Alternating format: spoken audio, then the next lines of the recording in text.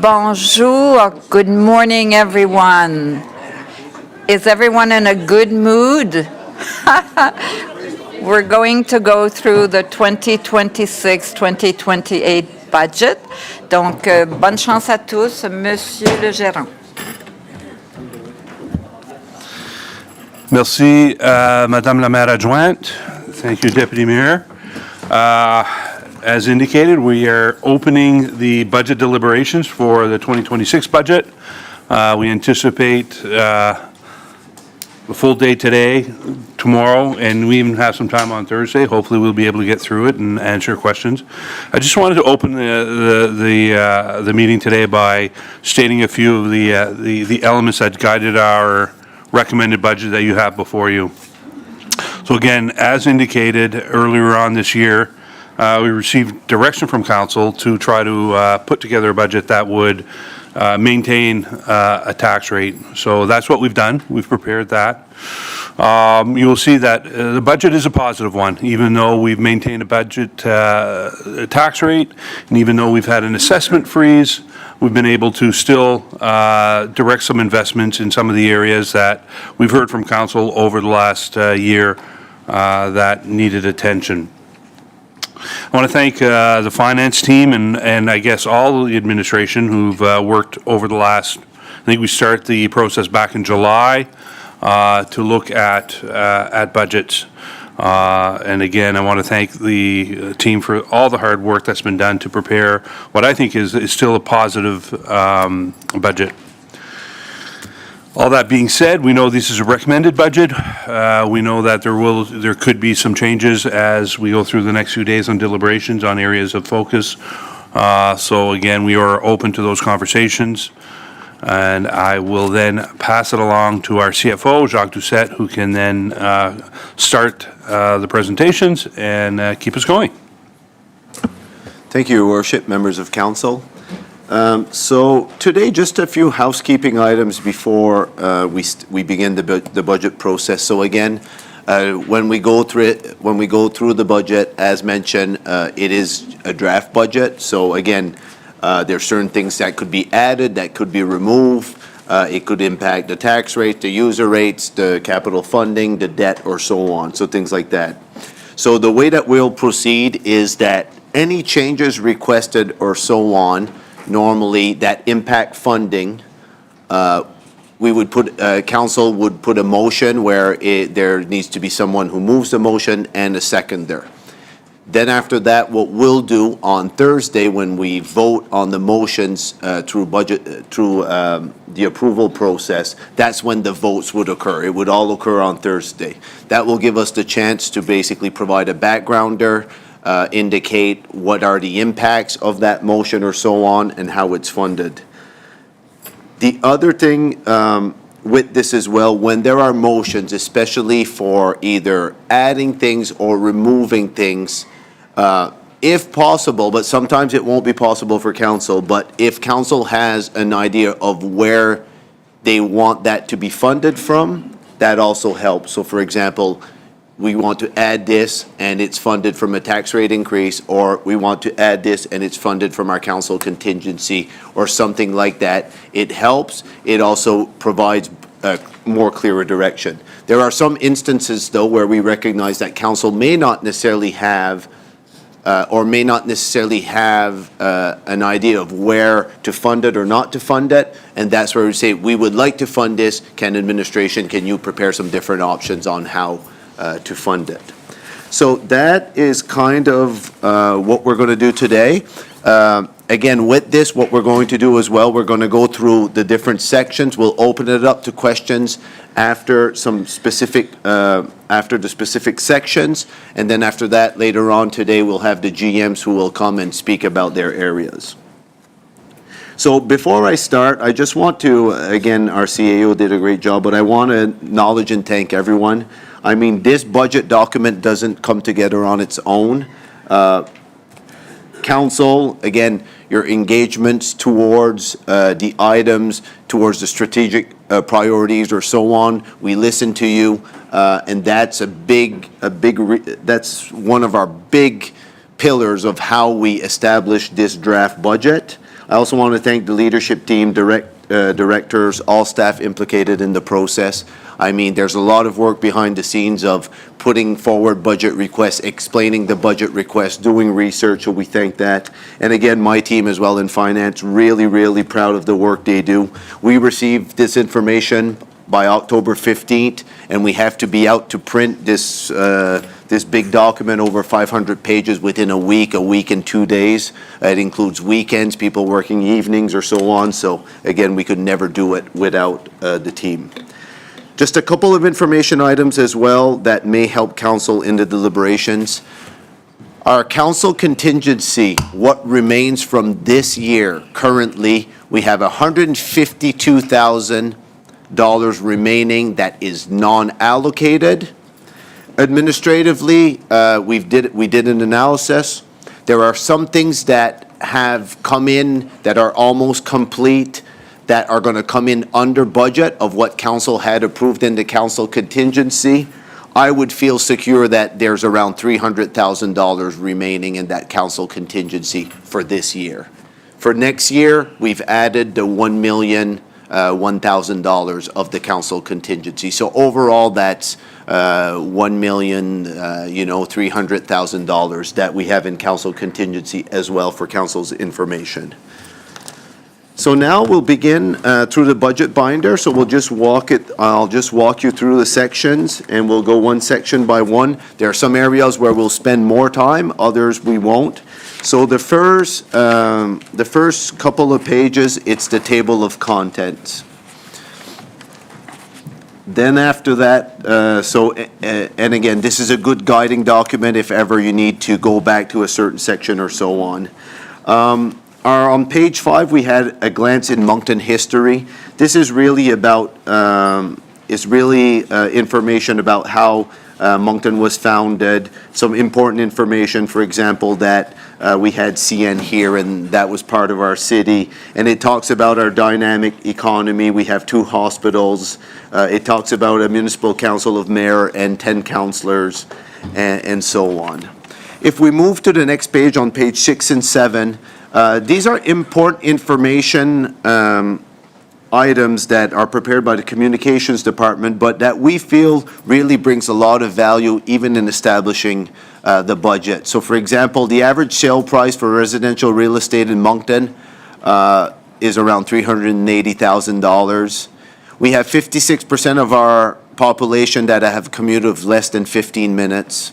Really interesting. It talks about our recreational facilities, what do we have, our road kilometers or so on.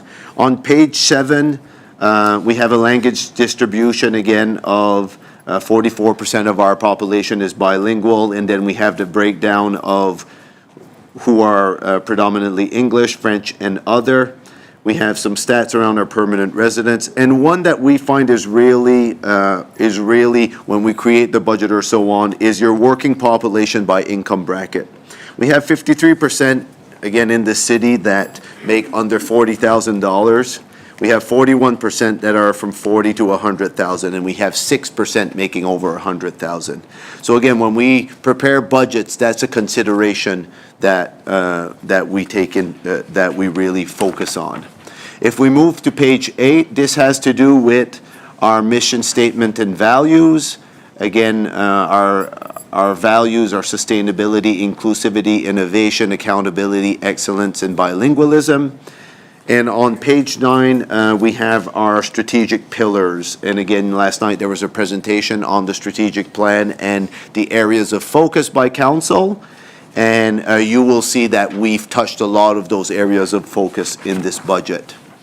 If we go on to page 10, again, this last year, again, we won the Distinguished Budget Presentation Award. So again, that just means that our document is recognized on a North American level, our budget document. It's a lot of work, but we're really proud. We put in the effort to do it, and we feel that it provides a lot of information for council. The next section, we're going to get into the budget overview. So again, in the budget philosophy, our main objective, especially here it's to make sure that we have a responsible management of public funds while also concentrating on the city's priorities. The guiding principles for this year, again, maintain the tax rate as was directed by our council. Sustain existing service levels, so that's always our starting base. We always want to make sure that the service levels we're offering today, we can sustain them and we continue. We adjust our budgets based on inflation. Implement a proactive infrastructure renewal plan. So again, Greg will talk about that in our capital fund. Emphasize prioritization and strategic decision-making. So anytime that we do a budget, we're not able to approve everything.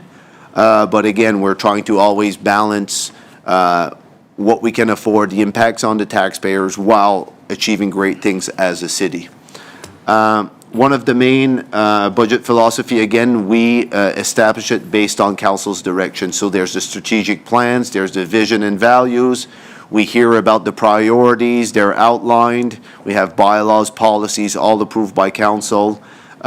We come to council for direction to prepare the draft budget, understanding that it can change one way or another. The tax rate could increase, it could decrease. It's a starting point. And again, we do some scrutinizing and approving of operating capital budgets. So overall for this year, and this is just a good example, our gross 2026 expenditures would be $376 million. So it's quite large. If we go on to the next page, we just talk about more the organization of the budget document. So we try to keep it consistent between the different service areas. If we then go on to page 14, these are other considerations that we take into account when creating the budget. Again, we look at how is the national economy doing? How is the provincial economy doing? We look at interest rates, inflation rates, or so on, because they all have an impact on our long-term planning and the decisions we made.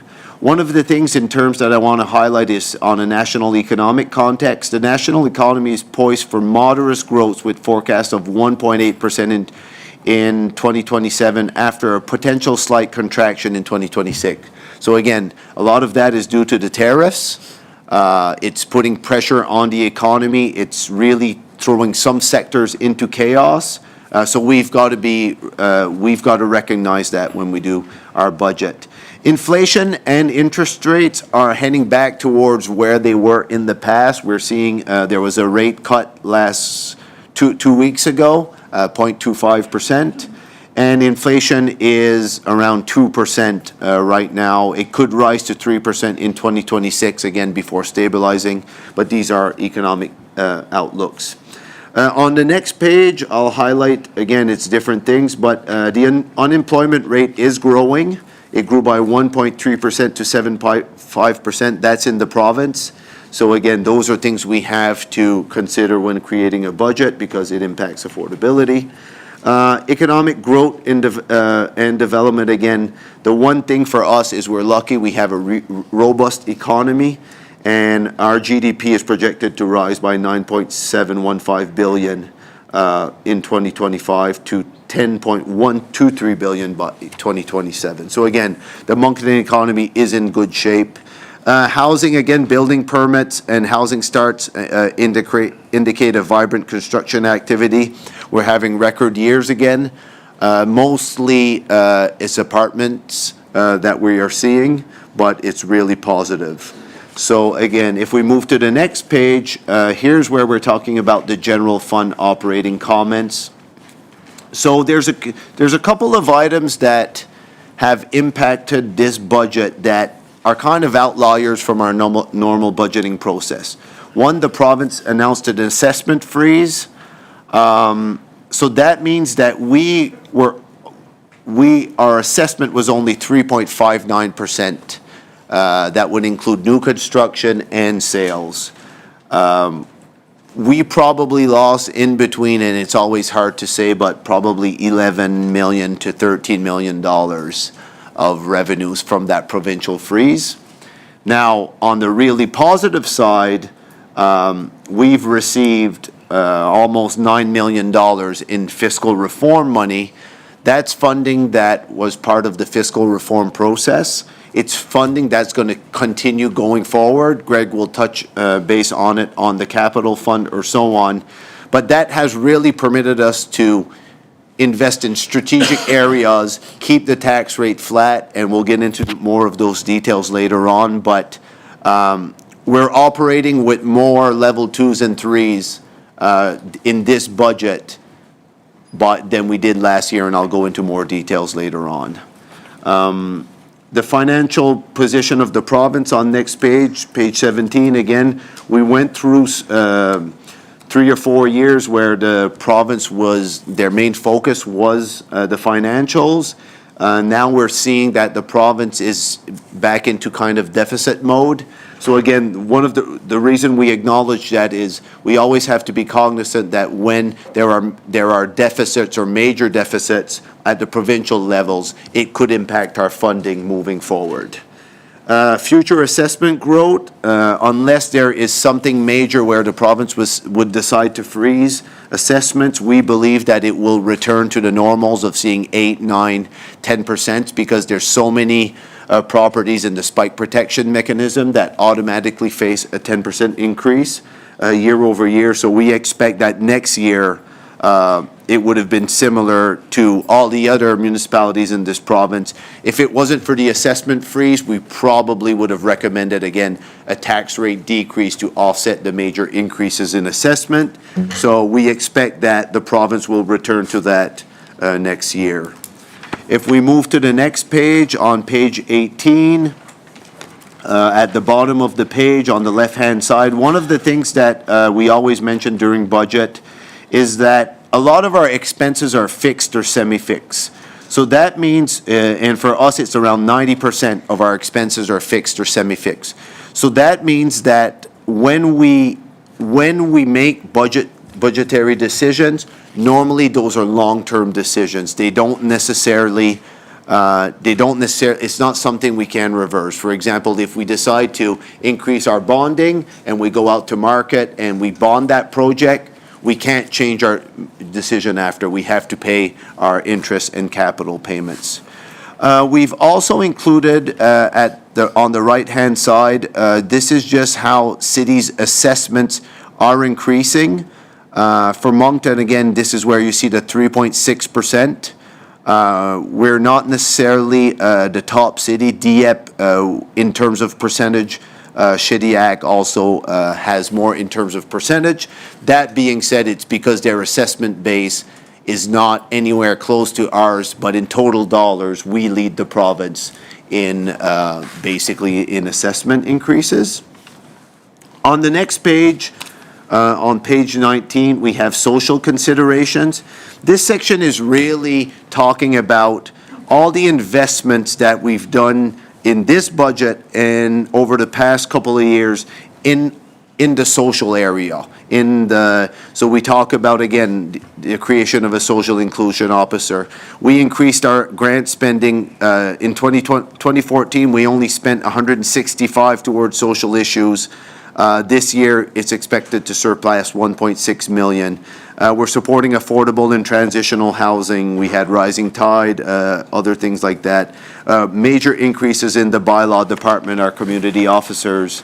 Our capital investments, again, there will be some in this here, but like, for example, SEPTED contributions, the washrooms. The police budget has increased. Again, they have to answer a lot. In this budget, for social issues as well, we're increasing significantly our investments in our fire department and the members. And again, they're answering a lot of those calls. So again, we are stepping up major increases in the downtown cleanup. DMCI was here last night. I think one of the major successes of council is how we are able to take and have our downtown so clean with all the issues we're facing. So really good decision made there by council.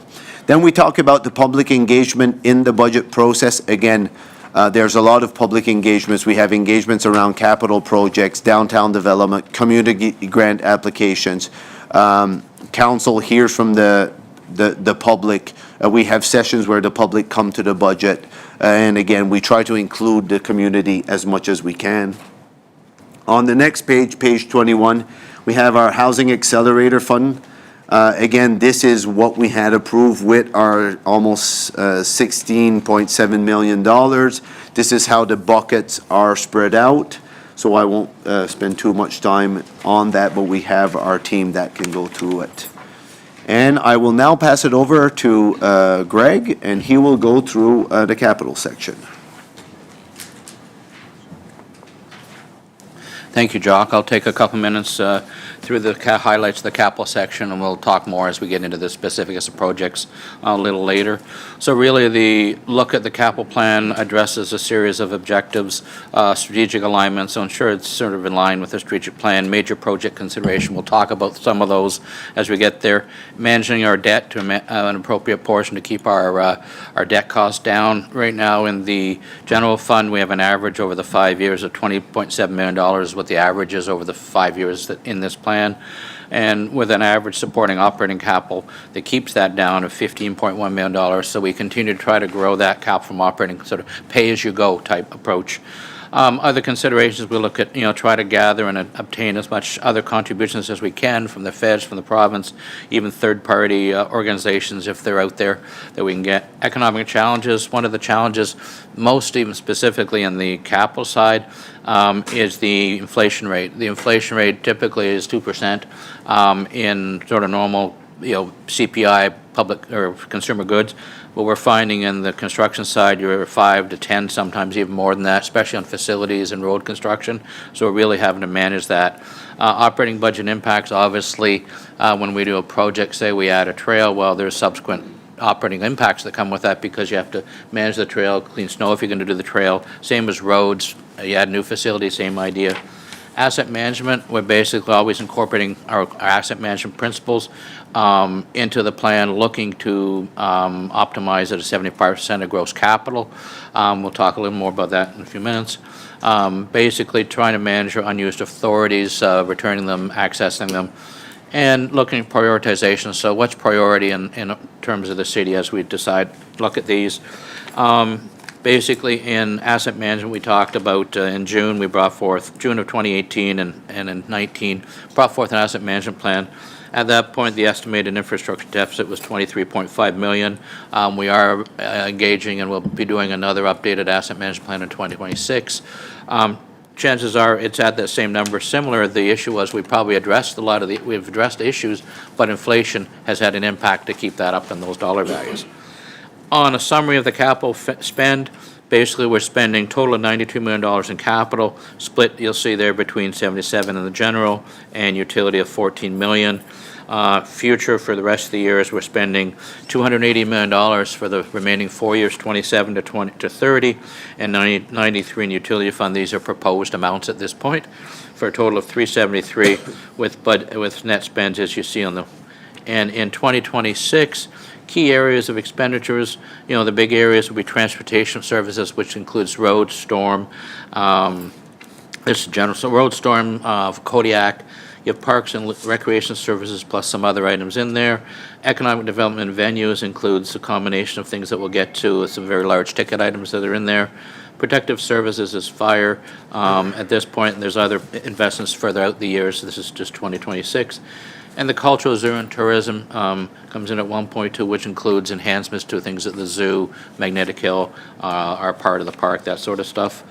A variety of projects we've been into, upgrading facilities, transit equipment, streets, additional recreation master plan and trails, and you'll see there's a focus on recapitalization of trails in 2026.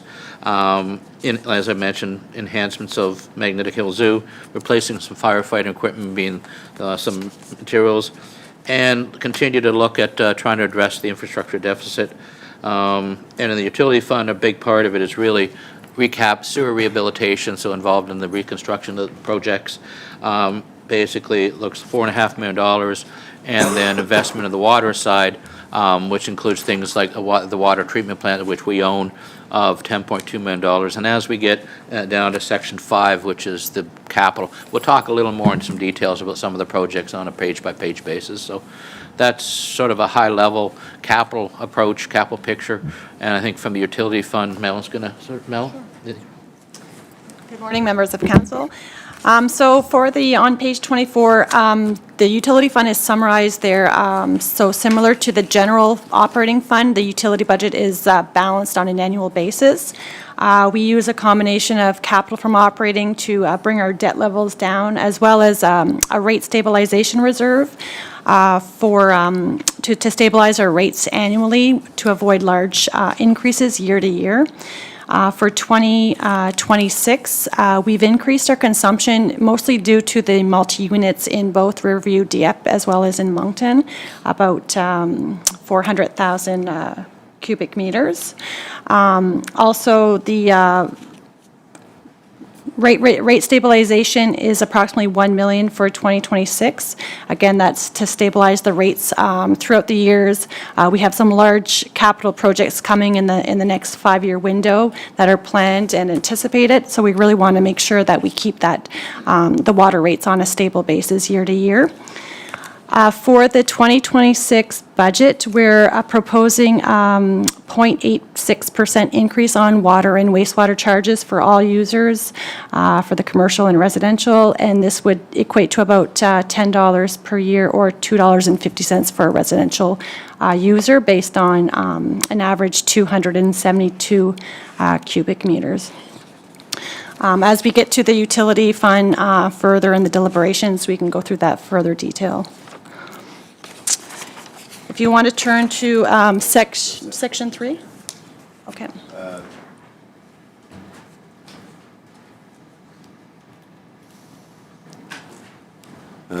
So that would conclude kind of our section 1 and 2. If there are any questions on this section, we could answer. If not, we will move to the next section.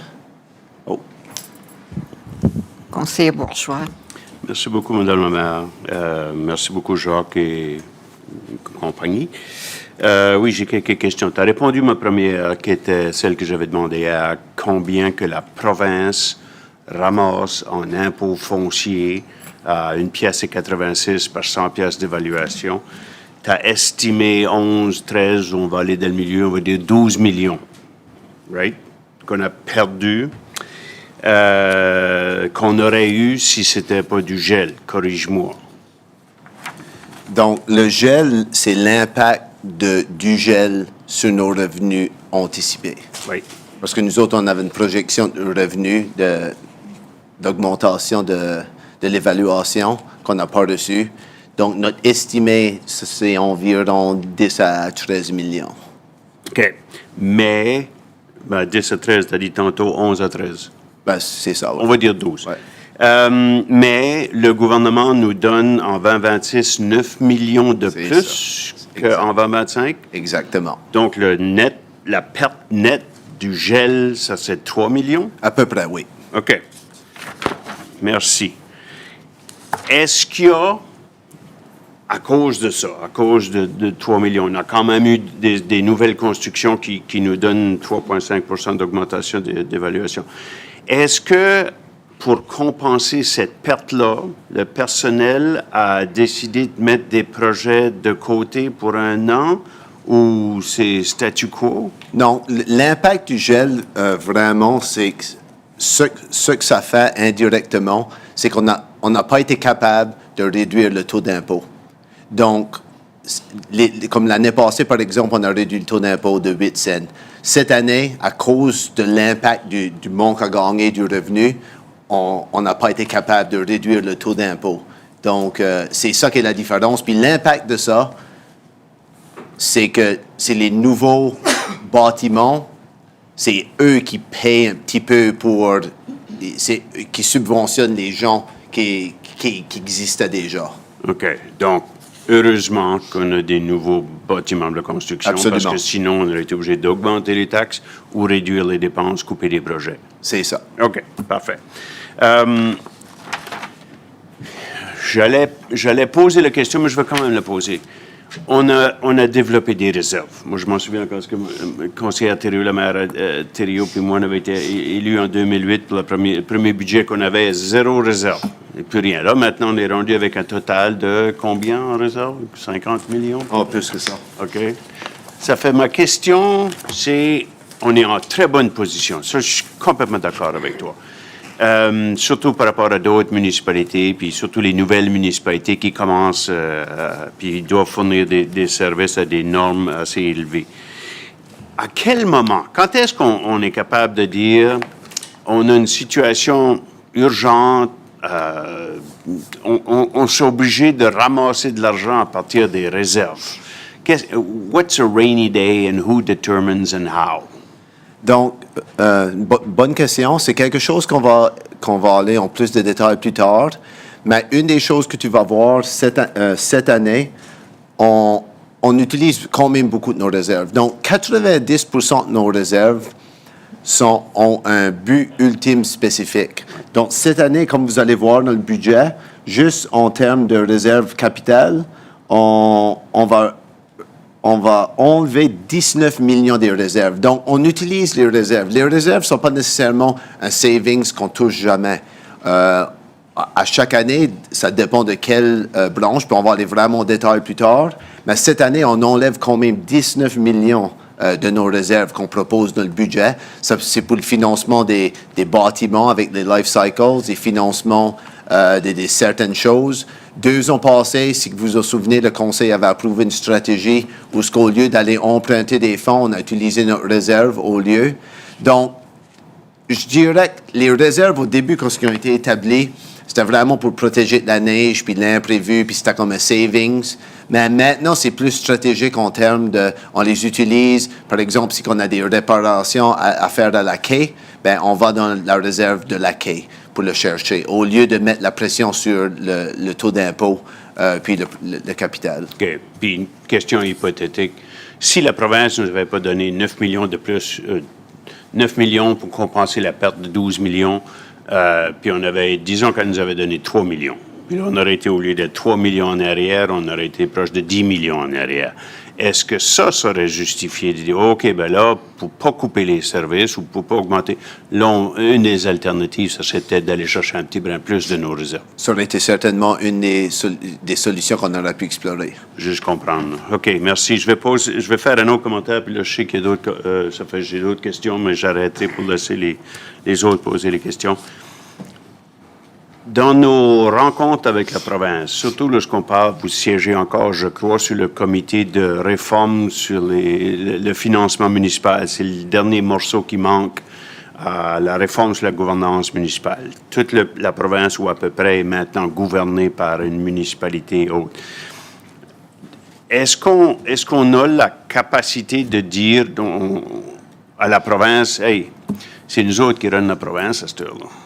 Si ce n'était pas de ce qu'on fait en termes de développement économique, la province, d'année en année, irait d'un plus gros déficit, puis éventuellement banqueroute s'il continuait. Même lorsqu'on regarde l'augmentation à Shediac puis à Dieppe, c'est pas à cause de Shediac même qui font leur propre développement économique, c'est surtout résidentiel parce qu'il y a du monde qui travaille à Moncton ou Dieppe, là, qui viennent. Dieppe et tout, un petit peu. C'est des banlieues essentiellement, là, sans les insulter, là, ils font du très bon travail. Mais lorsqu'on arrive là, à la province, est-ce qu'on dit, votre système de financement, là, faites attention pour être sûr de ne pas pénaliser Moncton parce que nous autres, on est en train de générer, puis l'impact secondaire qu'on a sur notre environnement et sur toute la province. Sans nous autres, la province ferait pitié, comme qu'on dirait, là. Est-ce qu'on leur dit ce message-là? Je pense qu'on a certainement une place importante à la table. Puis nos commentaires sont bien reçus. Puis je pense que c'est pas juste du côté administratif, c'est les relations, par exemple, la mairesse, toutes ces choses-là ont avec la province. Je pense que Moncton, on est très respecté. Ils savent qu'on a nos choses en ordre. Ils savent qu'on a des challenges, mais je pense qu'ils savent qu'on supporte certainement, comme par exemple, on a supporté les derniers 10, 15, 20 ans avec les subventions de péréquation et des choses de même, le reste de la province, nous et Fredericton, et je pense que la province est au courant de ça, qu'on est l'engin économique de la province. Et ma dernière question là-dessus, c'est est-ce que la province réalise qu'ils perçoivent plus d'impôts non résidentiels que ce qu'ils réinvestissent dans la communauté? Ça fait essentiellement, ils prennent les taxes foncières, surtout du niveau commercial, mais non résidentiel en général. Ils en reçoivent plus, ils vont dépenser ça ailleurs. C'est de la péréquation qu'on fait à l'intérieur du Nouveau-Brunswick à partir de Moncton maintenant. Est-ce qu'ils savent ça? Je dirais que ça dépend de ce que tu parles. Parce que leur revenu d'évaluation, ça va dans les revenus généraux. Puis ensuite, leur argument, c'est qu'ils dépensent sur la province, puis Moncton en bénéficie aussi. Donc, je veux dire, c'est plus gris, je dirais pas que c'est blanc et noir. Non, je sais, mais si on regarde le Canada, on fait ces calculs-là, péréquation. Combien d'argent que le fédéral ramasse, combien qu'il en donne au Nouveau-Brunswick. Nous autres, on en reçoit plus. Québec en reçoit davantage que n'importe qui d'autre. L'Alberta, essentiellement, en perd. On est capable de faire ce calcul-là. On est capable de faire le calcul qu'eux font. Qu'est-ce qu'ils ramassent à partir d'une pièce et 86 pour chaque 100 pièces d'évaluation non résidentielle. Puis on est capable de faire le calcul, on le sait, vous pouvez le savoir. Qu'est-ce que c'est qu'on reçoit de la province? Directement, là. Oui. Pas les effets secondaires et tout ça, là. Oui. Parce que, comme je disais au début, mon argument, c'est que nos effets secondaires sur Dieppe, puis sur Riverview, puis sur Shediac, puis l'environnement et le reste de la province est supérieur à ce qu'on reçoit. Mais le calcul brut, pièce pour pièce, de qu'est-ce que c'est que la province ramasse en impôts fonciers, pas l'impôt sur le salaire, puis des choses comme ça, la taxe de TPS et tout ça, juste l'impôt foncier, puis qu'est-ce qu'ils nous redonnent, on les subventionne, non? Est-ce qu'ils savent ça? Sinon, il est temps de le dire. Là, parce que dans la réforme municipale, si on manque le bateau, je fais ici, là, ça ne va pas arriver avant un autre 15-20 ans, la prochaine réforme fiscale. Là. Je pense qu'ils sont au courant des chiffres. Je ne suis pas nécessairement 100% sûr qu'ils sont d'accord avec ça. Ils le voient plus d'une façon grise, par exemple, l'infrastructure qui est mise à Moncton, qui est supportée par la province et des choses de même. Donc ça, c'est leur argument. Ils sont au courant des chiffres. Ça serait de la fun, pas maintenant, là, mais ça serait de la fun peut-être pour le prochain budget ou d'ici le prochain budget ou lors des négociations, des discussions que vous avez avec la province, d'avoir ces calculs-là devant eux. Blanc, c'est noir sur blanc, là. C'est pas trop compliqué, là. Laisse-les faire le contre-argument. Mais je suis sûr que le Conseil puis la population de Moncton serait très intéressée de savoir que nos impôts fonciers subventionnent le reste de la province. Et que s'il y a une réforme fiscale, là, ça veut dire qu'il y a un problème là, en quelque part.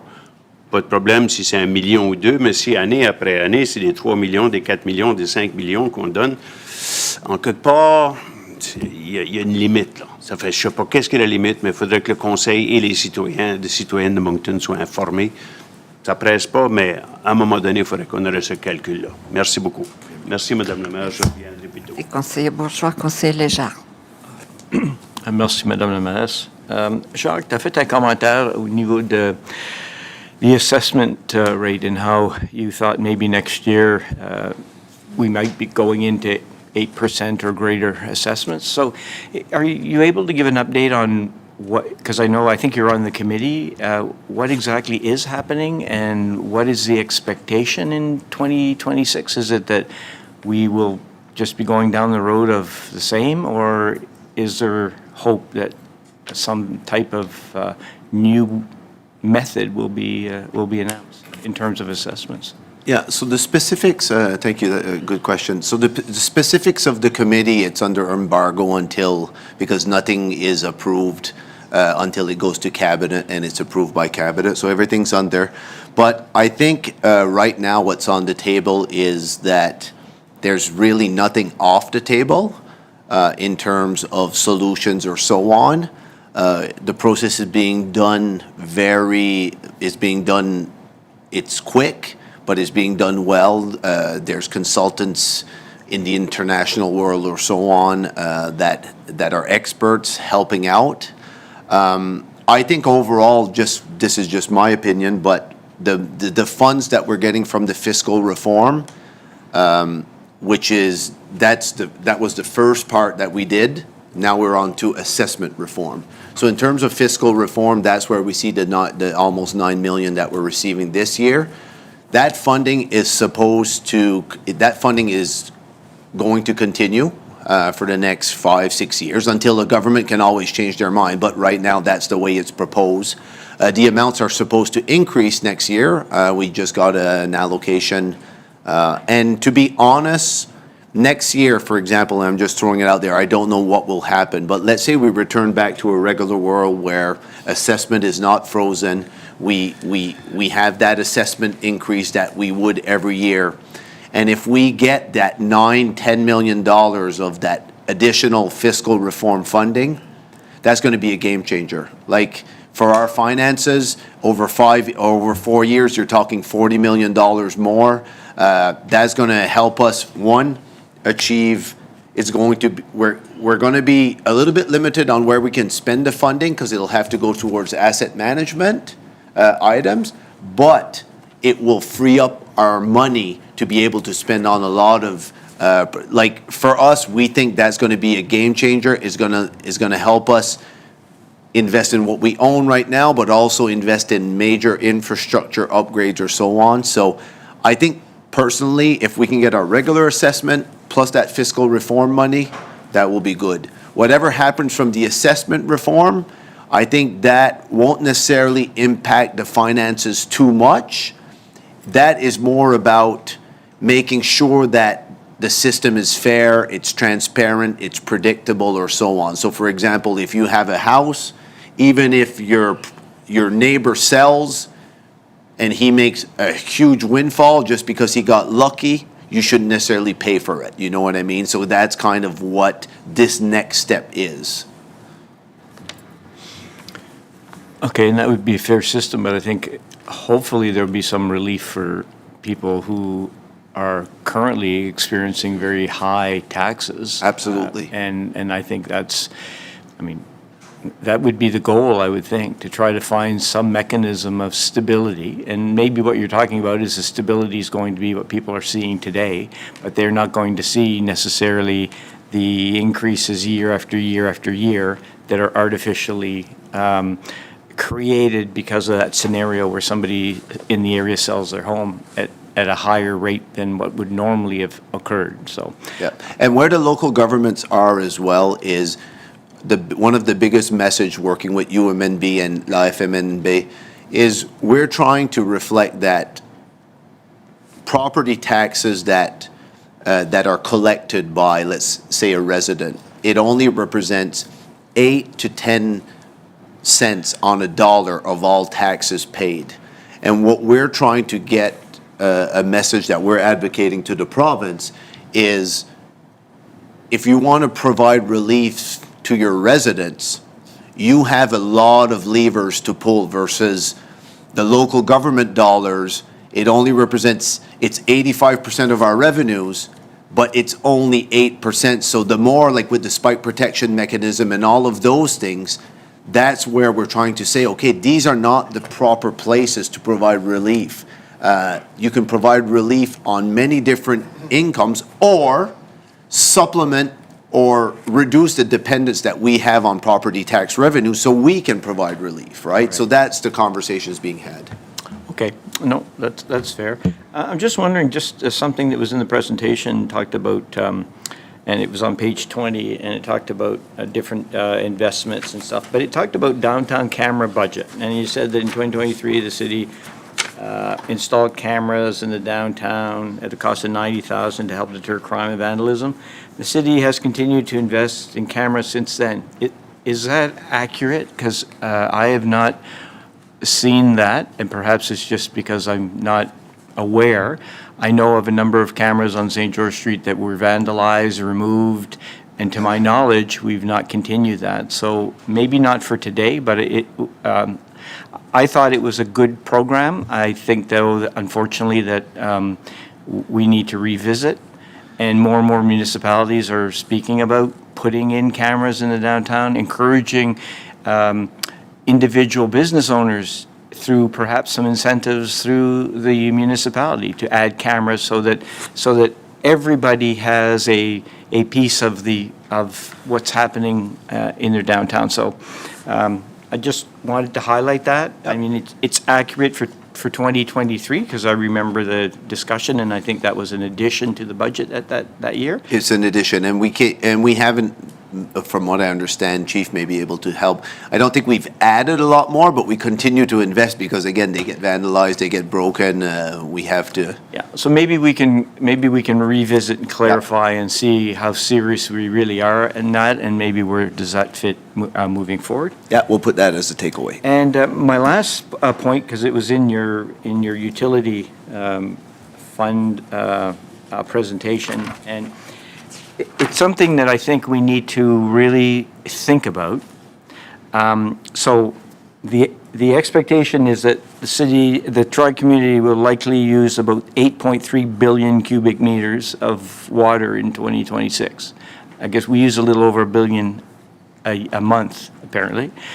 With the hot summer we had and the lack of rain and the way that the changes in climate and so on are happening, we're just not getting that predictability that the two dams will fill.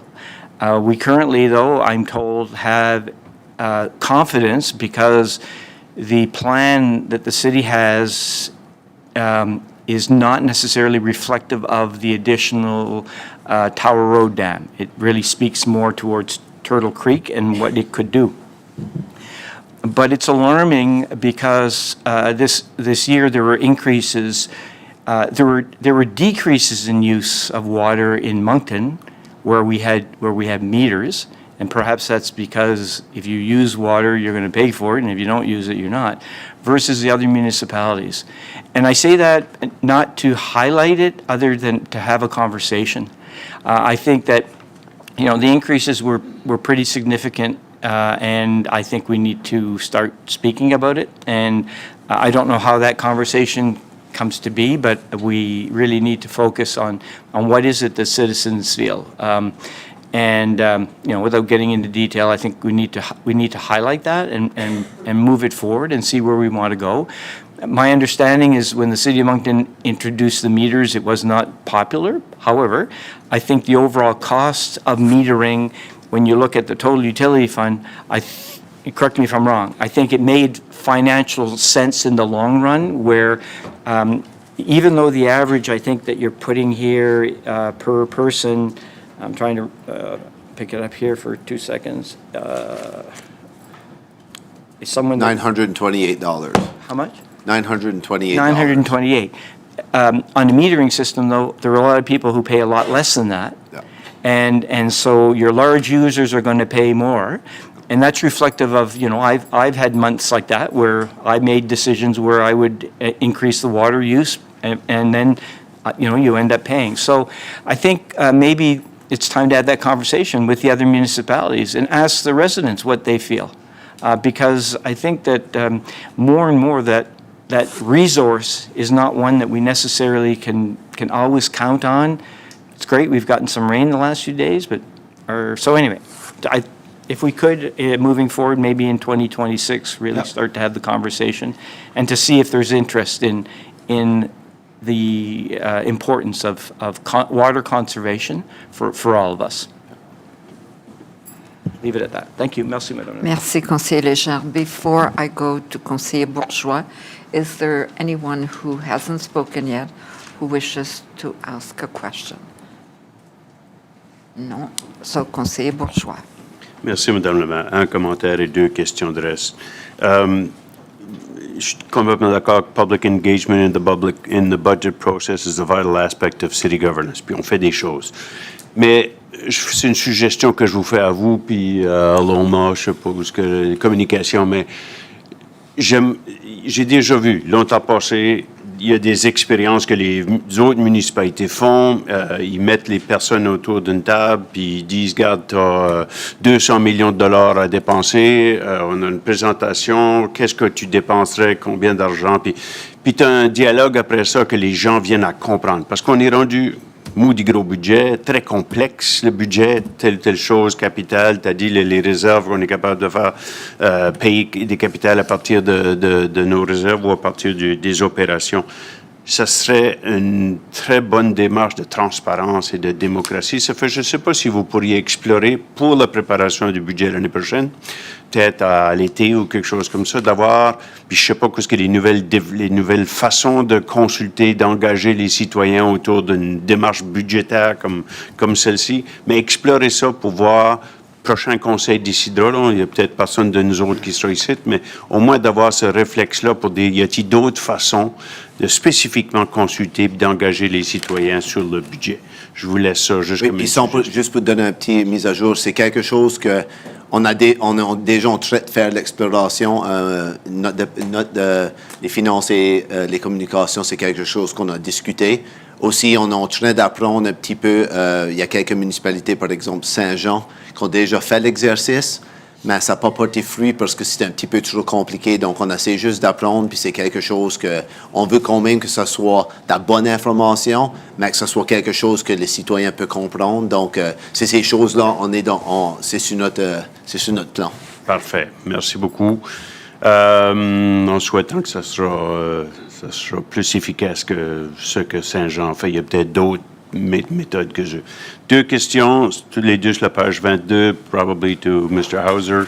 I just want one example, and I've seen it in the documents every once in a while, especially when you go project by project, how it's aligned to the strategic plan. Some of them are not obvious, but could you give me an example? And sorry to take you by surprise like this, but I know you're able. We just decided that the priority, number one, there's 6 of them, but number one is public safety. So how does that translate into the budget? And I talked about it last week, that it's not that simple as saying, okay, let's just add more boots on the ground. Let's just add more police officers. Public safety now is social issues, is a whole bunch of, international drug trade and that kind of stuff that the city of Moncton has limited ability. But how do we improve public safety in a budgetary way to get better results? How does that translate into a budgetary allocations? Some of the examples, specific to your one about public safety, within the capital, it's actually more on the operating, but on the capital side, we've invested in the fire equipment, we've invested in some more bylaw equipment to help on the public safety side, and there's more investments coming down the road. Certainly linked more closely to the operating side is firemen. Firefighters putting in to help on responses, which can then free up for other reasons. You've got on the environment side, there's significant investment in the water side of it to enhance the water treatment plant, to enhance future distribution, things like that. The management of the assets involved is recapitalization of assets. So there's a combination of things that, it's difficult to say this one is directly at a specific item, but blended through the whole budget, there are items in there in the capital, and I can touch on them as we hit them. Say, look, this addresses some of the priorities of council, but we've taken that focus to say, look, does it meet or doesn't it meet? And there's actually an interesting line that we'll get to where we've put a specific project in for riverfront, vision lands, transitional housing, things that we'll talk about. That is specifically towards the priorities of council. Thank you. Just checking, make sure you follow council's instructions. My last question on economic challenges. Monsieur Doucette, dans le texte, puis peut-être que le texte est 1 mois ou 2 mois de vieux, là, vous avez noté que les taux d'intérêt, recognizing the ongoing risk posed by high construction inflation rates and increased interest rates. Mais là, durant votre présentation tantôt, vous avez noté qu'il y a 2 semaines, on a baissé les taux d'intérêt. Tous les économistes que moi j'ai consultés en ligne, là, les réactions à la baisse des taux d'intérêt récentes disent qu'il va y en avoir d'autres. Est-ce que ça change le portrait que vous avez dans cette bulle-là, là, Economic Challenges, sur les taux d'intérêt? Est-ce que c'est quelque chose qu'on devrait se préoccuper ou vous pensez pas que ça va faire une grosse différence si on baissait de nouveau sans les augmenter à un autre 0,25 en 2026?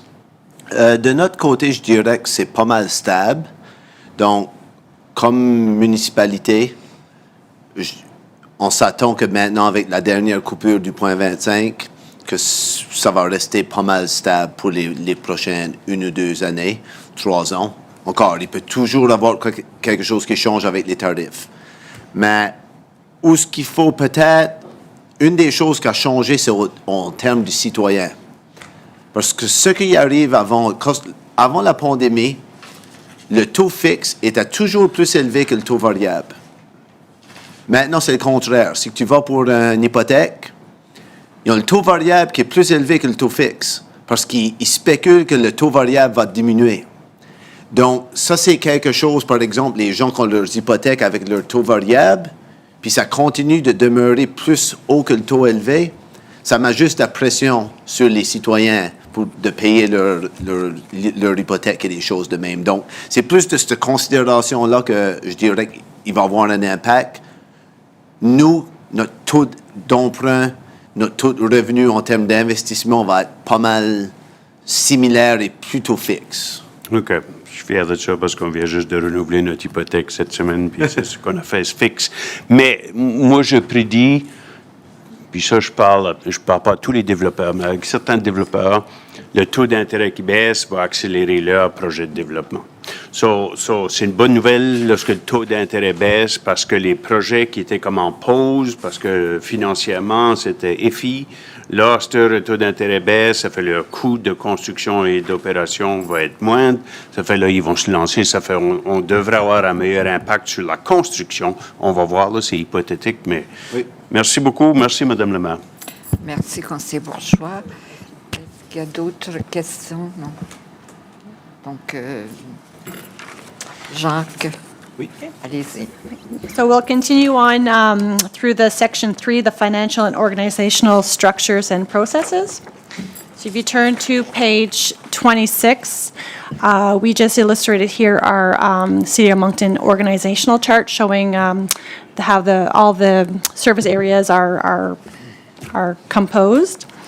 On page 27 is our staffing summary. This is the distribution of approximately 830 permanent full-time staff is across the organization.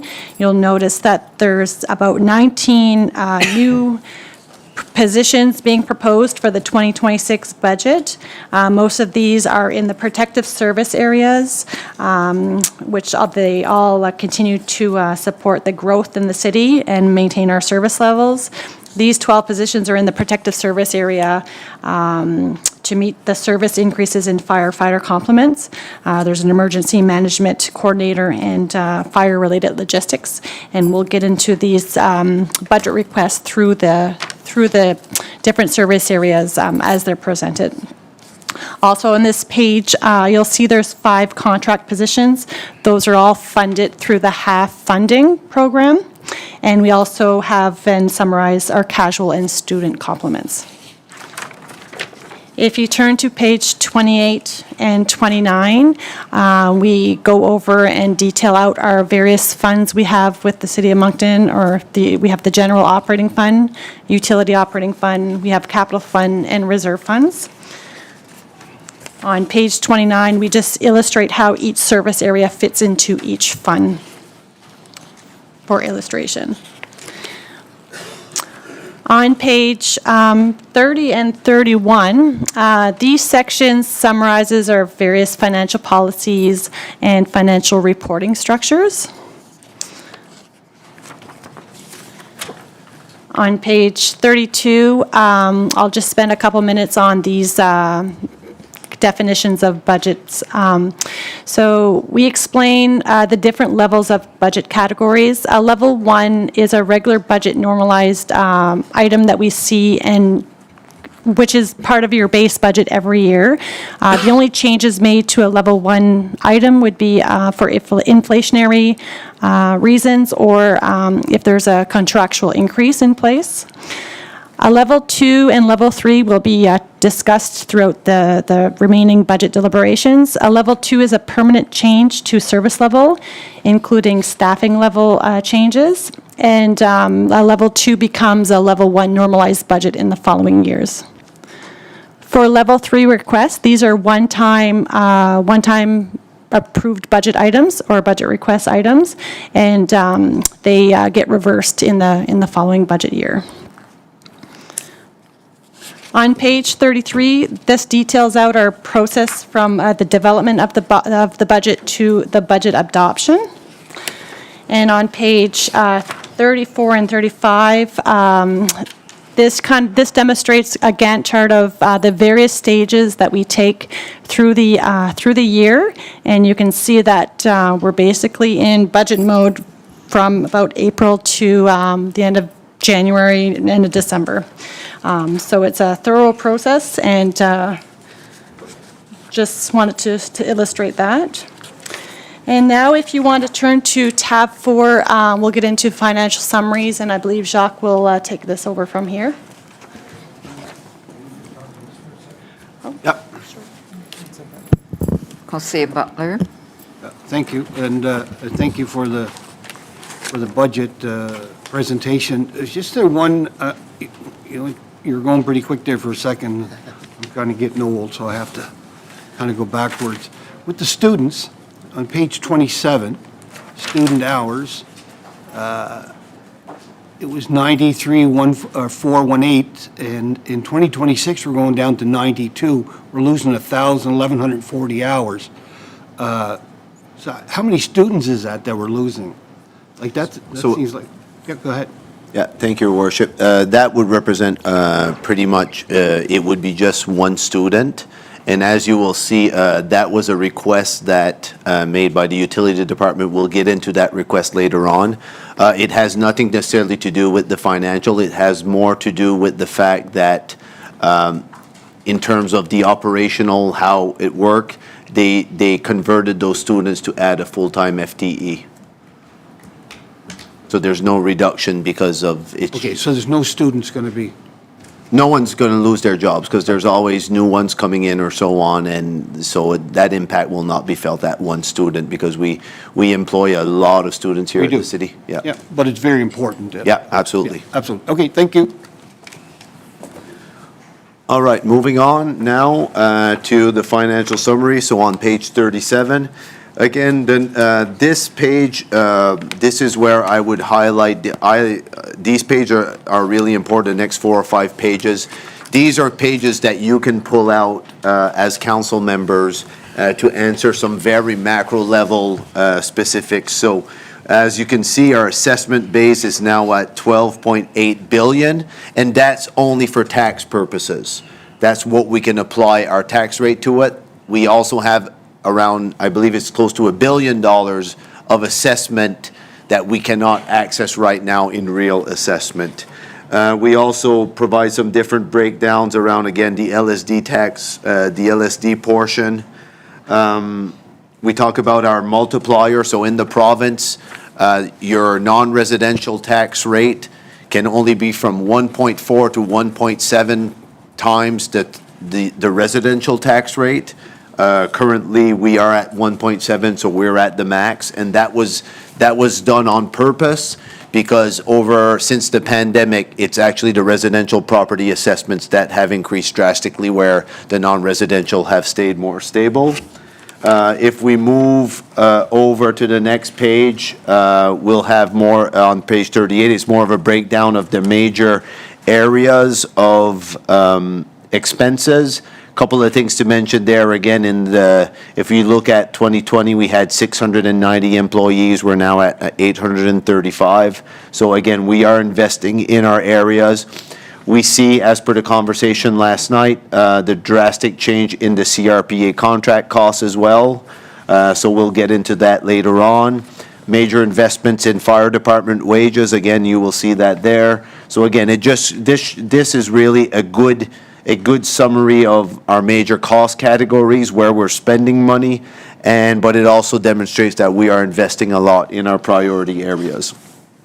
If we move to the next page, again, it's the utility budget on page 39.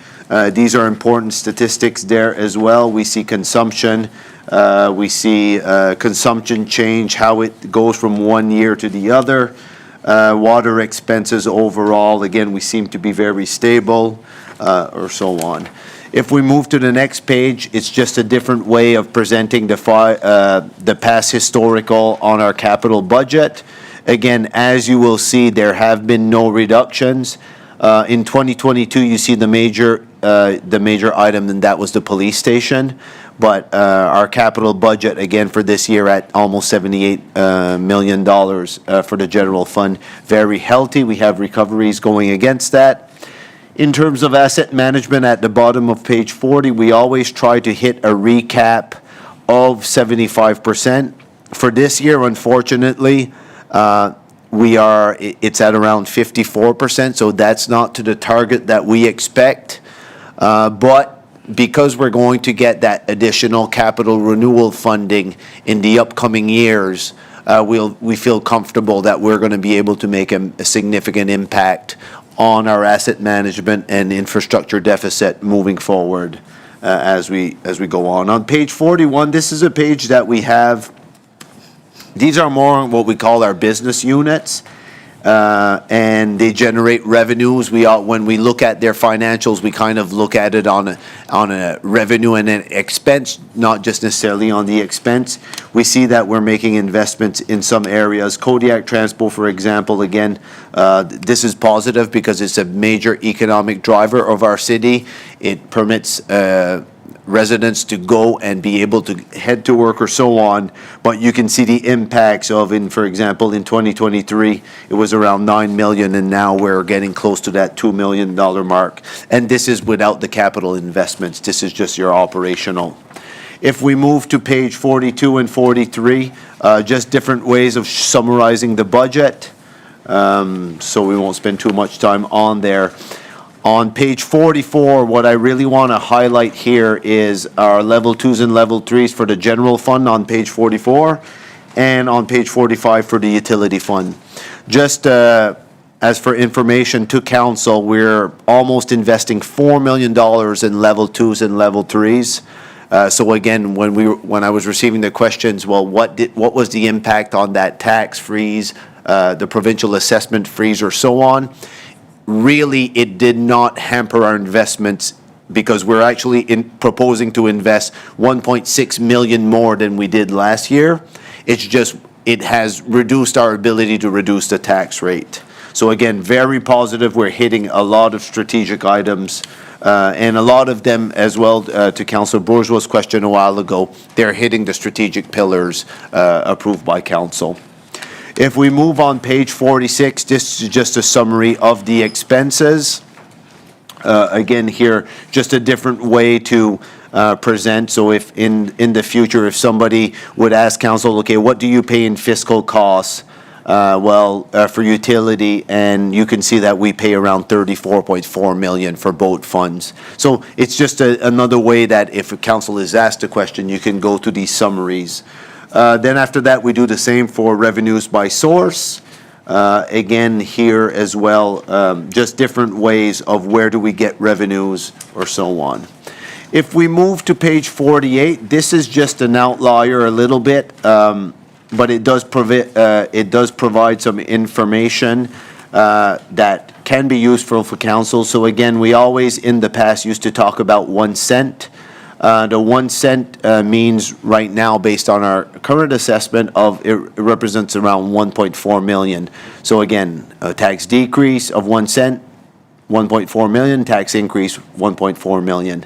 The impact overall based on what we're proposing or what was there last year, again, 1 cent doesn't matter a lot to the residents.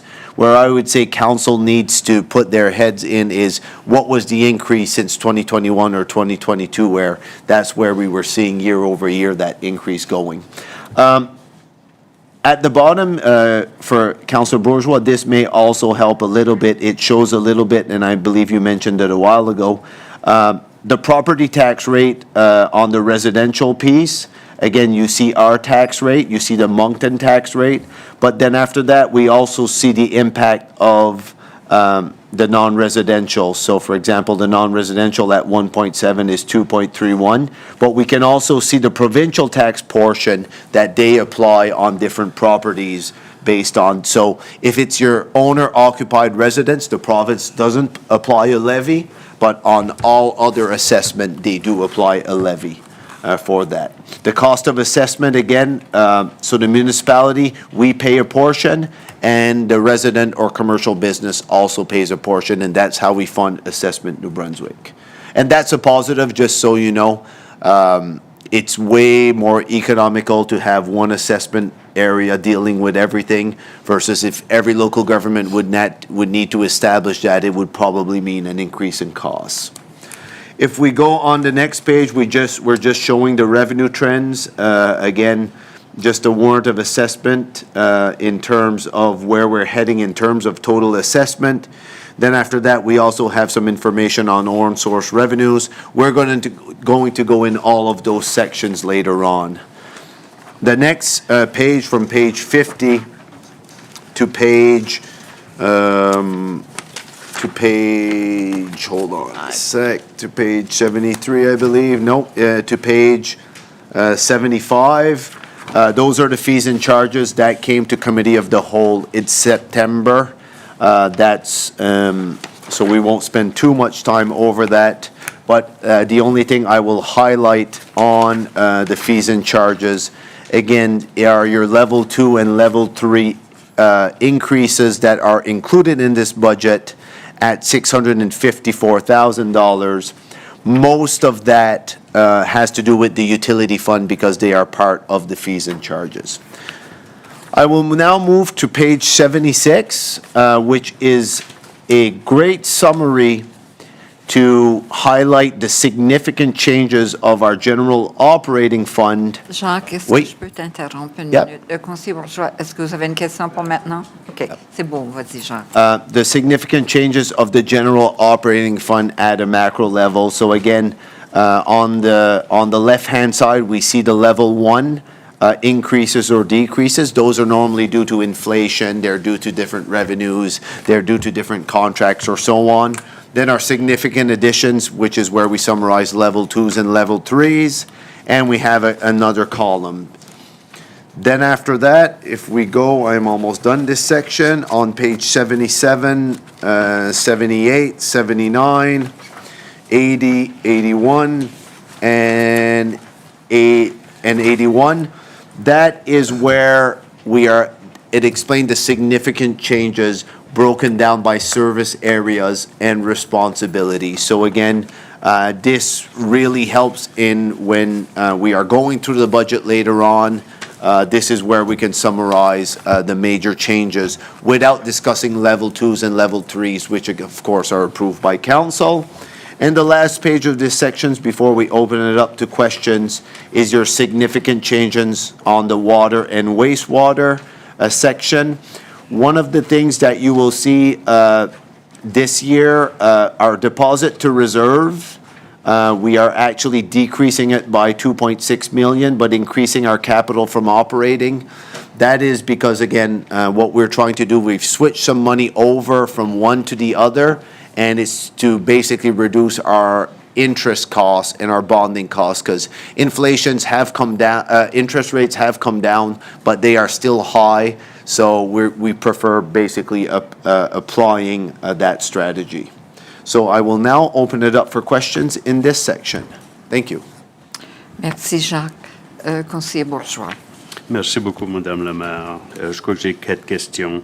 Une, c'est juste pour confirmer l'information. Page 37, si je n'étais pas ici en 2016-2021, mais si je ne me trompe pas, le taux de taxe pendant ces 5 années-là avait augmenté, mais légèrement, peut-être un cent et demi. Mais depuis ce temps-là, 2021, le Conseil ici a baissé de 17% et demi à peu près le taux de taxe. Oui. Et on aurait diminué davantage, peut-être rendu jusqu'à 20% sur 5 ans, si ça n'avait pas été du gel de la province. C'est ça. OK, merci. Deuxième question, j'ai deux, trois petites questions sur la page 38. Est-ce qu'on devrait être préoccupé par l'augmentation des salaires et des bénéfices? J'assume que c'est en partie parce qu'on augmente le personnel. On va embaucher, est-ce que c'était une douzaine d'employés? 19. 19 employés, dont une douzaine sur la sécurité publique. Ça, c'est pas des augmentations salariales, c'est des augmentations d'employés. Donc, c'est ça qui explique en grande partie, En grande partie, c'est ça. moitié peut-être, Non, je dirais 8,6. que ce serait plus que la Plus moitié. que ça. Oui. OK, parfait. Prochaine question, c'est est-ce qu'on devrait être préoccupé par une augmentation de 27 d'année en année pour les assurances, puis là encore l'année prochaine de 12,5 sur insurance and property taxes? Donc, ça pourrait être relié à plusieurs items. Je veux dire, une des choses qui a un impact, c'est l'augmentation de la nouvelle station de police. C'est un gros actif qu'on a. Mais c'est certainement quelque chose qui a de la pression. Mais je pense qu'on n'est pas unique dans ce sens-là. Il y a beaucoup de pression, il y a plus de réclamations, des choses de même. Puis ensuite, les taxes de propriété, mais encore avec ce qu'on a vu dans les dernières années, c'est des choses. Moi, ça ne m'inquiète pas parce que ça représente, ça m'inquiète, mais ça m'inquiète un petit peu moins parce que ça représente quand même pas une grosse partie de notre budget. Mais c'est quelque chose dans la planification pour le futur. Si on va ajouter beaucoup d'actifs, il faut qu'on soit connaissant qu'il y a beaucoup d'impact. Puis c'est là, Greg l'a mentionné tantôt, si on bâtit une nouvelle caserne de pompiers, c'est sûr qu'il va y avoir de l'assurance, puis des taxes de propriété et des choses de même. Chauffage, puis C'est ça. puis tout ça, frais d'opération. Mais ça, on le considère Absolument. lorsqu'on fait la Oui. décision d'aller de l'avant. OK, parce que je trouvais que si on regarde les 5 années auparavant, ça avait à peine augmenté de 2 en moyenne par année. Il y a eu des années que c'est des augmentations de 7, mais l'année d'après, ça baissait de 7. Mais là, tout d'un coup, 27 d'une année à l'autre. Et ça sera, la 12. nouvelle station a un gros impact sur Ouais. ce montant-là. OK, parfait. J'achève. Page 47. Est-ce qu'on peut expliquer pourquoi qu'on prévoit une diminution assez importante, quasiment 20 quelques %, pour le licenses and permits entre la projection, c'est sûr, c'est pas ce qu'on avait budgété, de 3,9 millions à 3,2 millions pour les prochaines années, là.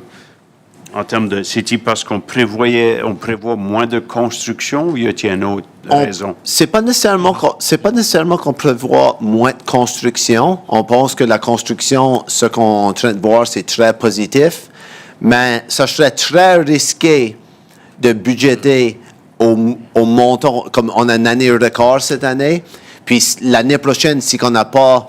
Des fois, c'est juste le timing parce qu'on a eu le gros projet fédéral qui nous a vraiment augmenté cette année. Donc, l'année prochaine, si on enlève celui-là, c'est pas mal où on sera quand même très positif, mais on enlève ce gros montant-là qui sera pas là l'année prochaine. Mais on prévoit aussi la construction du 30 étages puis d'autres Ah, bâtiments. absolument, Ça va. absolument. Mais c'est pas un endroit où d'habitude, avec les revenus qu'on génère nous autres mêmes, on prend quand même l'approche conservatrice parce qu'on ne voudrait pas tomber dans des gros déficits. OK. C'est mieux d'avoir un surplus à la fin de l'année que d'avoir mal budgété, je comprends. Une autre question sur la page 47. On prévoit le montant exactement le même pour les 4 années, 25, 26, 27, 28, de 2 462 000 pour le tourism levy. Je sais que cette année, ça a été exceptionnel, surtout à cause, c'est un bénéfice des tarifs. Beaucoup d'Américains qui sont venus, puis beaucoup de Canadiens qui n'ont pas été aux États-Unis. Ça fait le tourisme au pays, mais dans la région de Moncton a augmenté, mais on prévoit que ça va rester le même, le tourisme? Là? Non, c'est un bon point. Nous autres, pour la ville, ça n'a pas un gros impact parce qu'on se tourne de bord et on donne ces fonds-là de nouveau. Donc, on a aussi sous-estimé la dépense. Mais ton point est bon. On aurait probablement pu augmenter ça, puis on aurait été confiant qu'on l'aurait reçu. Mais on aurait aussi augmenté les dépenses aussi. Oui, OK, mais on parle de cette page-là, c'est des revenus. Oui, là, c'est ça. Ça aurait dû Oui. se refléter là. OK. Il faudrait probablement, je ne sais pas. Si c'est une affaire qu'on n'est pas sûr encore, on est mieux d'être conservateur pour ne pas avoir de déficit. Je n'ai pas de problème avec ça. Puis je crois que j'avais une autre question. Puis c'est peut-être quelque chose que je reviendrai plus tard lorsqu'on parlera de Kodiak Transpo, mais on devait mener une étude cette année pour voir s'il y avait une passe annuelle pour les années. Est-ce que ça serait mieux de poser cette question-là? Quand qu'on va aller dans cette section. OK, je reviendrai comme ça. Je pense que s'il y a une autre question, mais... Non, c'est tout. Merci. Je reviendrai à la Conseiller prochaine. Bourgeois. Merci, Madame le maire. Conseiller Richard. Merci, Maire Serio.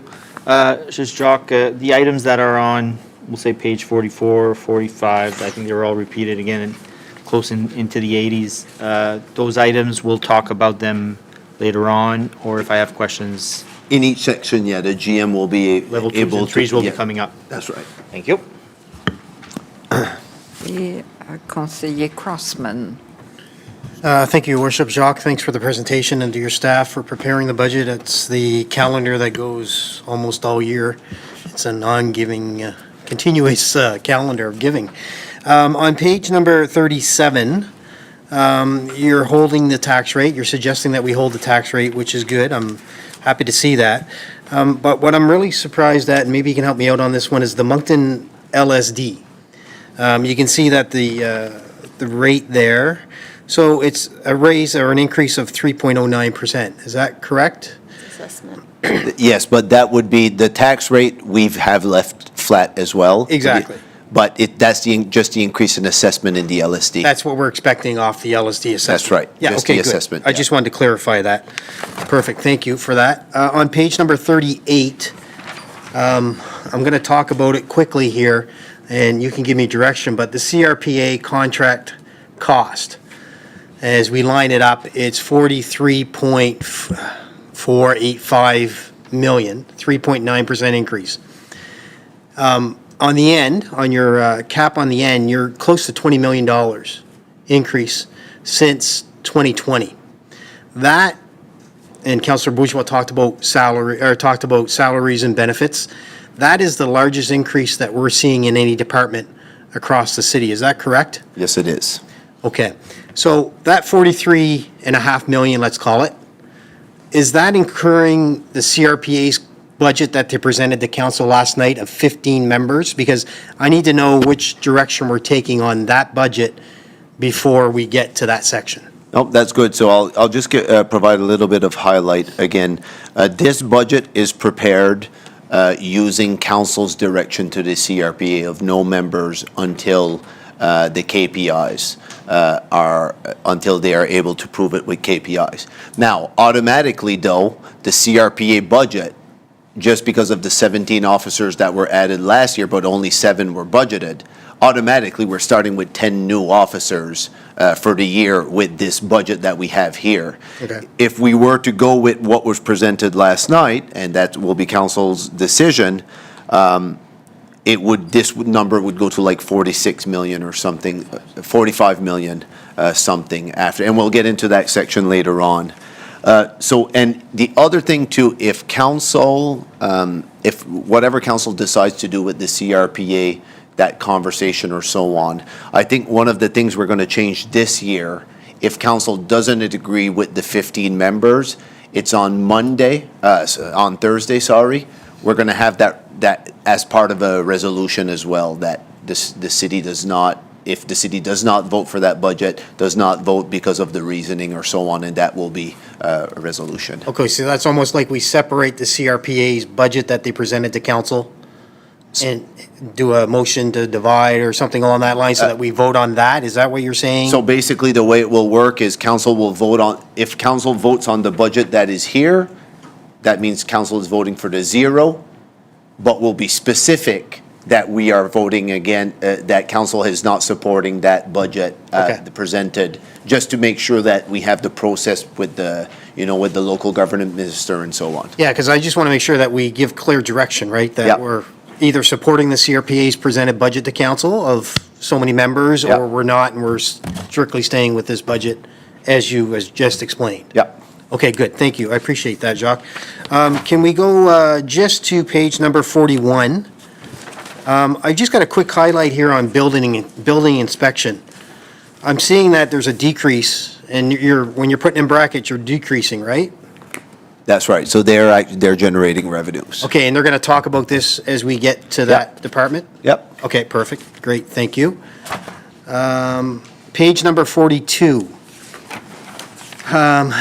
Spot number expenses, 09, protective services. Yep. Is that RCMP, or is that all our protective services? That'd be such- RCMP and fire and bylaw. So those are, So RCMP, fire, and bylaw? yes, that will be Jeff's section that he will go through later on. Okay, good, thank you, I appreciate that. I think you had talked to Councillor Richard about page number 45 and explaining as we get to level 2s and 3s.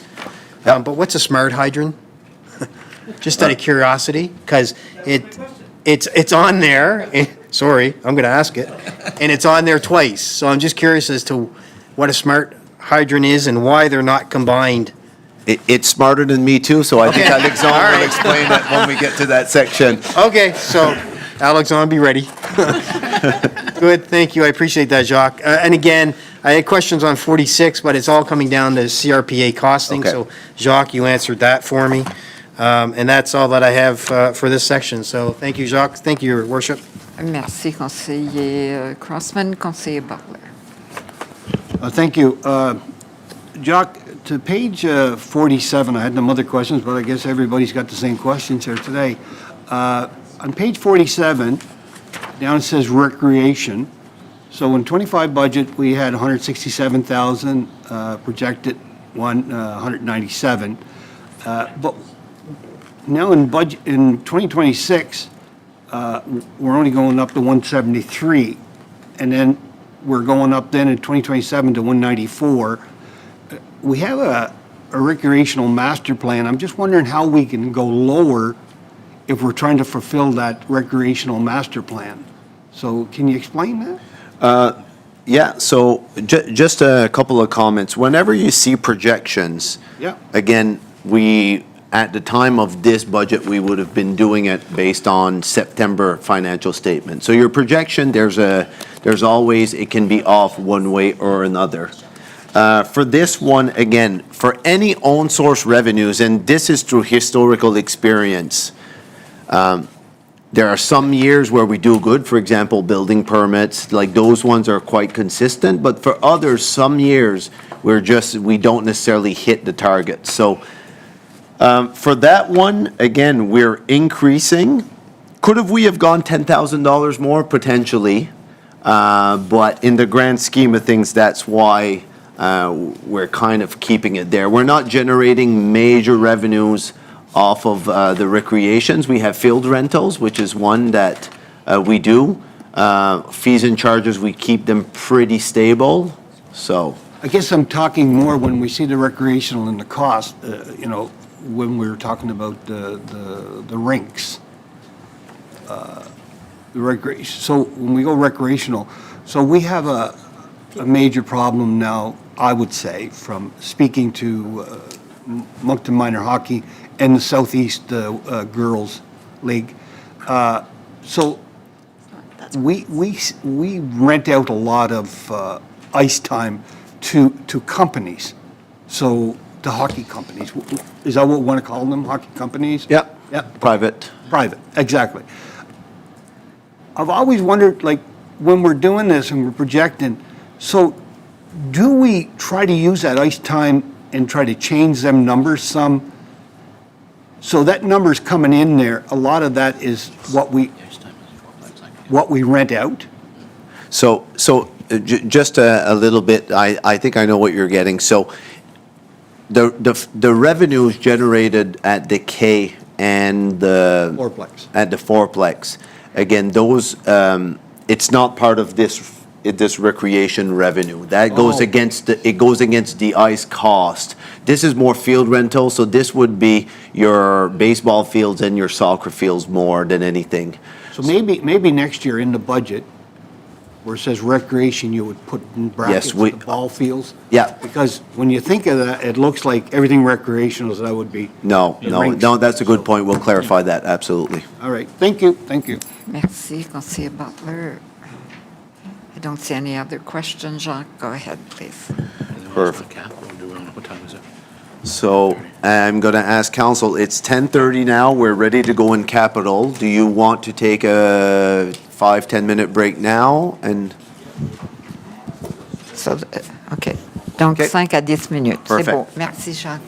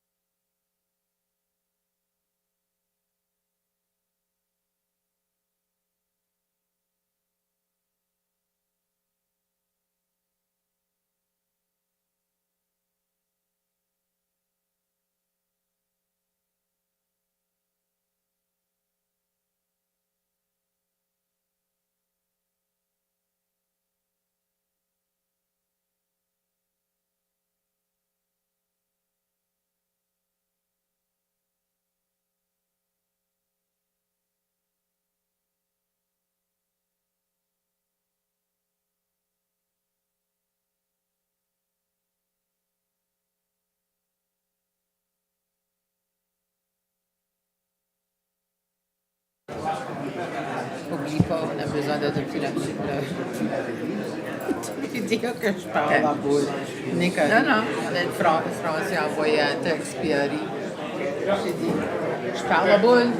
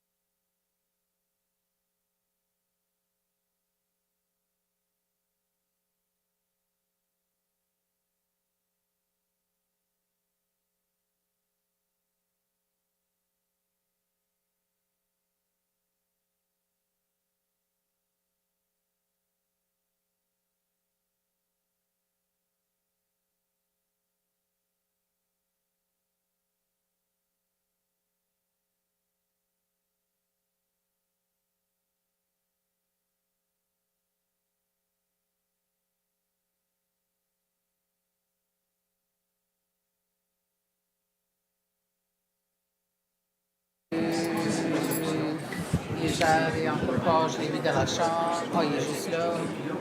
Tout le monde est de retour. Sauf. On va oui, tout le monde est commencer. ici. Oui, tout le monde est ici.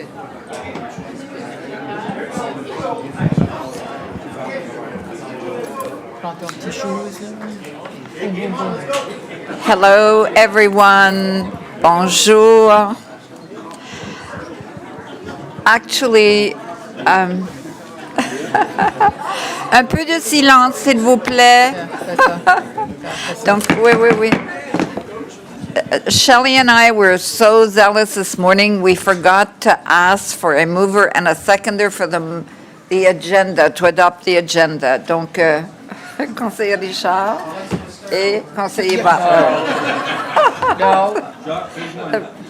Donc, we will go to a show of hands for the vote for the agenda. Do you still want to? Conseiller Richard et Butler. OK, c'est beau. Motion carried. Merci. Jacques, la parole est à vous, je pense. Hein? Procedurally. Ah. Vous avez tous étendu au micro. Oh, 2 minutes. Thank you. All right, go ahead, Greg. Here. Now. Yep, okay, got it. Thank you. I'll start with the capital section, and that starts on page 84. So in 84, we basically start here's high level by category, what the capital spends are. Shows from 2026 to 2030.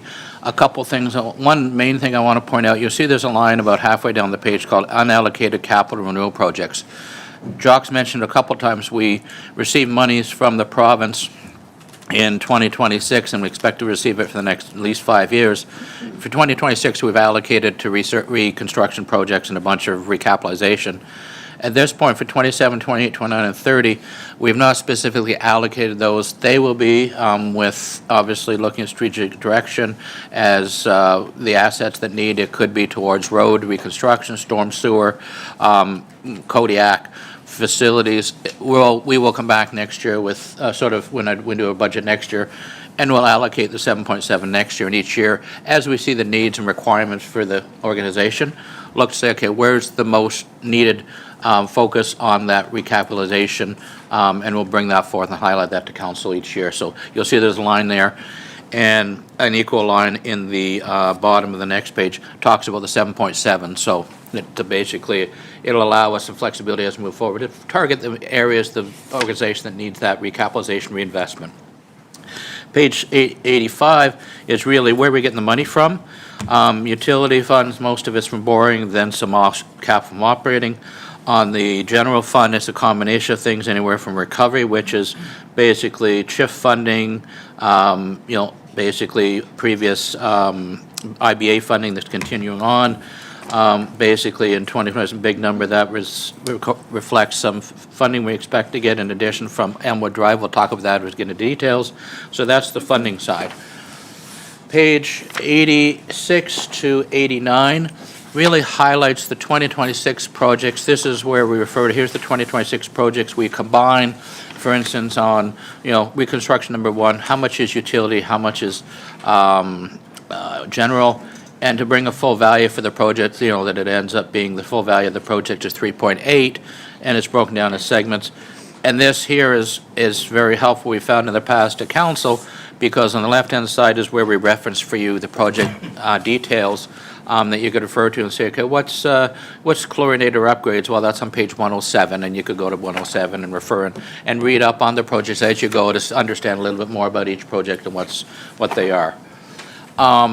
Page 90 talks about our fleet and equipment replacements. So in 2026, we're basically carrying over about $4.9 million that through the procurement process and through getting costs, and we're going to get those in 26, plus some more basically a wheeled loader. And so basically going to spend about $6 million in 2026 on vehicles and equipment in the fleet area. On the facility maintenance, this deferred maintenance was set up for assets, sort of facilities earlier than 2006. So there's things, these are buildings that typically were in existence prior to 2006, and we have a life cycle reserve that goes for assets after that. So these are usually small items, floor replacement for Rotary Lodge, garage overhead doors for mechanical shop, zoo commissary area, series of things, and then you've got some other projects that weren't finished yet, wood facades, basic electrical repairs with arc flash. So it's a combination of things. So in 2026, the intent is to spend 2/3 of the way down the page, $1.27 million, and we've got 1.7 available in the reserve, so we'll still have to carry over, but that's a lot of work that facilities and the team there will continue to, keep up our buildings. Once again, that is a reinvestment in our assets. On page 92, it just talks about some of the things we look at getting funding for.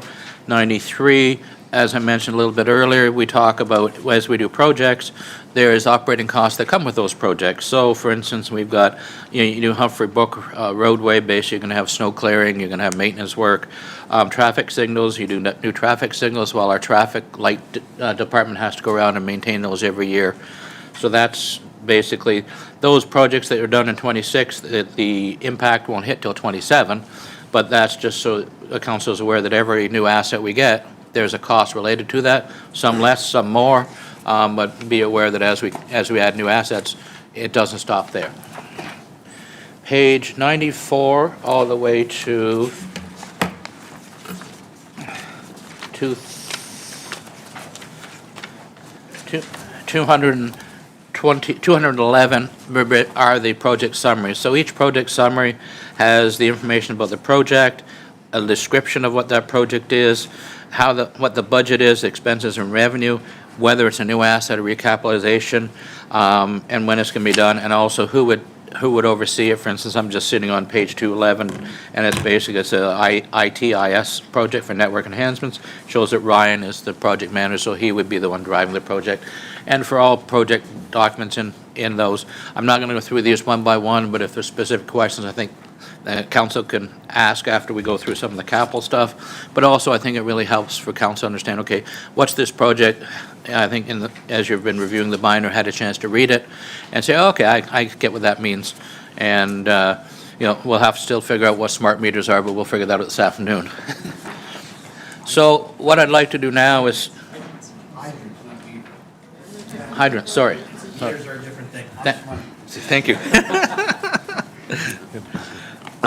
So I can, maybe I'll stop there just for a minute, and then what I'll do is after that, I'll go into the 5-year capital, which I think is a good document to look at to outline the projects in the current year and a few highlights as necessary for future years.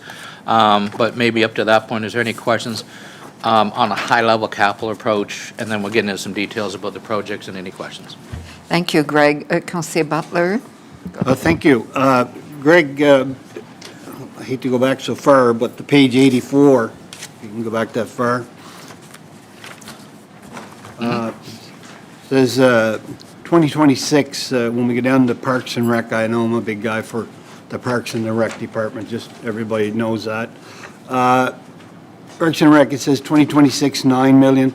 And then can you explain 2027, we go up to 20,869,000? And let me just look and see. Page 84. Yeah, no, I've got the page. I'm just going to be able to give you the answer, what it is.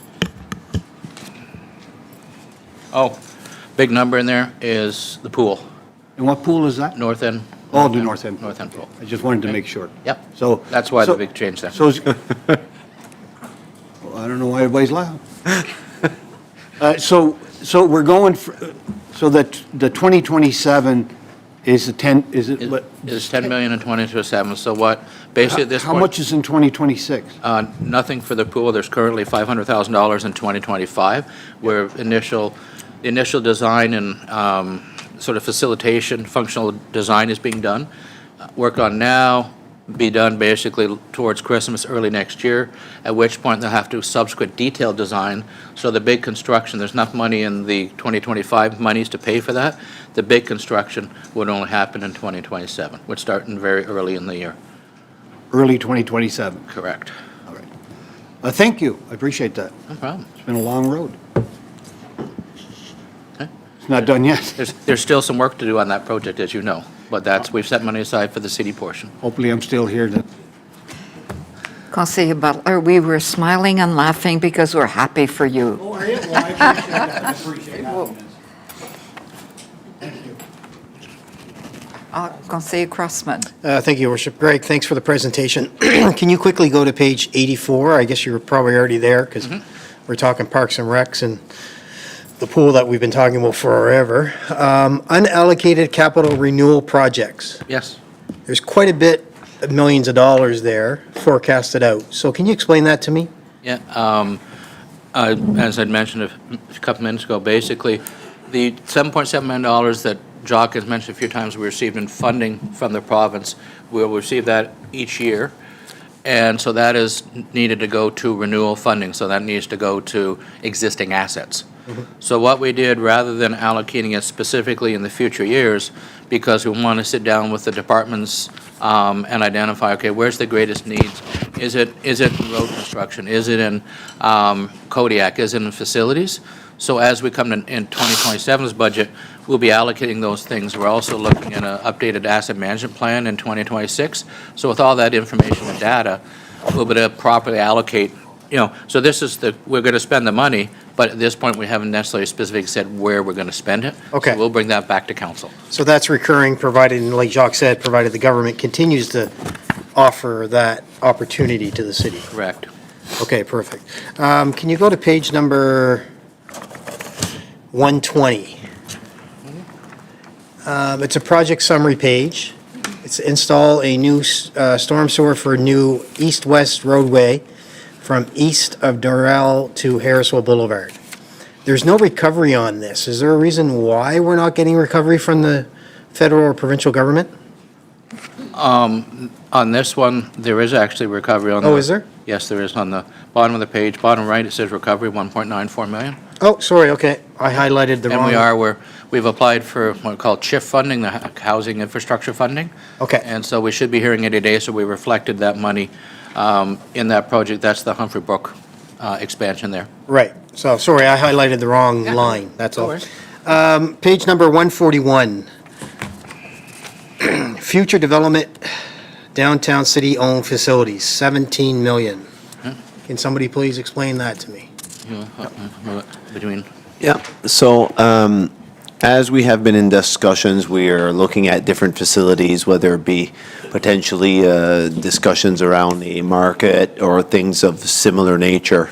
We had some funding last year, and this year it was really to top it up, to bring us to that $25 million gross overall and I believe a $15 million net.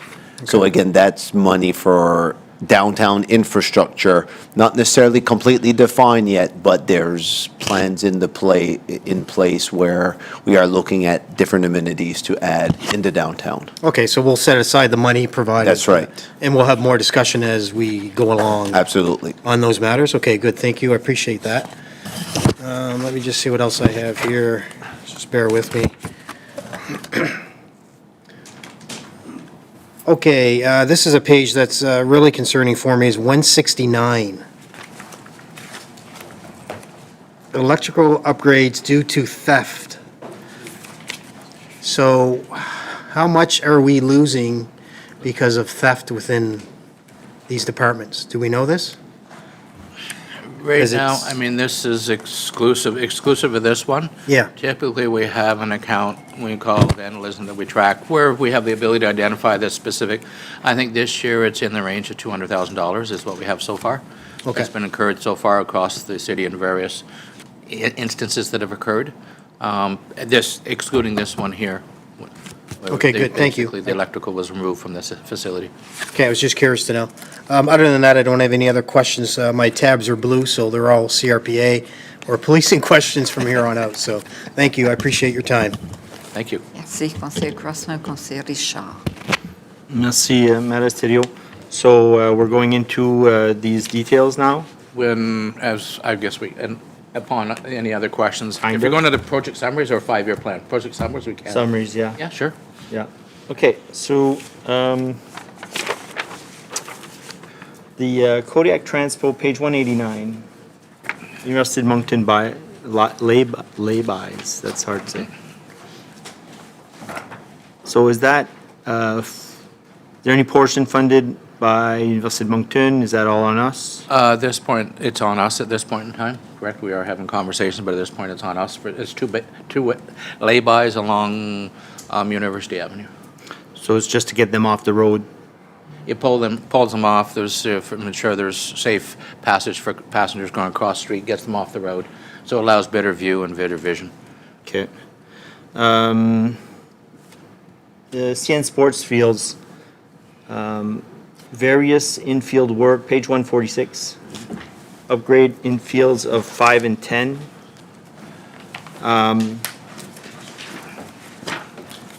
Talking to Moncton Minor, there's some fencing that wasn't done, and there's some infields that could be filled in with some sod that's being removed from somewhere else. Is there any, are we looking at that at all?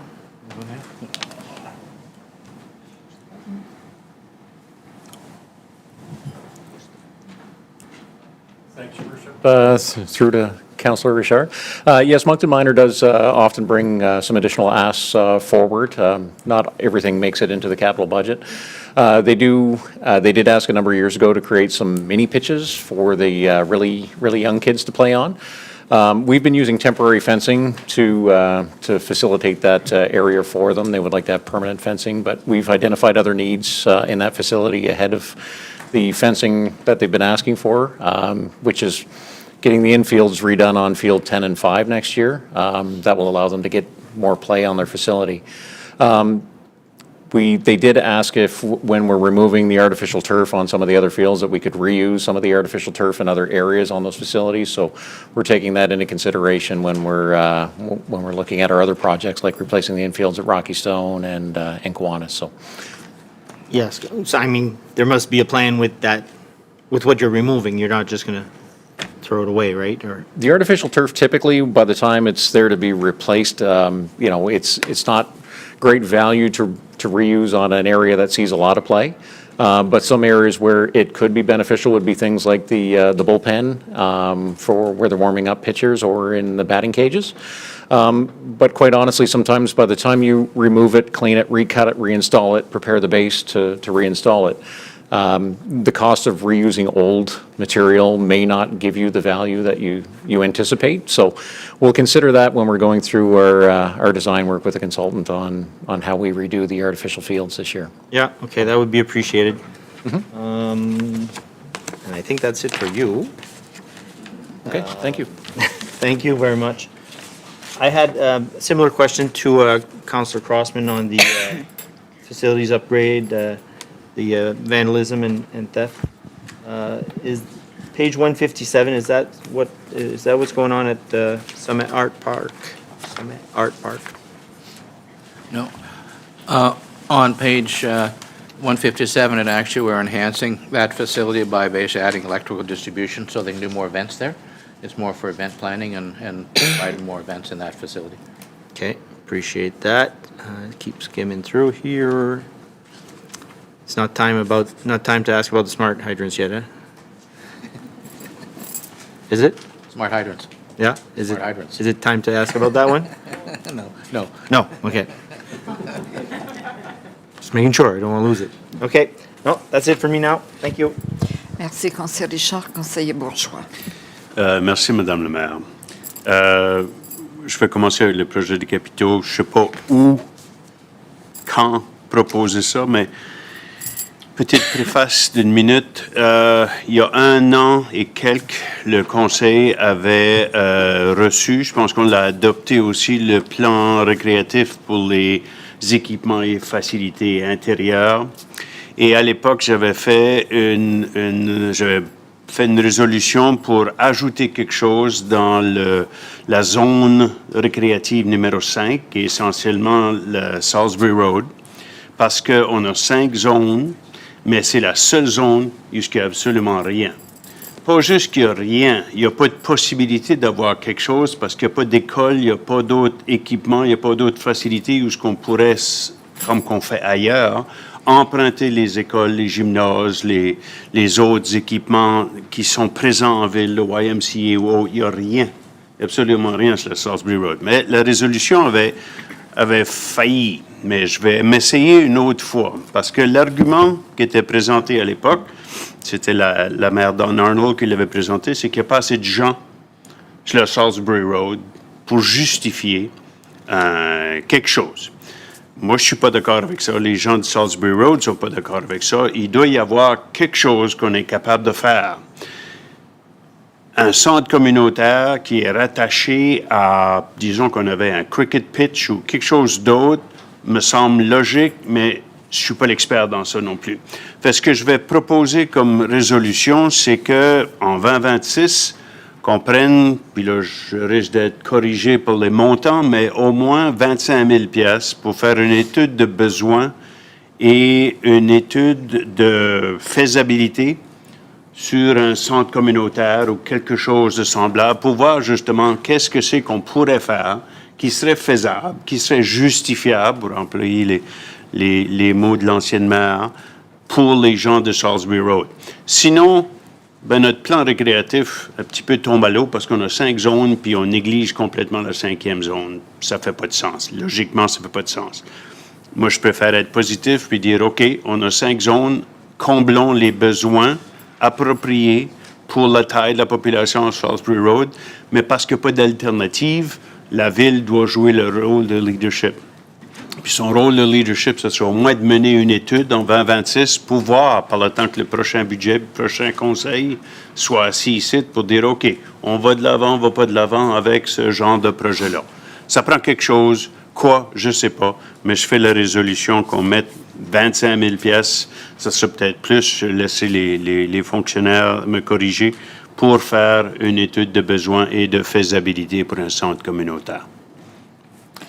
Je reviendrai à mes questions par après, mais je ne sais pas si on a besoin d'un appui, puis après ça, on reviendra jeudi, c'est ça, j'ai compris, non? Donc, Jacques. oui, donc ceci, ça sera la première motion qui est créée. Donc, encore, on a juste besoin d'un mover et un seconder. Puis, nous autres, on peut revenir avec le montant. Je pense pas que 25, c'est assez, mais peut-être comme 40 000 ou quelque chose comme ça. Je vous laisse la flexibilité sur le montant pour le temps qu'on arrive jeudi, mais avant d'aller jusqu'à là, une autre question que j'ai, une alternative, c'est s'il y a de l'argent de reste dans le contingency du conseil, on peut-il la dépenser en 2026 pour dire, OK, ben, on va approuver ça en 2025, mais là, on va mener l'étude de faisabilité puis des besoins en 2026. Est-ce que ça se fait aussi? Oui, parce que une des bonnes choses avec la Council Contingency, nous, on la traite comme une réserve. Donc, c'est sur ta balance sheet. Donc, l'argent, ça ne recommence pas à zéro. On peut carry over le montant d'une année à l'autre. Parce que ça va être la deuxième question que je vais te demander, si tu le proposes-tu avec le fonds de contingence du Conseil cette année? Oui, c'est ça. Aussi longtemps que le Conseil est d'accord à dépenser 40 000 pour savoir, une fois pour toutes, qu'est-ce que c'est qu'on devrait faire pour les besoins récréatifs de cette population qui est négligée, là. Donc, la seule chose qu'on a besoin pour nous, on l'apporte jeudi, c'est un mover et un seconder. Puis ensuite, le vote sera fait jeudi. Donc, conseiller Bourgeois, do you wish to move that recommendation? And conseiller Léger, you will second. Donc, c'est fait. Merci.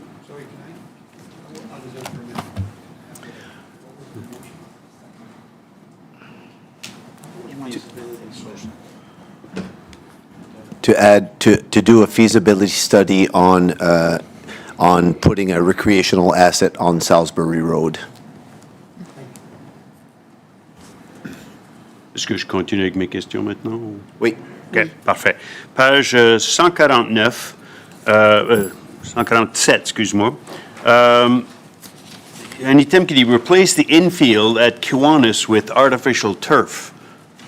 Kiwanis already has artificial turf, so is it just to replace the artificial turf that's already there? Correct. Okay, all right. Probably worded differently. Page 160, replace the failing retaining wall and improve the trail surface and drainage. Am I mistaken, or didn't we already fix this a couple of years ago, or? It was in the budget, but because the tenders and the pricing that we got, there was about 3 or 4 trails at the same time. We had to drop one, and this is why we're bringing it back, to make sure it gets done this year. Okay, perfect, merci. Page 183, 182, sorry. I'm assuming, it doesn't say this, but I'm assuming the 3 replacement buses at $1 million each is diesel, it's not electric? That is correct. And we Okay.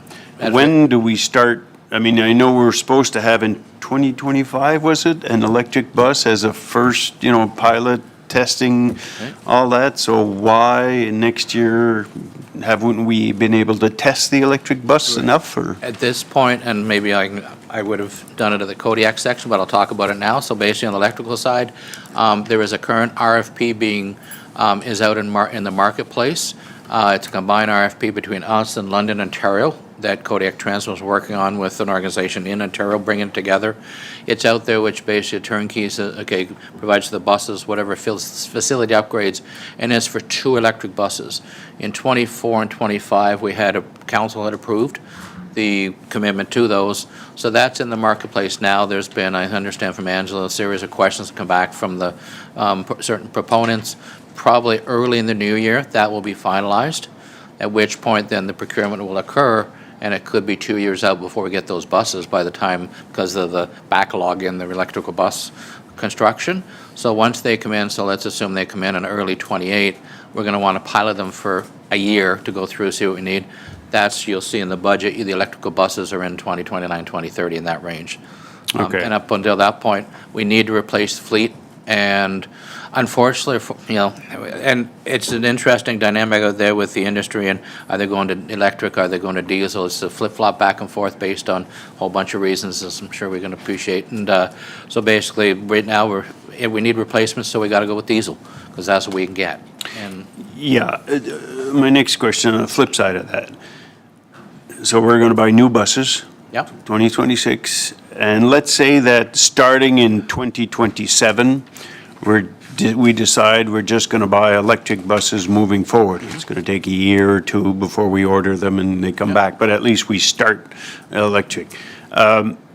So hypothetically, in 3 years, these new buses bought in 26, by 2029, could we trade them in or sell them Well, I off? mean, Is that? Ideally, keep in mind, Councillor, that we've got over 40 buses. So over time, as those buses require replacement, the diesels will replace at that point in time with electric as those times occur. If there's a diesel that's 3 years old, chances are we're probably not getting the value of it versus the running and productivity of a diesel as we move.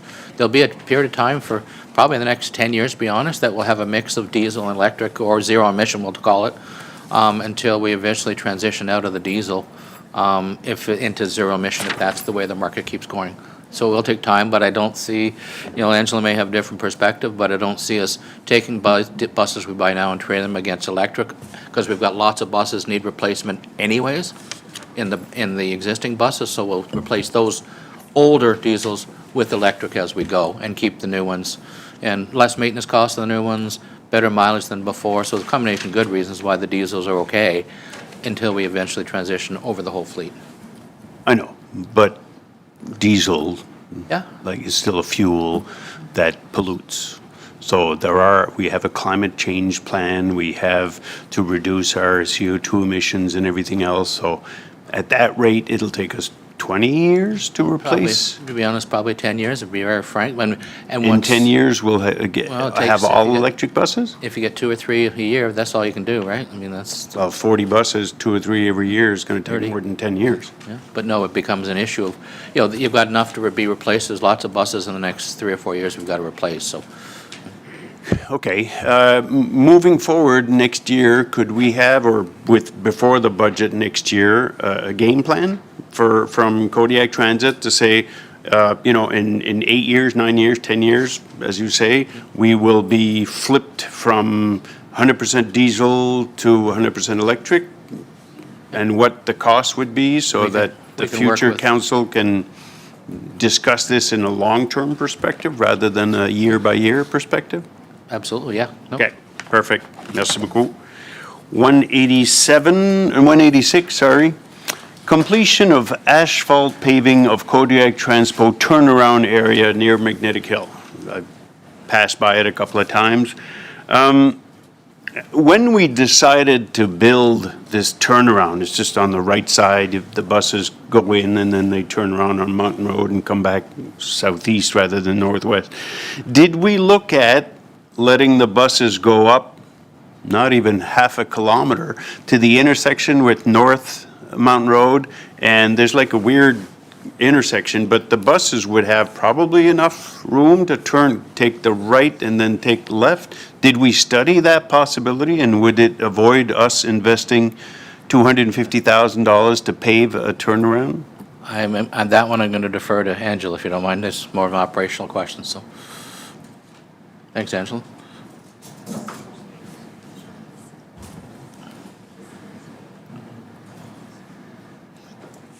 Push the button. Push your button, please. Press the button. Thank you, Your Worship. Through to Councillor Bourgeois. Thank you for the question. So I don't think there's enough clearance there to make that turn because we are still operating all 40-foot buses. So basically, this turnaround at Magnetic Hill, it was city-owned land that we could use for a turning location. We subsequently moved all the green lines to that location because of the high-density development on Mountain Road. There's, I think, 12 apartment buildings that were built there in the last few years. So it's a high-frequency corridor for us, and we need to have a secure site that's on municipally owned land to turn. So this project in capital is just to finish what we started in 2024. I think, as Finance mentioned, some of the construction costs have really escalated in the last few years, and we thought we had enough money to pave the whole area, but we just paved a little driveway. So we just want to expand that, and the idea here was to allow parking if it becomes a park and ride facility.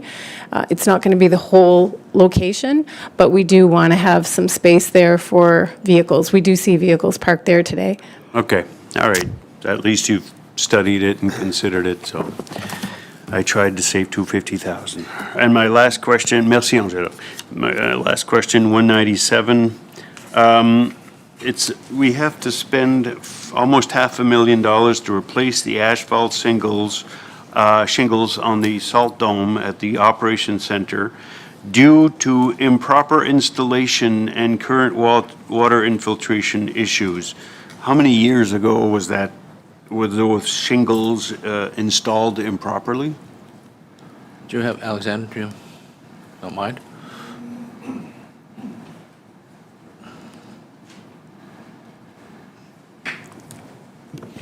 Thank you for the question. I don't remember the exact date that the dome collapsed. I'm trying to remember here.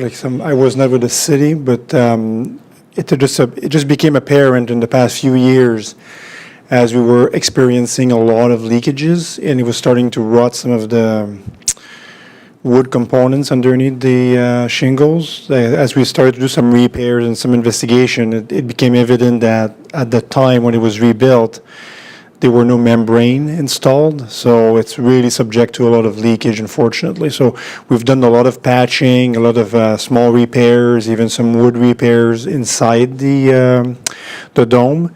But here, I believe the intent is to remove most of the shingle, put the membrane, reshingle it properly, so we have the life expectancy that we should have had the first time, so. Yeah, okay, that's moving forward, but it was improperly installed in 2015, say? Is that what it was, or?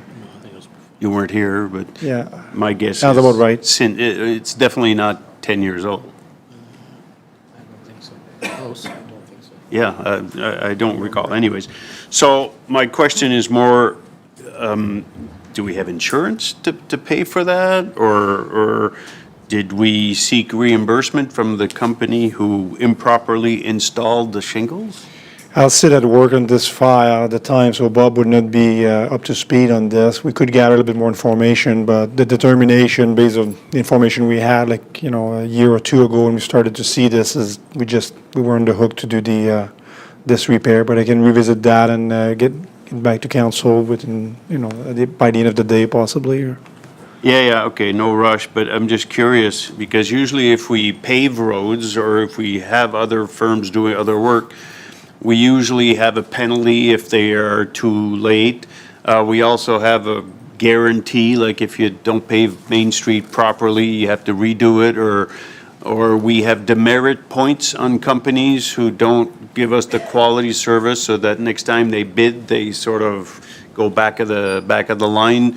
More information on how do we recuperate, except, you know, instead of having our taxpayers pay for something that was improperly installed, if it's not the insurance company, if it's not the company that installed it improperly, to recuperate at least some of the money, if not all of it. So that kind of information, I would appreciate it. I'll try to get that as soon as possible. Yeah. Merci beaucoup. Okay. Merci, Madame la maire. Merci, Alexandre. Merci, conseiller Bourgeois. Conseiller, est-ce que conseiller Léger? Merci, Madame la Mairesse. Maybe this is, so on page 150, it talks about replacing the tennis courts surface. And I'm just wondering, were they not done several years ago? There was a major project, I thought, and why are they failing this early? Am I wrong? Question, good question. And actually, they were reconstructed, I believe it was 3 to 4 years ago, where we reconstructed the front 4 courts out of that 10-court facility. So when we resurfaced the courts, we left the back 6 courts with the pre-existing surface that already had about 5 years of wear on them. So we knew we were going to get into a cycle of part new, part old. Our intention on this resurfacing is to resurface them all at the same time so that we will have a consistent playability and predictability going forward. Okay, so that's, all right, so that's a good explanation. Thank you. You're welcome. Maybe, Dan, you, on 152, and it was brought up in terms of the East End Pool deck, when the East End Pool was built, was this deck, it was part of that overall build, and there's failure now. Was that failure expected? That's correct, and maybe do you? I have some experience with it, but the request really is through the Recreation Department. So Okay, sorry, whoever. Yeah, thank you.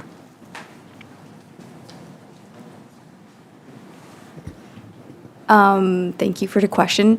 That's correct. We are seeing some lots of rubber pieces going into our filters at the moment with the current surface. I wasn't here at the time, obviously, when this was built, but we are seeing that around even our playgrounds. I'm not sure that we got the best quality of rubbering when we did this. But at the same time, right now, what we're seeing is that we're going to have major problems if we don't fix this problem, because all of the pebbles are going in the filters. So right now, if you go to East End, you sit on the ground, put your towel, you get up, it's all pebbles. So instead of going with that surface again, we would go with a concrete surface, just like we did at Centennial. Okay. That's the plan. And I guess maybe just a general comment, maybe to related to some of these. Could there be a better process where there are some guarantees? We have, and this isn't to you, but when we look at the projects we do, we've seen a failure occurring with the dome, and then the failure occurring here with the deck. And so on. Is there anything that we could improve on in the future that could maybe try to minimize these things happening? It's not perfect, but what can we do? I mean, if there's an expectation of 10 years, for example, on a shingle, and it fails in 5 years, do we not have some type of guarantee? And so on. And what does that look like? What would have been the guarantee on that deck surface if there was any? And if we didn't get the right item, if we got a cheap product, I think that has to sort of, maybe before we make a decision or asked to make a decision on purchasing something that's a cheap product because it's what we can get, I think we need to have that information to be able to reconsider. So we don't have to, again, address this. Yeah, no, that's a good point. That's something we'll take away. We already have a lot of those precautions, though, when we go out to tender in terms of warranties, guarantees in the materials and things like that. The one thing I would note is that, like, again, if you look at this year's budget, we're going to spend around $97 million. We're talking, you know what I mean? It's still very minimal, the instances where these things occur, but they do occur. We see it on our pavement sometimes. We see it in different areas. So what we'll do with that is we'll take it away. We'll inform council on the things that we already have in place, and we'll also research if there are other things that we can put on, especially on those things that are not normal and recurring. You know what I mean? We have our processes pretty good for the things we do a lot, like the engineering department or so on. It's more those one-offs that potentially we can see what securities. Now, when it comes to security, sometimes also there's the cost benefit. The more risk you put on companies, again, they're going to reflect it and they're going to push it back to you. So again, there's that cost benefit analysis, but we'll take that. It's a good point. Okay, no, well, that would be great, thank you. The next one was on page 153. And this is for the capital projects under Canada Games facilities. And I'm just wondering, because it says that several projects have been identified to meet the minimum standards set by the Canada Games Council and National Sporting Organizations for Canada Summer Games. Is there an expected recovery? Because there is going to be Canada Games funds, or is that our contribution in terms of our bid towards the Summer Games? I can start with, basically, there is a recovery on, basically, for instance, in this year, there's $1.5 million of an estimated spend with $1 million of recovery from the Canada Games. So when we get into the 5-year plan, you'll see that there is, though the net cost for us on these assets is only $500,000. And it's similar to that in 27, 28 onwards. As we move forward, that's where it's. Okay. On page 160, I think that is the... Yeah, on the Brigadier General Locklear Trail, is there any contemplation for an improvement in the lighting? And secondly, signage. We had theft of the signage that's at St. George Boulevard, so it would be nice if we're going to do some of that trail work that we could replace or do something different so they can't vandalize it and steal it, the signage, and along with some lighting. Thank you for the question. Back on. I turned it off. Oh, sorry, I thought I turned it on. Thank you for the question, Councilor Legier. Currently, there is no planning for any lighting along that section of trail. The vast majority of our trails are not lit, so that would be typical of trail reconstruction projects. And as far as the signage at the entrance, we have looked at our design of signage where a lot of our wayfinding signage in parks had arrow flags that protruded from the poles, which are pretty easy to grab and hang off of if you want to break things. So we're looking at other methods where we fasten them directly on poles and don't give an opportunity for people to rip them off. So that's a fairly Okay. simple fix. Could consideration be given to looking at lighting for that particular trail, perhaps a new form of lighting that might be solar-based. And the reason is a lot of people use it as a cut-through. They leave St. George Boulevard, they go all the way up, and then they're all the way up at the top of Milner. And it would be really a nice addition, and it might be a good test of the ability, depending, I guess, on the tree canopy and the rest of it, but just something to consider. It's not a normal trail as I see it, but it's a great trail, and you've done a lot of really good work there. It's also backs onto a number of residences, so again, if you could consider that perhaps, and maybe just, I'll leave that with General Manager to sort of maybe note. Yep, we could take that away. A couple of comments on that trail itself, though, just for background. It's not one that we would be able to consider for winter maintenance, given the grade closest to the Milner end. Therefore, lighting would only be really effective for part of the year, and the tree canopy would be very detrimental or difficult to get solar lighting to be effective on. But those are just my off-the-cuff comments. But Okay. we'll take that away for consideration. Okay, thank you. Page 166. Great to see the fire hydrant signage that's going to occur. So is that enough funds, the 100,000? It says to install signs on every fire hydrant indicating the hydrant capacity. So I know we discussed that a few years ago, and so will that assure, I guess it gives more information to firefighters in terms of the capacity of the hydrant, maybe some volumes, all of that stuff. And there was, in last year's budget, there was $100,000, there was $100,000 this year, plus also on the utility side, they were contributing equal amount on the utility side. So between those two, I understand that should be sufficient to complete the program. So have they actually begun the program of installation? Or because I haven't seen them. Yeah, I think they have. They have? Alexander would be able to answer for sure, but I'm pretty sure they have. Okay.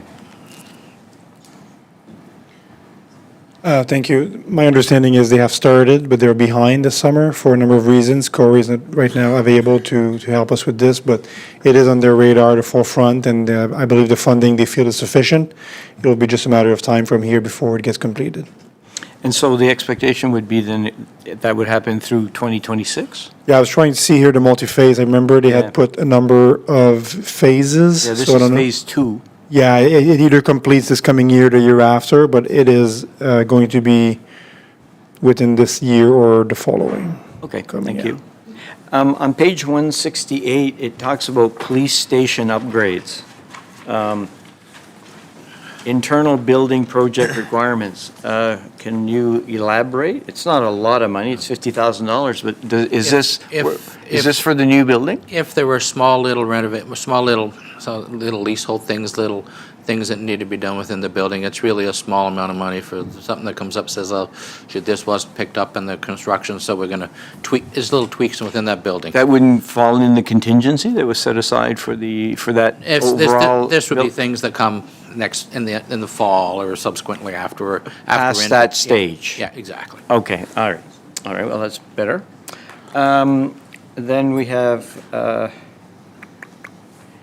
wrong glass. Yeah, 169, the Magnetic Hill Concert Site. Electrical upgrades due to theft support. And then we're going to get the recovery. It's $500,000, so I'm presuming that there's probably $500,000 worth of repairs. So I sort of come back to, we often get the question, what are we doing with the concert site? My biggest question is I feel that something will happen eventually, and I really do feel strongly about that. However, how do we protect assets like this? So $500,000 worth of repairs probably wasn't a lot of copper in the whole scheme of things compared to the cost of repairs, but are we looking at investing in AI technology for cameras, things along that line that protect those assets? I brought it up before for other assets we have, like Turtle Creek Watershed, Tower Road Dam, McLaughlin. So just some thoughts maybe related to Magnetic Hill, and then you can kind of go. I'll let Shane sort of elaborate a little bit on this one. Yeah. Yes, thank you, Your Worship. Thanks for the question, Councillor. Yes, we are looking at all of those things. And also, once we are through with this claim, that's where the recovery comes. Obviously, it would be an insurance claim. We're going to time when we do that build properly. We're not going to set ourselves up for another hit, so to speak. But yes, unfortunately we were looking at cameras before this theft occurred in various different ways, and we just didn't get there. They got to us before we got them installed. So before doing any major repair up there, we're going to have that system in place. So maybe then to whomever, what about our other assets? And what are we doing, and what is the plan? Do we wait until something else happens, or maybe we are doing things? And I use Turtle Creek and Tower Road as an example of there's no one out there. Yep, And people drive around the following day because we've been on site. I think Councillor Richard and I were there, and pointed out where a fire had been set a few days before next to one of the buildings that's there, and it's discovered the day after. Well, that's not acceptable. And I know there's a plan at looking at the overall risk, and we're going to study it and so on. I mean, can't we do better and and acknowledge that it is a risk? And because to me, it's like if we don't do anything, it makes it uncomfortable for me to say, well, you know what? Yeah, we should go towards it. But because, by the way, if we put in an insurance claim like we're doing, I'm sure that's going to reflect on the insurance rates that we spoke about earlier, Councillor Bourgeois indicating the increases, right? So, maybe that can be discussed in 2026 moving forward, having a plan so that, comments? Yeah, no, I think, again, are we protected on every asset that we own in the city? Probably not. But we are still making a lot of investments. I know, for example, Dan in his areas is doing it. We've changed some different wiring. Before it used to be copper, now we're going to metal. We're burying some in cement. We've added cameras. At Magnet Hill Zoo, we have security.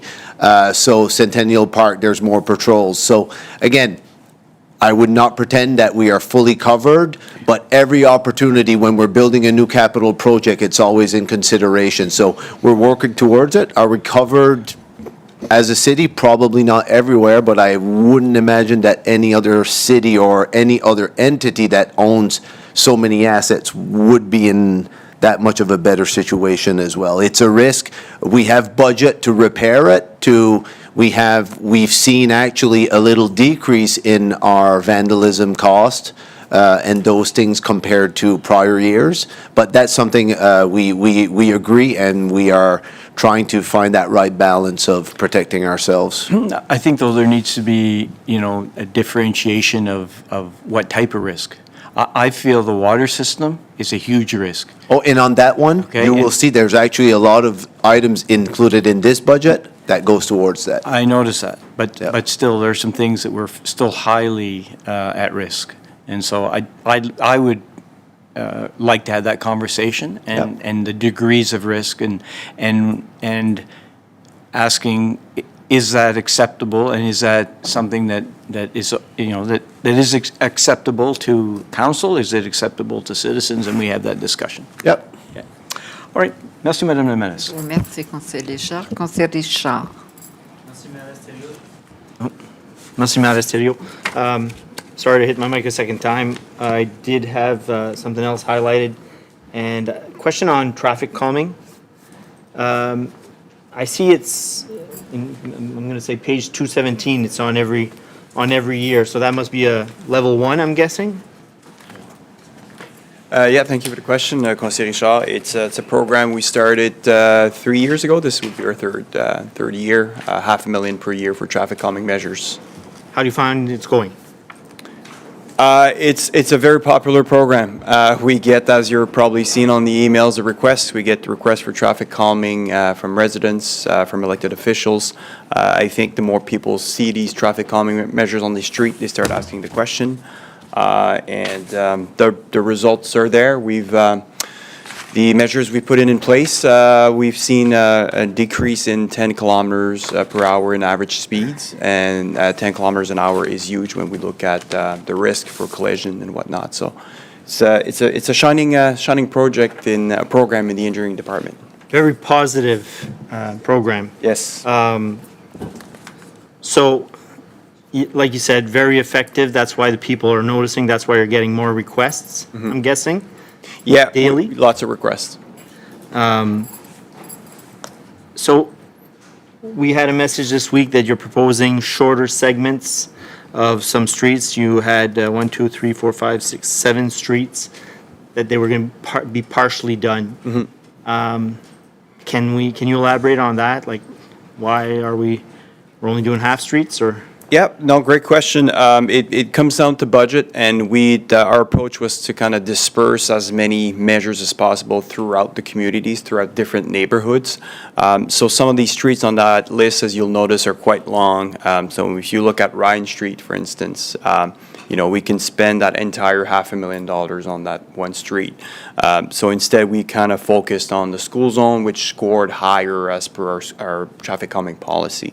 And we used the same approach for Highland View, Hennessy, and Frampton. Those streets, the entire streets do qualify for traffic calming, but because we're limited on resources, we thought let's focus on one section of the street that scores the highest. That does create the expectation we'll probably be there in the next few years to finish that street. But the idea was just trying to spread the measures throughout the city as best we can. And there are other streets that do qualify that were not able to be put on that list. When we started looking at the streets that qualified, we're into millions of dollars of traffic calming measures. So we're into that backlog mode right now because it's a new program, and we're analyzing a lot of streets, and a lot of them do qualify for traffic calming. And I like the streets that you named because those are busy streets, no doubt. We've been talking a lot about CRPA, police, and traffic control and stuff. This sounds very effective, and if we can limit the speed of the people driving in those streets, possibility of less accidents, people might feel safer. It's not something that the RCMP can take care of. It's something, this is a city thing. So I guess I'm questioning the amount. The 500,000, is that enough? It doesn't sound like enough. We could definitely do more. That's for sure. As I mentioned, just the streets that do qualify this year's this program that we just looked at was over a few $1 million of streets that do qualify, and the requests keep coming in. So it's an ongoing program. Obviously, with more budget, we could add more streets or maybe expand on the streets that we've only done shorter sections. We could definitely put that money to use, and I do agree it's a great complement to reducing speeds. It's a complement to our RCMP forces that cannot be there everywhere, every time. These measures, most of them are year-round. They're asphalted in place, and we're seeing those results. I think people go through these areas, not only that they notice, I think they've been adjusting their driving in other locations as well as they go around the city. So I think they're saying, where's the next one? Where's the next speed bump? I wish more could be done. And I really find this important. I mean, for the safety of our residents and whoever's going through. I know we're kind of tight for money, but I'd love to see this go up. So I'll just provide a little bit of feedback. I think it's important when looking at the different areas that, and we're in the same bucket as every other municipality. There's a lot of areas where we could do more. For example, even just in engineering, we could pave a lot more streets. We could look at more parking lots. Our facilities, we could purchase more buses. So what we're trying to achieve with these budgets is that balance of, okay, are we are our dollars going as far as we can, and what do we really want to accomplish? I completely agree this would be great. It's something, if council wants, we can add to this budget. Where I would say we're going to be able to make an impact, similar to our downtown sidewalks. There's so many different areas. It's that capital renewal fund that we're going to receive next year. And for the next 4 or 5 years, that $7 million, $8 million per year, potentially it's going up to 10 next year. That's where we're going to be able to do some impacts on our capital budget. It's a game changer, that fiscal reform money. For this year, though, it's up to council if they want to increase the money. It would just be to specify how we fund it and how you propose to fund it. No disrespect to what you just said, Jacques. The only thing that you left out, I think, was safety, the safety of our residents, and that's what I'm looking at. We got to slow some people down because they're flying down all our streets and they're not slowing down. I don't know how the rest of council feels, but I'd propose another 250,000 added to that 500,000 budget. From the council contingency? Are there other areas that might be? Well, we could do tax rate, or we could do a cut to something else. Are there other monies that might be cut from that are already budgeted there? No. Let's look at the council contingency fund for now, maybe, and talk about it later. Okay. So, Conseiller Richard, do you wish to make a recommendation? I so move. Okay. Could I have a seconder for that? Conseiller Bourgeois. Donc, merci. Merci beaucoup. Merci. Conseiller Légère. Merci, Madame la Mairesse. It's on page 196, and it's the fourplex, and it's talking about replacing the ice surface, or the roof over two of the ice surfaces. So my question is, that roof has been problematic from probably the day it was first built. However, what is going to be the guarantee on that roof when it is replaced? I will find out exactly the number of years it'll be guaranteed, but I think similar structure, but I think there was issues with how the water flowed off and where it extended over. So I know that the current consultant / construction company who's looking at it is going to make those changes so it doesn't cause the issues. A bit of the dilemma we have is we've looked at a couple different solutions. The structural integrity of building strong, but the way it's built can only handle a certain roof weight. So we do have to use a similar roof, but they'll peel it off, replace the insulation, redo it. And, and with the current, keep in mind this building was 20-odd years old, so even technology and materials and stuff has changed, and they will be looking at an enhanced warranty as well as make sure the workmanship manages that lasts, in excess of what it has recently. So the internal panels and inside, that'll be replaced. A lot of them used to get real wet, and so that will be taken away and cleared and so on? Initially, what was going to happen if they could have put it, they were going to put almost a membrane over top, so you didn't have to necessarily get rid of all the insulation, which may not be a bad thing anyways. So it's almost like a tin can. They're going to peel the roof off, and this is ring B, and at that point, once they peeled it off, they take all the insulation out, replace the insulation, put the roof back in, so you have dry insulation, sealed roof, and they'll do that. In the program, they've got basically the next basically intent, based on pricing and everything else, the next 4 years is, 3 to 4 years is do a roof a year and try to make that happen. And is there an expectation of any deterioration of steel because of the water that's been there for a number of years? I don't know for sure, but I think that's been reviewed, and I don't think there's an issue on that. Okay. And my last question, when they do a roof a year, does it impact the usage of that ice surface? They'll do it once again through the summertime, so they'll do it when not all the ice is in. So there is some impact, because you can't have all 4 ice surfaces open if you wanted to, but they will look to address that and get it well planned so it's done as quickly as possible. That's where the membrane solution would have been fantastic, because it wouldn't have impacted any ice times, right? But I know that the management up there are looking at the best way to manage that. Yeah, and I think also thanks to you, I think in terms of, from my memory, there's a lot better management now with respect to having funds for future repairs of that building and so on. So I know you've been involved a lot in that, and I thank you for that, because it's a massively used facility, extensively used facility, and yet, it's showing its wear, so that's good to see it. And I would like to know what type of guarantee. I mean, it's only as good as, the time we have to do anything about it, trying to go after a guarantee. But anyway, I appreciate that. And as well, I wanted to just comment on, it's really nice to see the investment in Kodiak Transpo, all of the different aspects, seeing where we have such an increased use. And I think that, it has brought a lot of challenges, but, I commend Kodiak Transpo. I see the design for having buses in an enclosed area, another 20 buses to be enclosed, so that design will happen, so that's great. And also to the investments that we're doing in the zoo. I think that really shows a commitment, and it's certainly, a huge tourist attraction, and so it's really nice to see all of that and see that innovation. So I want to thank you for that.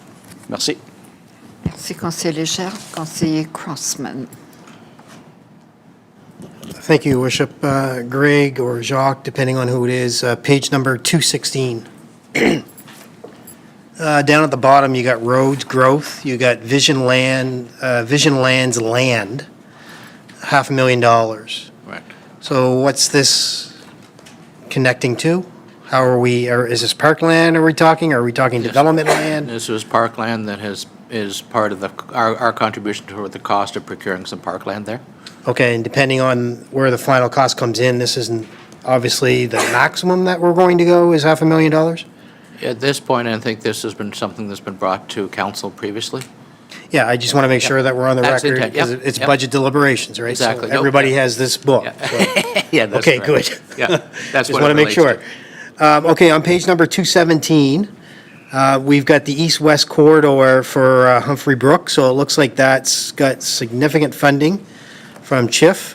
That's good to hear. I'm glad to hear that. So that looks like that's going to be progressing forward. And we're just awaiting final, we've applied for CHIF, going through the process. That was the top priority, so that's, Okay, next priority is to work with the developer so that we can get homes and buildings built on that, because Deputy Mayor Terrio and myself have been asking for this corridor for quite some time. And so are the people that live in that area want another way out. So just want to make sure that we keep that in mind as well. Elmwood Drive widening, we're pushed out to 2027 for 24 million. 4.7 is our previous authority, and looks like we get some money there from CHIF as well. So where are we at on this project? I'll ask the CAO to comment if you Sure. don't mind. Again, this is a lot like the Humphrey Brook extension. We've made the applications to the federal provincial governments. We're waiting for their decisions to come back. We know full well that the Elmwood Drive widening it's a much larger project, will take a bit longer to plan, so that's why it's pushed out to 2027. But again, we're anticipating that we would get federal provincial dollar support to help with that. Okay, and I assume that we're going to have our local MP meet with council to discuss this funding steps, because I know we've had It this is. conversation with the province, but It's we're on the not there plan, yet. yes. Okay. It's planned, yeah. Because we're not there with the feds yet, so I just want to make sure that we're clear. Good, thank you. I'm not sure who can answer this one. 4.3 on page 217, we've got active transportation, $1 million that was previously talked about, but apparently nothing's proposed in 2026, and it goes to 2027. So, Greg? If you look 2 lines below there. Yes. We've actually specified it to Morton Connaught, Phase 1. So we've just Okay. taken that $1 million and now been specific as to where it's going to be targeted. So there is active transportation work in 26 and 27. There's also same thing, there's 27. We've got work on Amwood and up Amwood where they're doing construction. So there is Okay. definitely, we've just now been more specific of the areas that we're doing. Okay, good. And as far as St. George Street and the reconstruction of St. George Street, I know we've talked about this at council's level. Where is that within the budget today? there is a line item in all the areas. It's a reconstruction project, number 4. And it's St. George Street Phase 3, for West Street, Burlington, Gordon to Cameron. So that's in the budget in a variety of pages, 216, I think 215, going back. So that's the next section. Okay, good, thank you, I appreciate that. I also had a question on page number,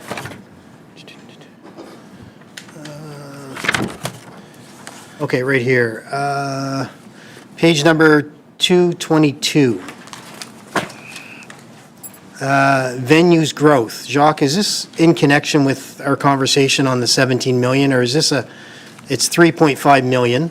Okay. Riverfront Master Plan, Vision Lands, Development, so on and so forth? Do you see that line? I can. Yeah, go ahead. So basically, that's where actually yesterday you saw there was, we issued the little bit of an update to the capital, and there were some pages there. What originally, when we did the next to last version and working copy, we had 3 separate projects, one for some vision land development, one for more money into the Riverfront Master Plan, and some money for transitional housing. The last working copy, we said, let's put it all into one line item for council and call it Council Strategic Projects.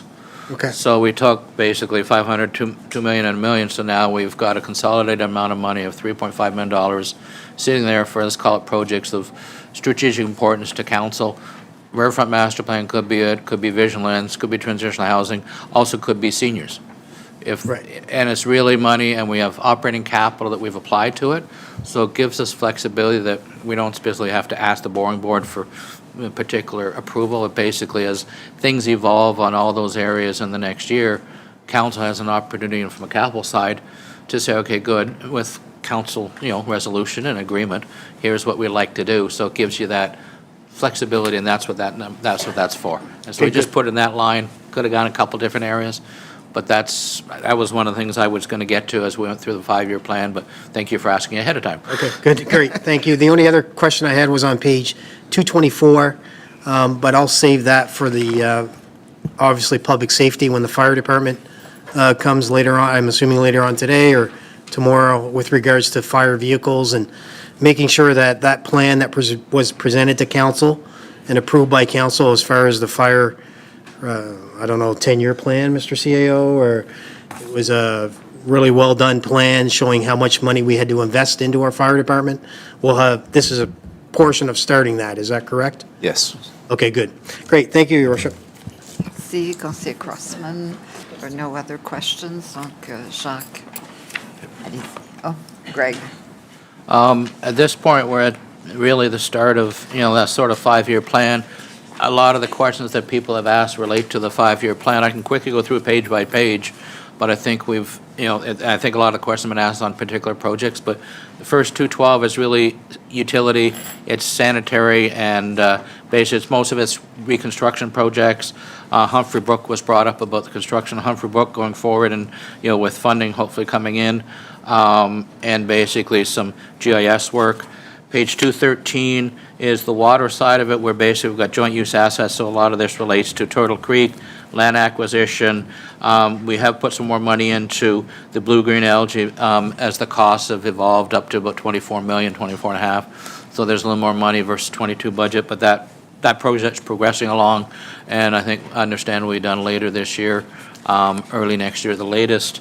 So that's basically, and you got normal street reconstruction that happens there. And the page 214 really talks about Humphrey Brook again. And so basically, and going out, there's future things in the future, looking at maybe a new water tower extension or connection of Tower Road Dam to the treatment plant. Those are all future things that, based on the water master plan being done. So I'll just stop at 214. That's sort of water, sanitary, utility. Any questions that weren't asked before, we can address. Otherwise, I'll keep moving along on the 5-year plan. Okay. Merci, Greg. Are there any other questions? No? I believe that lunch has arrived, so if everyone is comfortable, perhaps we could do lunch now and take half an hour. Est-ce que ça vous convient? I think no, we can go for lunch. We only have like 5 minutes and then we're done the capital section, Go so. ahead. Yeah. Go ahead, please. So then on page 215, you start getting the storm sewer. Basically, we've talked about the reconstruction of St. George. Humphrey Brook again is the big things. 216 gets in the street reconstruction. We have several street reconstructions. We had 2 large resurfacing projects that basically, consider resurfacing a lot of our areas. We have some subdivision development work that we're doing. Page 217 continues on with roads. Robinson reconstruction has moved out to 2027 because Westmoreland will be finished into 2026. Elmwood Drive was mentioned a few minutes ago about the intent with Elmwood Drive from the CAO.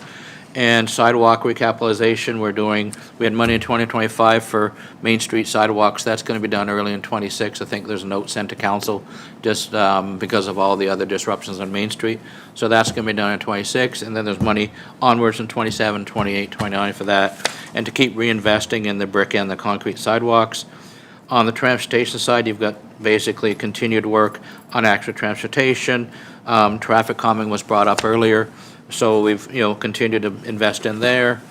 218 is the buildings, and so basically this work the facility team works on in respect to basically the ops center, K Arena is finish off the controls compressors. Resurgo's a workshop update, and they're going to refresh in later years interactive exhibition that's currently on the ground floor that's since been open, it hasn't really been evolved. So that's going to be changed. 219 is Kodiak, and it was brought up, and one of the items on 219 is to do the design for the expansion of the facility to get more storage for buses. Looking at the design, where it's going to sit, at the back of the lot, the front of the lot, and also there's operational considerations there. So they're doing the investigation in 26 with hopefully money, based in 27, identify, okay, what's needed, what's the cost, and all that, and basically Dieppe and Riverview will be sharing in this cost since they are also users of the bus system. And I'll go through to the end and then for specific questions. On the recreation side, we've talked about artificial turf for Kiwanis, Rocky Stone, Centennial Park. One important one is a sidewalk safety issue. They're going to spend some money this year in basically getting sort of designated pedestrian walkways mainly through the parking lot around the parking area in Centennial Park to ensure there's safety for pedestrians because there's not a clearly designated area, so there'll be money spent there this year. We talked about Riverfront Master Plan, there'll be some work in the West End, plus there's money that we've sort of set aside for council and as that moves along, and I think that whole plan's coming to council in the near future, a little more detail on it. We've talked about the aquatic facility that was initially put partly in 25 or 26. We've moved it out. There's still design work being done, and it moved out the city contribution to 2027. Trails are continued reinvestment in trails in a variety of areas. With that recapitalization, as Jacques mentioned a few times, the money we're getting can be used in a variety of areas. That may be one of the areas in the future amongst roads, facilities, etc. And then if we go to page 222, there's venues, so there's a lot of work continue to be done in Coliseum based on the repurposing plan. Next year is the second half of finalizing the Agrena electrical work. Then the future, we have the heating system across the building, then the roof, and there is, basically a little bit of money in there for different areas of different smaller venues. In the zoo, I was commenting on the zoo, they're doing doing washroom upgrades. One of the washrooms is being upgraded with new fixtures and looking at a family and a dual-use room. Veterinarian equipment, accreditation upgrades, which includes cage fronts, doors. Then we've got just basically, finishing off the lemur project that started last year for money. It'll be finished early spring, and then in 27 we'll do more work at the zoo, continue to invest in the zoo. We've got amounts of money in this current year. There is 3 new fire engines that have already been ordered. They're on order. They should be in, I think, late 26, early 27 from previous authority. And we've got monies in there for future years for requirements for trucks as we move out. And then the bottom last page that I'll end on page 225 is really some continued work, just Meg Hill Park, our component of it. which is really looking at, continue upgrading paving as needed, and based on the tourism master plan signage and, attendance booth, pedestrian walkways, so they can walk from the zoo down to the wharf, things like that. So a good broad brush of, commitment of monies, commitment of efforts based on the budgets we have. I think a lot of the details we've sort of talked about in the specific project descriptions, but if there's any questions on any other page, sort of to finalize this section, be happy to answer them before we go for lunch. Conseiller Léger. Merci. Just a quick question. Nice to see some of the paving projects like Magnetic Hill. So is there a reason there's no money in paving repairs for the Coliseum? And I do say it was great to see the repairs done last year after some pretty ugly-looking situation at the Coliseum, which is one of the largest trade shows, I think, trade show spaces in Atlantic Canada, and the parking lot was horrible. It looks better now, but it's not going to last over much of the winter. So where do those funds come from, and what is the plan to? It's great we're investing in the facility. Can we invest as well in maintaining a section of the parking lot? I understand the future development plans and all of those things. There is, in one line I called venue buildings program funding, there's $270,000. So a portion of that could be looked at to keep that moving along. And you brought up a point, there is future potential of reconfiguration of Worthington. So there's some hesitation not to do the whole parking lot, all of it brand new. And so that's, in the short term, some of that money every year can be used to keep that up until that happens. And then there could be future additional monies added to say, okay, at which point, once that reconfiguration is done, do we want to do the whole parking lot? What's the plan? And it's an important asset to us, so I'm also glad that we were able to find some money this year to do the parking lot, to at least bring it up to snuff. So it's almost like a miscellaneous fund then? Yeah. So if it needs to be used for that, it will be used for There's that? some flexibility there, yes. Okay, thank you very much, appreciate it. Merci. There are no other questions, so we will break for lunch. Merci beaucoup. Good job, Greg.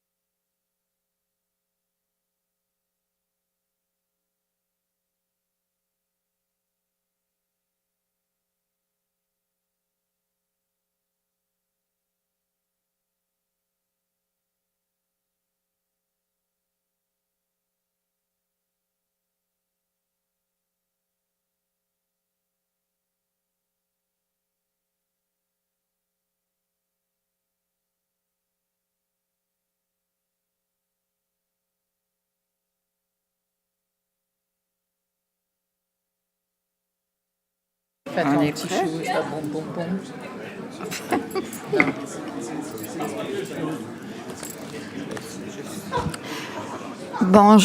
Bonjour. We're going to continue the meeting. Donc, merci à tous. Allez-y, Jacques. All right, thank you, Your Worship. Now, on page 226, we'll just spend 2 minutes on this page. This is demonstrating what our projected outstanding debt will be for 2026 to 2028, and also what our debt ratio is. Again, for us, really proud, our debt ratio is in a good situation, even considering the new RCMP detachment. We're still maintaining between that 10%, 10.5%, which means we're really in a healthy position. On the next page, that is just our existing debt, interest, and capital payments. Again, this is just representative. There will be more added to this as we bond in the future. And again, for us, we do all of our borrowing through the New Brunswick Municipal Capital Finance Corporation. That's really positive for our city. We're able, because we blended in with all the other asks in the province, we're able to get really good rates. If we go to the next page again, it shows a little bit what the long-term outlook is for the New Brunswick Municipal Finance Corporation. They're ranked as a AA1 stable and A+ positive. So again, really good. That also means that when it's that high, we get better rates, right? If our credit rating was in the province was not good, we'd pay more in interest. And then the other one is just basically what we're projecting our debt ratio to be. And again, it's staying pretty consistent. Any questions on this section? Conseiller Bourgeois. Merci beaucoup, Madame la maire. Merci, Jacques. Juste une question, puis c'est un petit peu une hypothèse, mais lorsque je siégeais au conseil de Transaqua, je suis arrivé à un moment donné où ils avaient déjà accumulé un montant d'argent parce qu'ils savaient qu'est-ce qui s'en venait. Le fédéral allait changer les règlements pour augmenter de traitement primaire à tertiaire. Et il y avait déjà comme 25 millions d'accumulés sur 100 millions.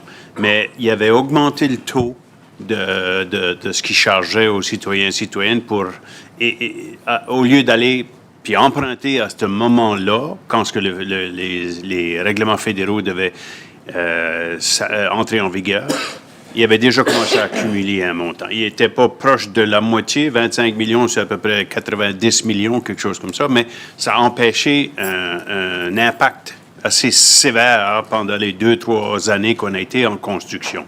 C'est pas mal fini un petit peu, là, il y a des tweakings, mais quand même. On a posé la question aux représentants de Transaqua, puis il n'y a pas de problème. C'est bien traité, il n'y a pas de règlement fédéraux qui s'en vient. Je prends ça comme un exemple. On sait qu'est-ce qui s'en vient à l'horizon, peut-être pas en détail. On a eu un rapport pour les services de pompiers, par exemple, puisqu'on pense réhabiliter 2 ou 3 stations, en bâtir une nouvelle, et ça veut dire tout l'argent pour construction, mais aussi l'entretien, etc. Est-ce que, étant donné nos réserves, est-ce qu'il faut aller soit renflouer un petit peu les réserves au fur et à mesure pour éventuellement, lorsqu'on aura à bâtir une 6e caserne, etc., puis tous les autres projets d'infrastructure, la piscine dans le nord-ouest, puis éventuellement une autre piscine dans les 10 prochaines années, c'est quelque chose qui, c'est pas juste 500 000 piastres, là, c'est des millions de dollars d'un coup.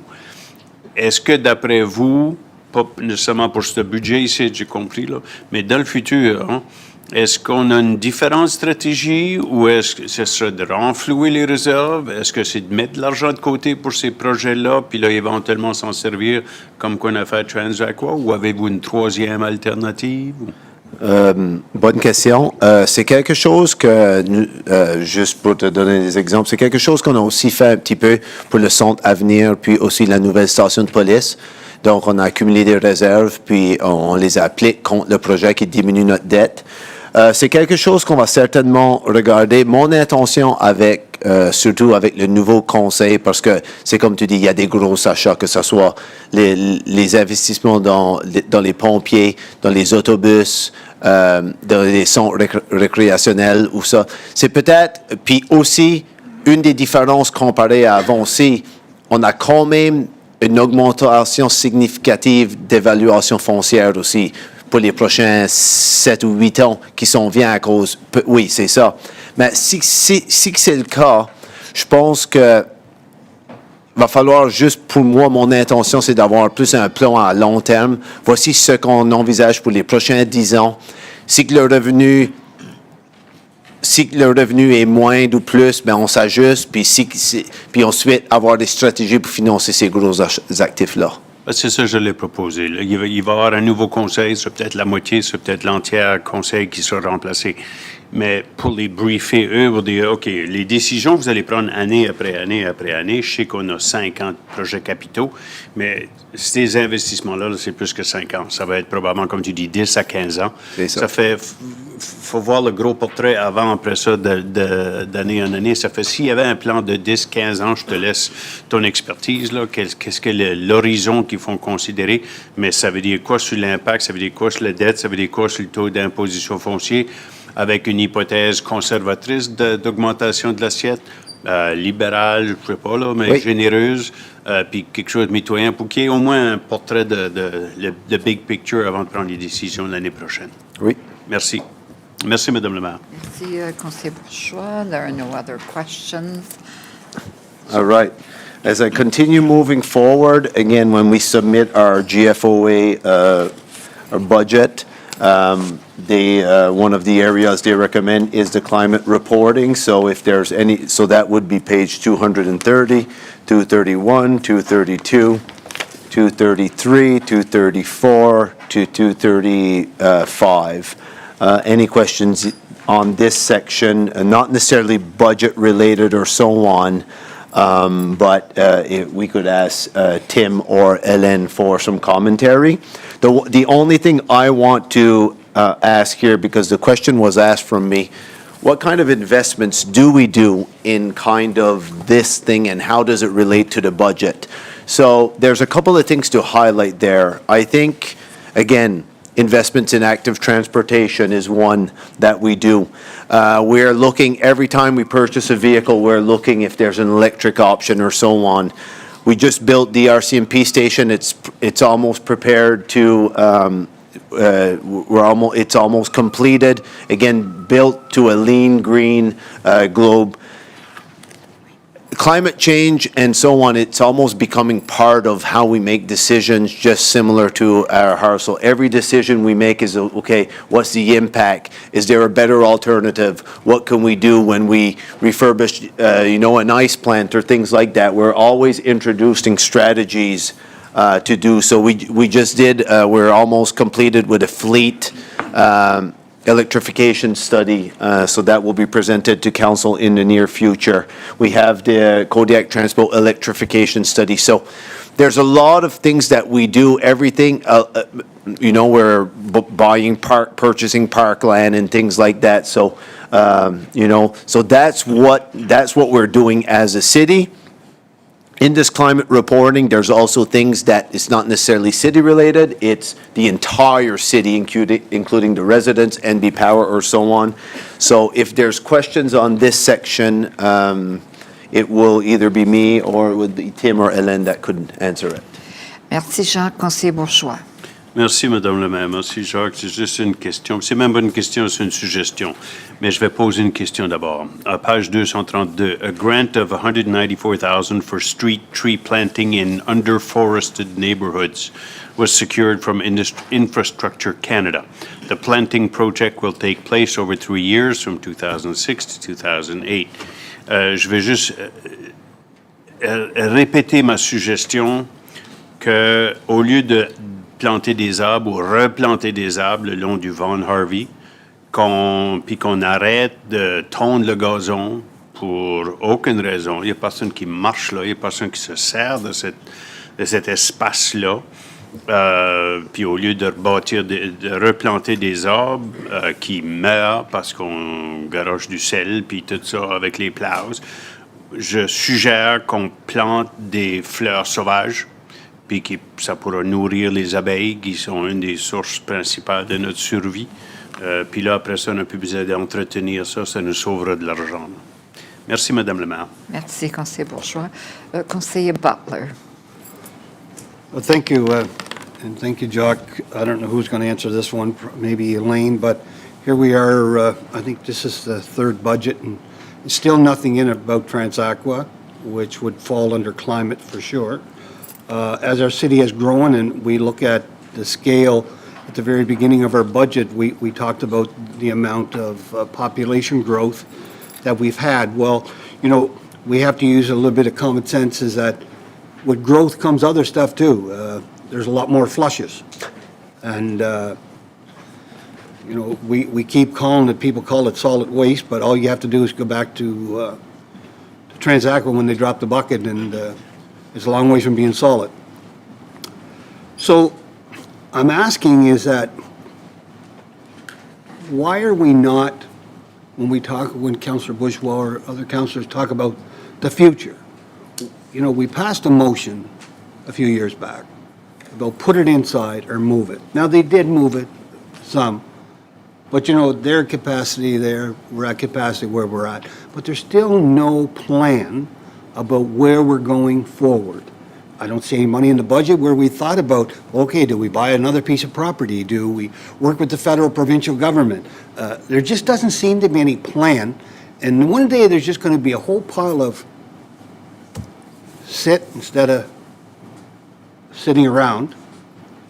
And what are we going to do with it? So we've got plans for everything else. We've got plans for electrifying the buses. We've got plans for parks and recreation. We've got a master plan on that. We've got a master plan on, we've done a study on even the vision lands that don't even belong to us. And there's not a toilet over there. We're talking about the city of Moncton, and we still haven't got a plan. So could somebody please tell me how we're going to go about this? And if there is a plan. Got to press the button there, please. Thank you. All right, thank you.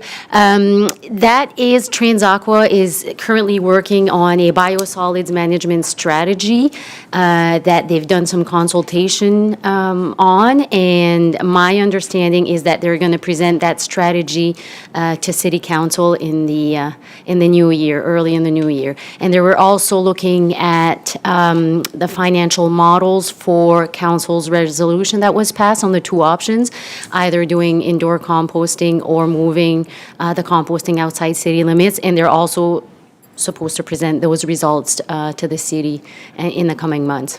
But you know, and I'm certainly not trying to put anybody in the spot, because, you know, I know you've worked very hard in this file, and I appreciate every minute that you put into it. But should we not have something in our budget to let the citizens know when we're talking here, that there is a plan, some type of plan, like what we're going to do with this? Like, I mean, you know, every year it's the same old. You know, if we wait for Transaqua, you know, and I'm not saying that they're not going to get it done, but they don't seem to be on the same rush to do it as maybe some councillors here that, you know, we deal with, Councillor Steves and I deal with it almost on a daily basis. And, you know, we have to have a plan. And I'm not sure that the plan should be left totally to Transaqua. We should have a plan, we, as City of Moncton. And then we can forcefully maybe pass it on to Transaqua, how we feel and what's in the budget and what we're planning. So, but there's nothing, even if Transaqua come back tomorrow and say, listen, it's going to cost $80 million, we have no plan. Like, are we going to go to the provincial government, the federal government? How much money we've got aside for? We've got nothing set aside for whatsoever. I'm sure we could find some, but there's a lot of money that's going to need to be done. So I'm just wondering, maybe before the new year, maybe Mr. CAO or somebody could get together with Transaqua, come up with a plan, and let us know what that plan is. You know, before the you-know-what hits the fan. No, and it almost comes a little bit, too, with the conversation that we were having with Conseiller Bourgeois a while ago around that kind of because that would be a major investment, and for that to go into a plan, it's totally feasible, whether we build an indoor facility or there's another potential option that comes out of it. Again, it'll be a multifaceted approach. You'll probably seek federal, provincial funding for something like that. There would also be guaranteed it will be an increased rate to the Transaqua rates, which that's okay. It may require some bonding from their piece and also some saving from our piece. I think we're game to that. I think it can be achieved. I think we just need Transaqua to do their work. One of the things that's a little complicated for us to include in the budget is, again, we are not permitted by the Municipal Capital Borrowing Board to borrow on assets that we do not own. So for us, the only way potentially we could do it, we could start setting reserves aside or something like that to be able to contribute, which we are in our utility fund. But we also have to be careful, what does that do to the impact on your users today as well? So, but I understand the message. I think from the January conversation or in the next couple of months when Transaqua comes, I think we'll work as a team and we're going to come up with a plan. Well, that'd be great, but you know, when you say we don't own it, you know, it's underneath a different name, but we must probably pay about 70 or 75% of that budget over there. Yeah, but the way it was set up and created, But I think maybe it's time that even with Mr. CAO that we go. Oh, okay. And also, so that's part of there's got to be a plan before, you know what, hits the fan.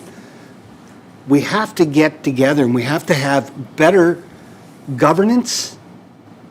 We can't just keep going like this every budget and saying, well, you know, but then all of a sudden there's going to be emergency because now everything is getting overloaded. And we have to do it. This is the time now before, like, we're building a 30-story apartment building.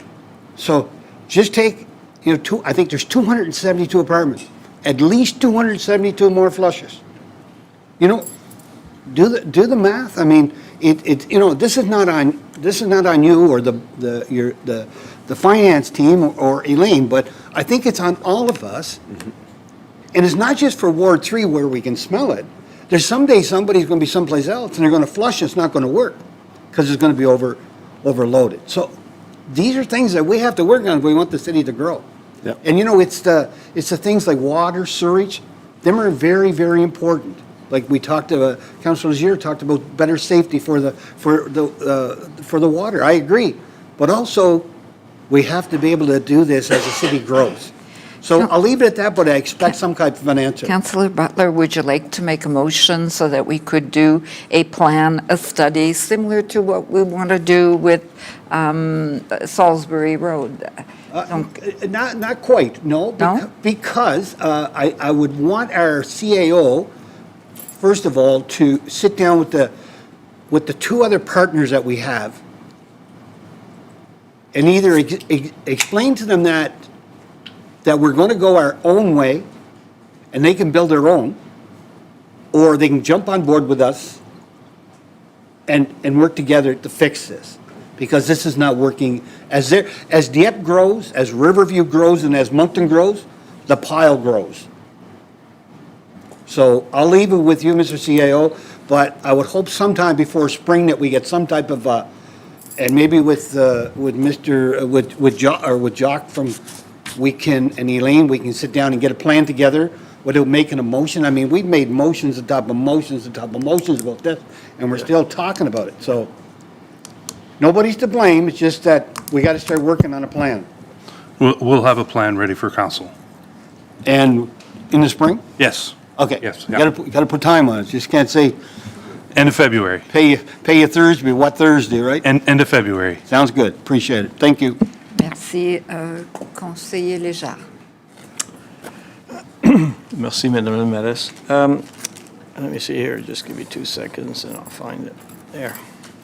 On page 233, it talks about that there's an RFP. I guess it was what you were referring to perhaps in terms of a water system master plan, which includes reviewing water supply, considering climate change, drought risks, and water quality. further in that document on 234, it talks about risk management. Climate change is a problem that defies conventional risk management. The cost and consequences of inaction or inadequate action are so severe and considered unacceptable under at least some scenarios, weighing costs against benefits, a key feature of risk management breaks down in the face of unlimited downside risk. I guess I make it a point that I still cannot understand why we don't message better related to water conservation.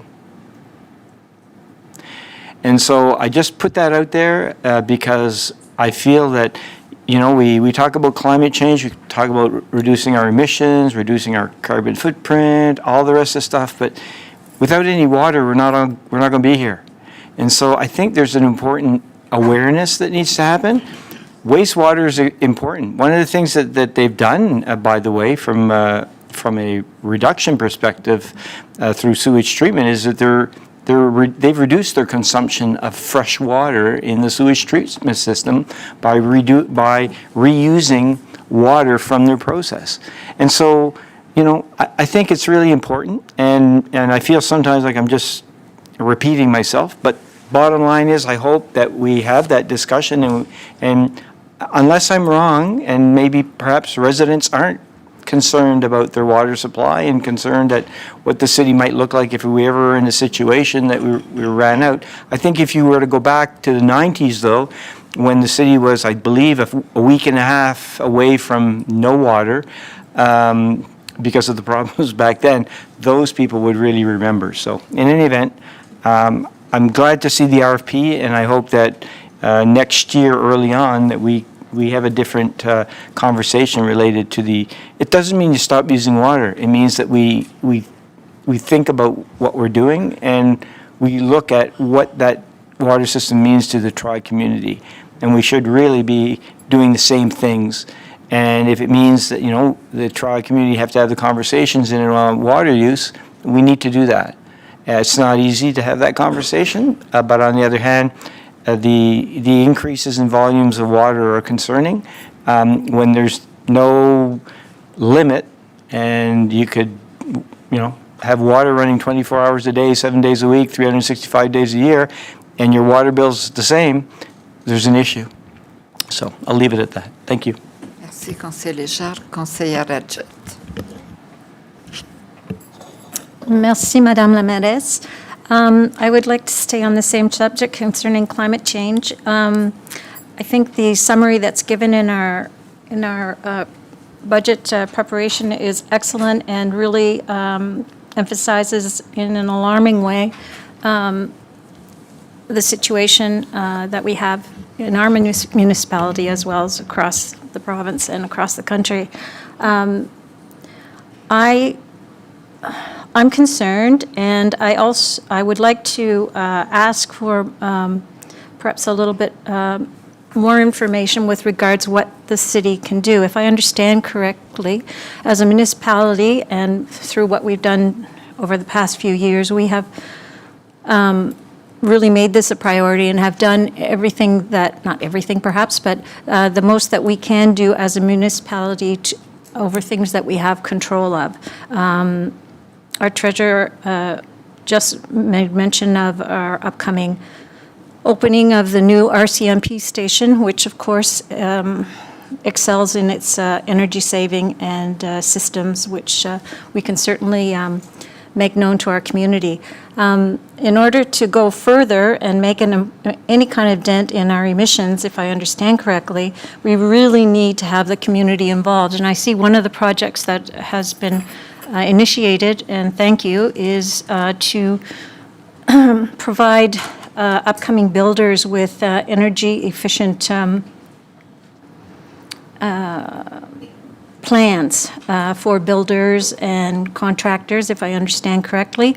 The resulting, it says, near permit-ready plans would be made available at no charge to builders seeking to develop more energy-efficient apartment buildings. And this would obviously help those contractors in our community move forward in an energy-efficient way.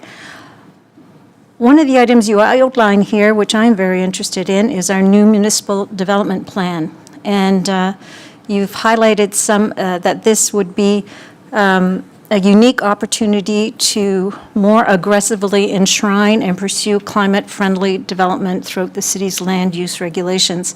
I'm wondering if someone would be interested to comment further on that, the significance of this particular move.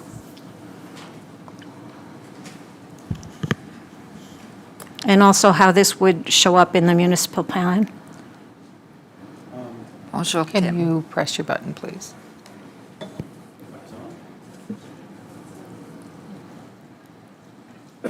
There we go. Councillor, thank you for the question, and good eye, catching that line in there. Among the biggest things that any municipality can do for its greenhouse gas emissions is, with respect to its built form, is how we build the city, and in particular, how we provide for people to get around.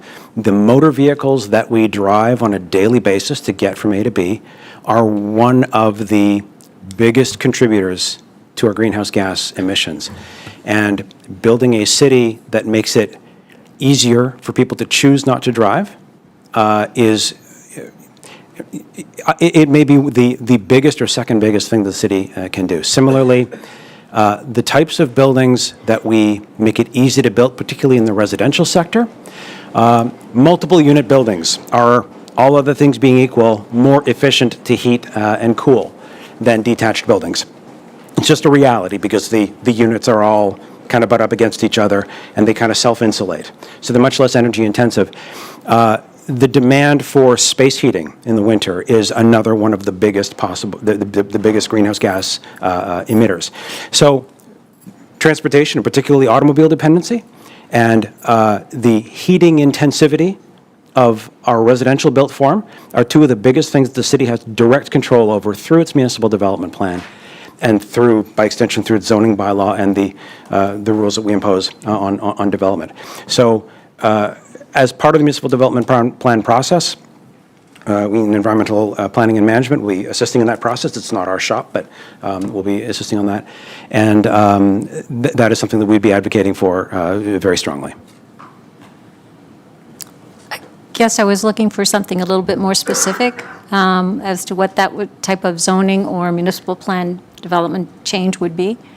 Sure. Well, more specifically, it would be to firm up and clarify the policies that truly encourage, really make it easier to do it than to do something else. Higher density along rapid transit corridors, along public transit corridors, in areas where the existing mix of land uses, where there are services nearby and walking, for instance, downtown, but also in the areas just outside of downtown that could develop into a more dense urban form that is less car dependent. As the building stock gets older and as the city evolves. I understand what you're saying, and I like it. I like your term saying easier for builders to make that decision in the future and also for us to plan out those areas as they should be developed. Thank you very much. Thank you, Councillor. Merci, conseillère Adjut. Est-ce qu'il y a d'autres questions? Non? C'est bon. Merci, Tim. Thank you. Moving on to the next section, page 237. Here we have basically our pension, the summary of results of our pension from December 31st, 2024 to 2023. Well, as you can see, our pension, we have an accrued benefit asset, and it did increase. Again, a lot of that has to do with market conditions and things like that, but our pension plan is very well run. We have some great individual on the board and the committee, and it's really well funded. So that's really positive for our city. And moving on now, I will pass it over to Greg to go through the grant section. Thank you, Jacques, Your Worship and councillors. I'll spend a few minutes going through the grants high level, talk about sort of where the grant situation is and work through some of the details. So basically on page 239, is we've got grants, basically, the grants, real high-level grant summary. There's a revenue item that basically reflects the library rent that we charge the province for library rent for the building at the Blue Cross Center. In the non-labor costs are all the grants, which I'll highlight in the next page, and those are basically all the grants and outside organizations that we pay for. The increase there is ideally, MID is about $300,000 increase. The community grant increase of the money allocated is about $380,000. And then we're getting a savings this year from the Regional Service Commission, around $140,000 on the package of goods we get charged for from them. So there's a benefit there. So that ends up where we end up being a little higher, but it's mainly attributed to a couple different organizations. So on page 240 outlines basically the grants that, on the community grants that we provide. Keep in mind there's other grants such as downtown initiative grants, which is in economic development, plus there's heritage grants that are in urban planning. This really outlines the grants, let's call it for third-party community. Some are contract related, others, which I'll detail more out, are more community grants, the organizations that do things to assist the city, assist the residents in the city. So in total, in the proposed 2026 budget, there's a total of $11.2 million of organizational grants in there under environmental development. Those are basically $4.5 million for Moncton Industrial Development, which is basically, it's called a subsidiary of the city, where we help support an increment of taxes and their budget, and the rest of that is monies we pay for collaboration services to Regional Service Commission. Line down from that, transportation, excuse me, that transportation, 2.14, that's our support for Ability Transit. That's the Ability Transit system, and council committed significant increase in monies last year to increase number of buses, number of drivers they have. That service has really been enhanced. This year, they're maintaining very close to the same budget and really bringing on board all the buses they had and trying to augment and reduce the backlog list that they had. So that's that one. The remaining portion, basically, and then you've got in the recreational culture area, that's really two items, equals about $1.5 million. That's the library. We pay for the lease of the library and all the costs of the library, less what we charge out to the province. That's about just over $900,000, almost $1 million. And the Capital Theatre that we support through a Capital Theatre grant, operating grant, and basically a capital grant every year for about $500,000 to support that organization. So that accounts for, other than the organizational grants, the community grants, that's most of what's on that page. Now I'll step into what the organizational grants are. If you look about a third of the way down the page, there's a 3054. That's basically what we call community grants, where there's applications made. Part of that is ice time grants, so that's basically ice grants to the ice sports, so that would be hockey, ringette, figure skating in there, so based on the residents, based on the number of players, skaters involved, and that are residents of Moncton, we basically subsidize the ice time over at the fourplex, so that's what goes back to keep the rates down for the youth players. The next bunch of lines, total of $2.5 million, is basically the organizational grants. So in the organizational grants, there is $37,000 for immigration. Culture is $95,000. That's significantly increased over the last number of years because of the newcomers, basically a lot of new cultural entities here. So that's been a really positive feature for the city as we grow. In the quality of life grants, that's really things for activities, specific projects, supporting areas like that. In the major multi-year grants, that's 2.3. Those are those key operational organizations that help support us, things like Harvest House, like Aberdeen Center, like I'm trying to think, Atlantic Ballet, those types of organizations. And that totals in this budget that specifically asking council for $2.3 million to support the applications that are being received for those organizations. And just to sort of step back a step in those areas, we basically, the major multi-year are currently being evaluated by a third-party committee. And as you recall, back in 2023, council approved a change in process where basically those grants would be managed and administered by a third-party committee, and that committee comprises of 2 councilors, which includes Councilor Kingston Steves, 4 residents as members of that committee, and 3 admin, and basically, currently, we've had applications in to the process, and looking at going through, and by December 15th, coming back to council with the result of those reviews and looking at those organizations that applied. A little more detail, too, about numbers in those organizations. In the monies that were distributed in 2025, we had about $2.2 million in 2025 that went to these community organizations. In total, there was 94 organizations that were supported by the City of Moncton in those numbers between major multi-year quality life, cultural, and immigration. 1.5, a little over 1.5, went to supporting social inclusion. 462,000 went to support cultural organizations. 55 went to support immigration-focused organizations. And keep in mind, a lot of the newcomers in immigration was also supported through cultural events, through cultural.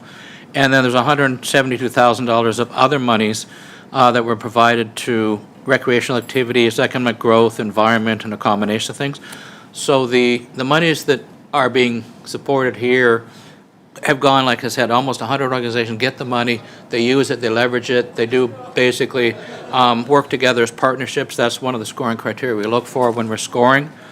So, and sort of to repeat myself, basically, we'll be coming to council on December 15th with more details. Also, on previous grants, one of the requirements we told council we do is bring back reports on previous grants. So we'll basically have the reporting that everybody has had to provide to us is number of residents impacted, what partnerships, what attendees they've had, how they've spent our money, so council can get a feel for, okay, we're wisely investing in these with these monies.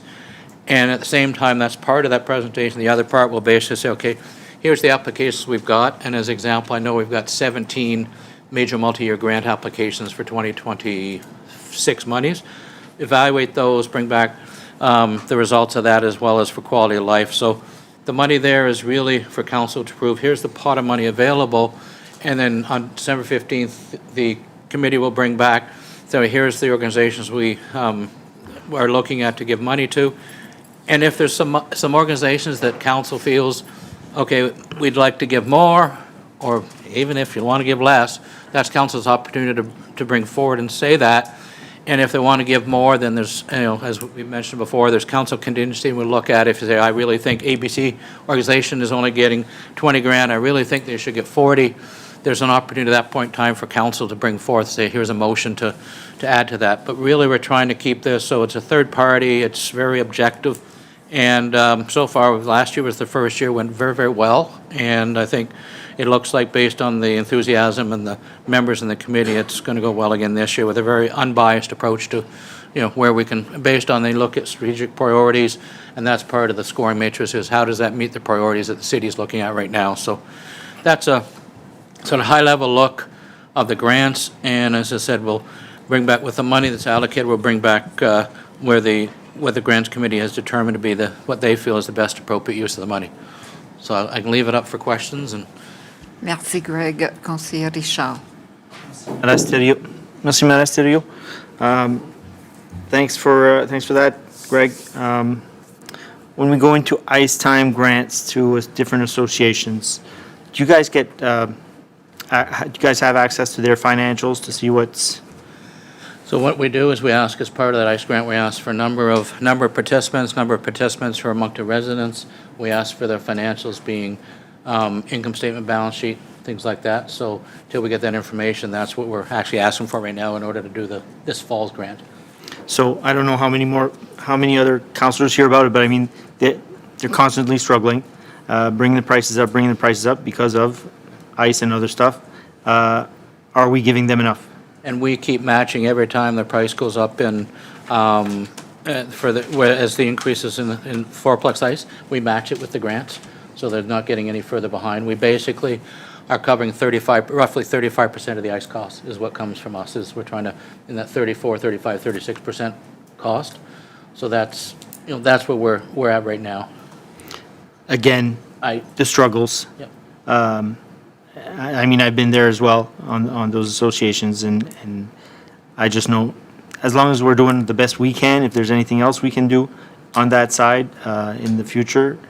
Yeah, and we are in regular contact between Isabel's area and recreation ourselves, and continue to communicate with them and hear if there's issues there. We try to work with them on it. Because I think that's a constant conversation that they're always coming up with, I'm guessing. Perfect, yep. Also, there's a, it's not too big, I think I saw a 20,000 for the Moncton Lions Community Center. That's basically just the building, the property taxes and the insurance on the building right now. But it's in as a grant? Yeah, that's where we put it right now. I mean, it could be moved over to the facility side, but it's been left over from, because when the seniors were managing it, we used to pay the property tax and insurance. That's the property tax and insurance for that area. We could move it over under the facilities. We will in the future, but that's. Okay, I was just. That's what it is. Questioning it. Under transportation, would this include the, a pilot project was called Youth and Family Connectivity for Kodiak Transpo families and? I don't, not from my side. I can ask Angela if she knows anything about it. It probably is a United Way project where we actually, I think Angela gives some funding to. I see Isabel shaking her head. I don't know if she wants to say something or just, no? Not sure, but. There was a pilot project and a bunch of bus passes were given out to families to get to activities and to get around. Oh, Monica? Yeah, okay. No, she's just leaving, okay. It may have been United Way, but give us a second here.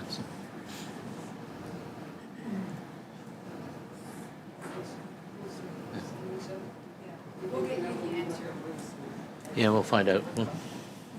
Okay, because it's not there anymore. It was a pilot that's not continuing, so questioning that.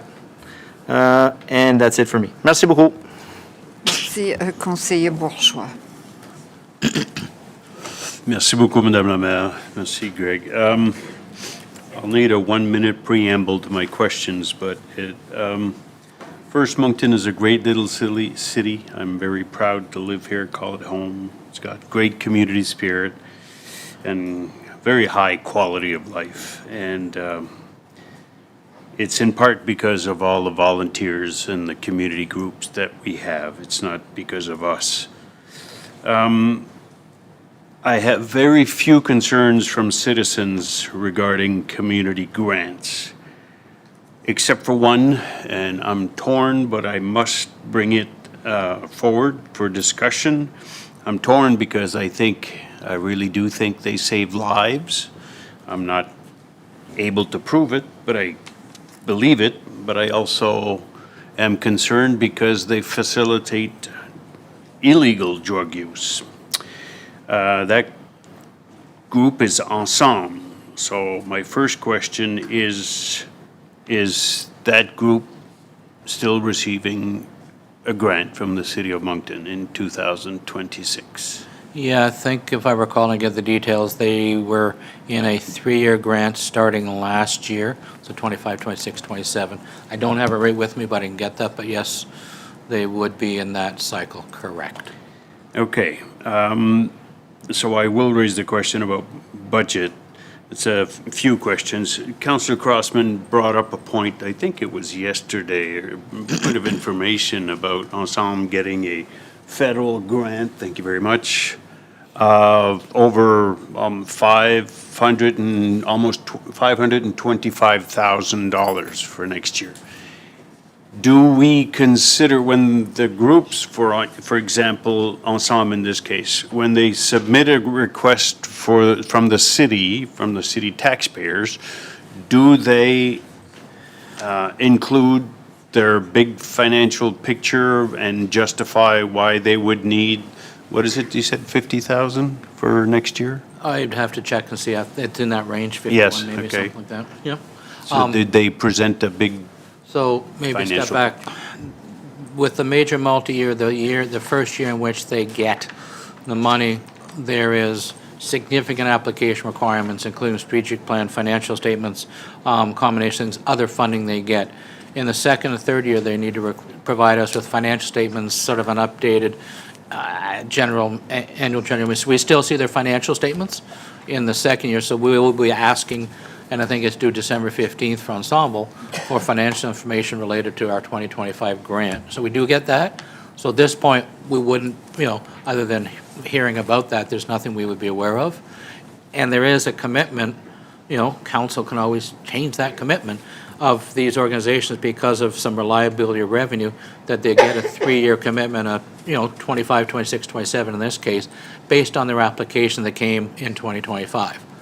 Now, as things majorly change, that's why we ask for financial statements, then there's always that flexibility, to say, okay, well, hold on, you may not need as much money as you got. Typically, we have not drawn back monies that we committed over 3 years, but it doesn't say that it wouldn't happen. Okay, so we can review that one specifically, but basically, typically we'll have a 3-year commitment. The end of the 3-year commitment then, though, however, that opens it up again, that they got to reapply with the financials, with their situation, their sustainable situation, at which point that's when the major questions get asked again.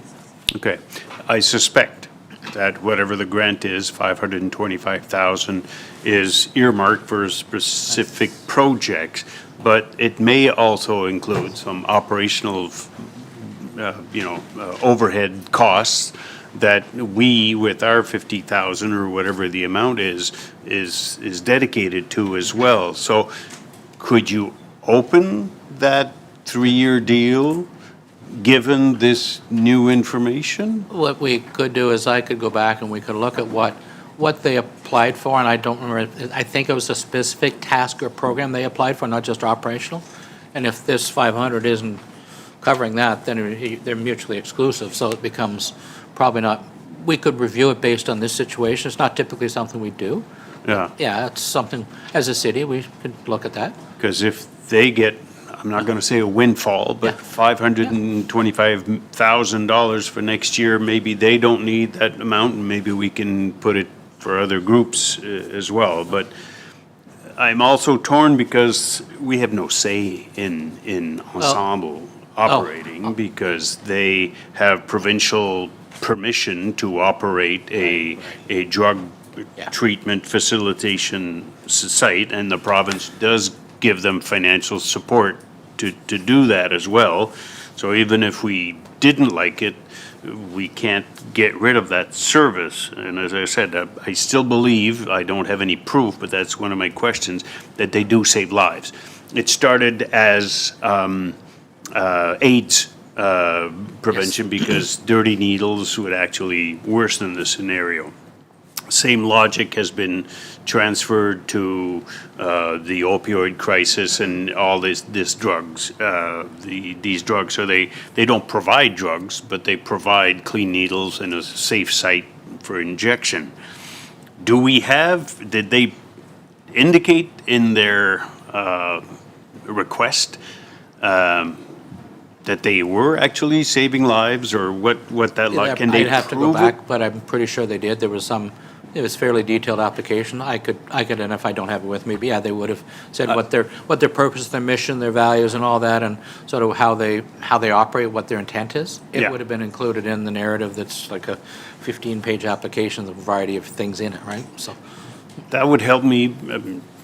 Ward 2, this is where it's located, Gordon, Weldon, I think. The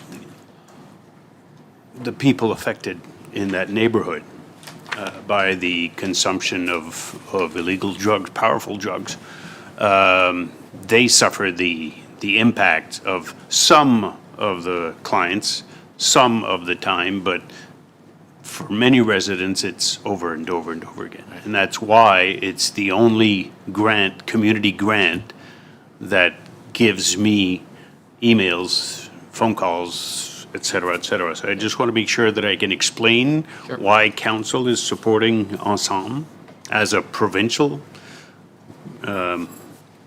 organization, if you wish. So if you have that application, I would like that, because I need to ponder whether or not make a motion to reconsider that funding, given this this significant grant that they've received from the federal government, that maybe we could take the amount that we are giving Ensemble and giving it to other groups instead, so I don't know how to proceed, how fast we can get that information by Thursday. I pretty much have it very quickly. Okay, so, so what do? Do I make the motion now and then maybe we'll throw it away on Thursday once we get the information? Or do I wait to get the information and then make a motion on Thursday, or? By the end of the day, tomorrow morning, I can access that application. It's not hard to get. Maybe, perhaps, Counselor, maybe I can jump in, because I think that the actual individual grants will be brought back in December. This is about the entirety of the amount of dollars, not about whom gets which portion of it. So the discussion and debate about the justification around an individual grant like that would be held in December 15th, when the committee brings back its report for consideration. So I don't know if that helps you, but I mean, at the end of the day, we're not going to be deciding on Thursday through any motion of any individual organization getting any community grants at this point. Okay, so we'll discuss the specifics in December. For now, it'll be that amount, so if I do make that motion to reconsider the budget for Ensemble, the total amount will not change. We will redistribute whatever it is that we would have hypothetically given to Ensemble. We will redistribute that amount. Yes. In December 15th, correct. On December 15th. Okay, okay, perfect. Merci, merci, Greg. Merci, Madame la maire. Conseiller Bourgeois, j'ai une question à propos de votre, ce que vous venez de partager. Peut-être que c'est à Isabelle la question. Donc, I'm just trying to understand what Ensemble is really doing. So we've been talking about transitional housing and the desperate need for service providers. So I would assume, I don't know, but will they be a service provider for transitional housing in the future?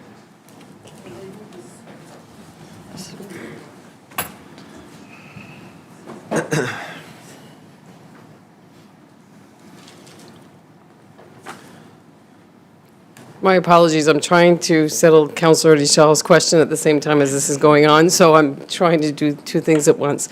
If you wouldn't mind, please, repeating your question, Madam Mayor. J'essaie de comprendre le rôle d'Ensemble. Donc, je suis un peu d'accord avec le conseiller Bourgeois. Donc, on travaille sur des projets de maisons de transition. Oui. On a besoin de services. Donc, on a des gens qui sont des consommateurs de drogue et on a besoin des gens qui sont capables de travailler avec ces gens-là. Est-ce qu'Ensemble peut jouer un rôle dans le futur avec nos projets de maisons de transition? Je pense que Ensemble, ainsi que d'autres organisations, sont plus que capables de travailler avec celui ou l'organisation en chef qui va gérer ce projet-là. En ce moment, on n'est pas rendu à cette étape-là, donc c'est peut-être un peu plus tôt à savoir qui et comment on va structurer le projet de transition afin de voir qui va l'opérer et comment ça va se passer. Donc, c'est peut-être une question qu'on sera en mesure de répondre un peu plus tard, mais ensemble, on a une panoplie d'organismes et d'agences à Moncton qui sont capables d'offrir des services à l'opérateur en question. C'est beau. Merci. Merci beaucoup. Donc, conseiller Bourgeois, est-ce que vous avez d'autres questions? Non? Ça va. Donc, go ahead, Greg. Okay. Thank you, Your Worship. That's all the grant discussion. All right, so now we're going to head over into the general utility operating budget. This is where the GMs are going to come and speak about their own areas. One request, we have CRPA here right now, so we would ask permission that we move to the protective services area and we do that one first, and then after that we can go through the other areas after.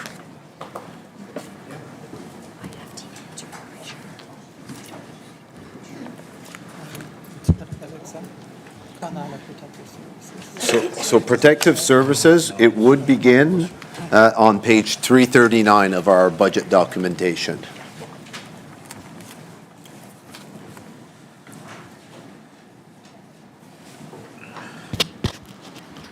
Bonjour, Jeff. Bonjour.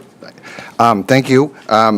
So this area encompasses bylaw services, fire, as well as this is where the CRPA budget falls. So I'll take us through the highlights of the fire services, as well as bylaw, and then Superintendent Ben Jolette and Charles Savoie will speak to the CRPA budget. So two major things that have impacted the budget, and you'll see it there in your level 2 and 3 requests. Obviously, fire services review was concluded in 2025, presented to council, and really that's the strategic roadmap for the fire for the next several years. Further to that, we presented to council in September kind of a 3-year roadmap of the implementation of that strategy. So in this budget now, we have multiple recommendations that are being implemented for the 2026 budget. So if we go to, before I do that, I want to touch upon one area on service levels. So on page 344, you will see second, third down where it's respond to requests for information for service requests where we did not meet the targets. And I know that has been an issue that councillors have received. We've received that feedback from the public, and that entails getting back to clients with regards to what has happened. It's not where we miss responding to the request, but it's the follow-up and the feedback of administering to that request or resolving that issue, and that's some of the input that we've gotten. So there's an item in here for software for bylaw, and the hope is that we'll do a couple of things. One thing, it'll help with that feedback communication, as well as prioritizing those service requests and organizing the work. So that is on page 359 of requests. So we'll go to page 348. So you see the budget, $2.1 million of level 2s and 3s. 1.75 of that is FTEs. 10 rapid response firefighters and 1 EMO coordinator and 1 logistics officer. So those are all items that were part of the fire service review recommendations. The purpose of the rapid response does multiple things, and I know the chief can elaborate and probably do a better job explaining, but it does a couple of things. One thing, we're not responding to some of those medical calls with large equipment and disrupting some of the other flow of business that we have, as well as it will provide us more resources on shift to respond to incidents as they occur. The EMO coordinator is obviously a crucial recommendation of the fire service review. As we know, with what we saw this summer, with fires and more of these types of events, this role is very crucial, as well as logistics officer. Currently, that functionality is being done by the training department, and this will alleviate some of that load on them because there's a lot of work to be done in training as well, especially if we get these 10 new positions. Funding, there's an item there, would be 5 down, funding for public safety infrastructure and outreach, and that's a new item that we've asked for, and part of that is in dealing with situations where we have social issues that are affecting, could be citizens or businesses, could be temporary fencing, it could be some of those things, just to give us the ability to put measures in place, whether they be permanent or temporary, probably to alleviate some of the strain and some of the issues that around social issues. The increase in overtime for training, that's recommendation 17 from the fire service review, and that's really separating training budget from overtime budget. Hoping that really what that does is free up our ability to implement that training because there's a lot of mandatory training that needs to take place. And then there's a couple items here as well with officers' clothing, and you'll see equipment as well above that. So those are items with the implementation of the community safety officers, the transitioning from commissionaires. Those are budget items that we did not have because they were under the commissionaire. So now we're making that a part of that department. As well, you'll see there's the software from bylaw and the operating revenue for rapid response vehicles. So I can pause there if there's any questions with regard to any of those items specifically. Conseiller Légère. Thank you. Thanks, Jeff.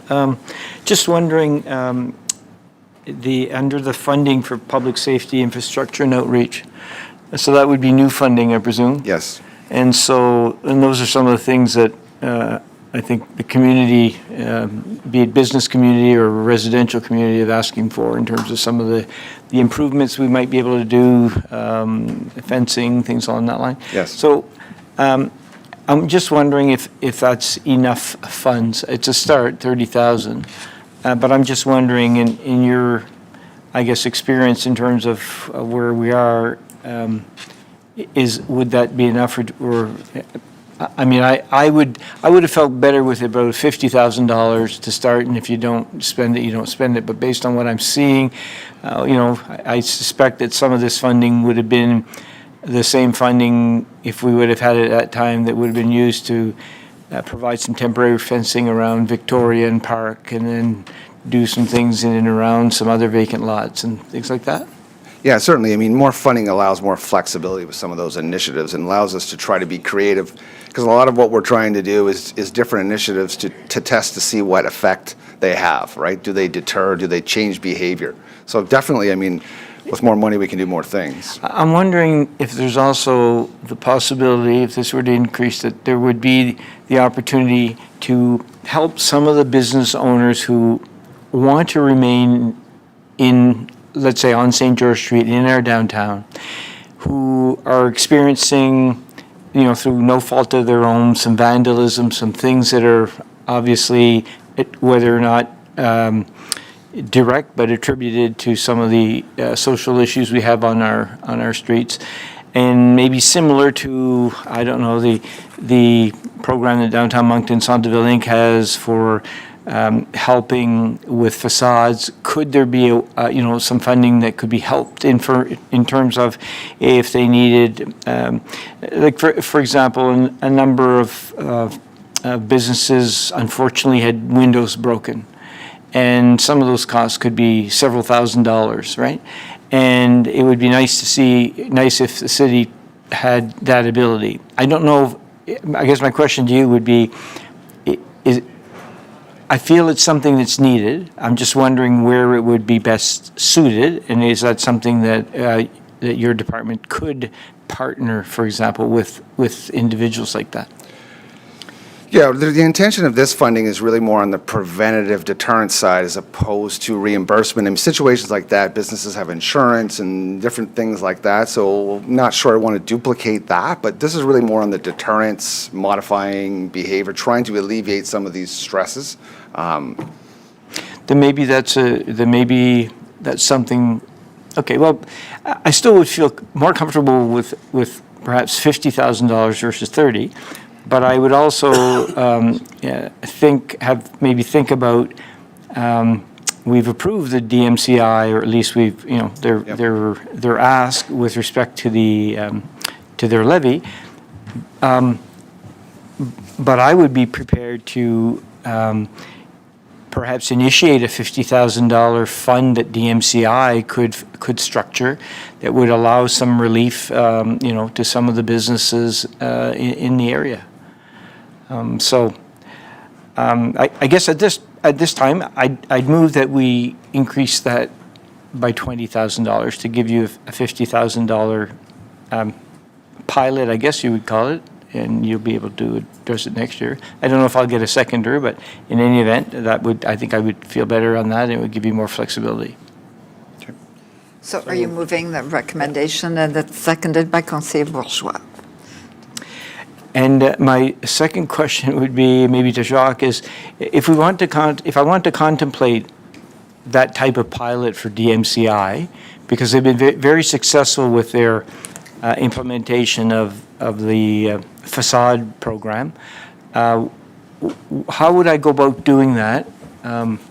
Is it just simply a motion? But I think perhaps asking them first without giving them, a mandate. I have a feeling they would be interested, but I just want to maybe some guidance, and would I have until tomorrow to be able to do that? Yeah, I think so. One of the things, I would propose that, again, 50,000, if we think about just a grand council contingency next year at 1 million. I mean, council can do whatever they want, but I just want to be cautious that we just give 50,000 and you haven't outlined how the program would work, how many companies can benefit. If it's one thing that's damaged for 50, they get it, they don't claim their insurance, because there's not co-pays, but deductibles and things like that. So, I mean, you could either one, allocate a potential 50,000, or do the work and tell DMCI to come back and we'll give you 50,000 of next year's council contingency when you come. We'll support it. So it's up to council really. So Yeah, okay, well, I think that's perhaps a good approach, where maybe further discussion with an organization like DMCI. There is a need out there in the community. I mean, there's no question there are a lot of pressures.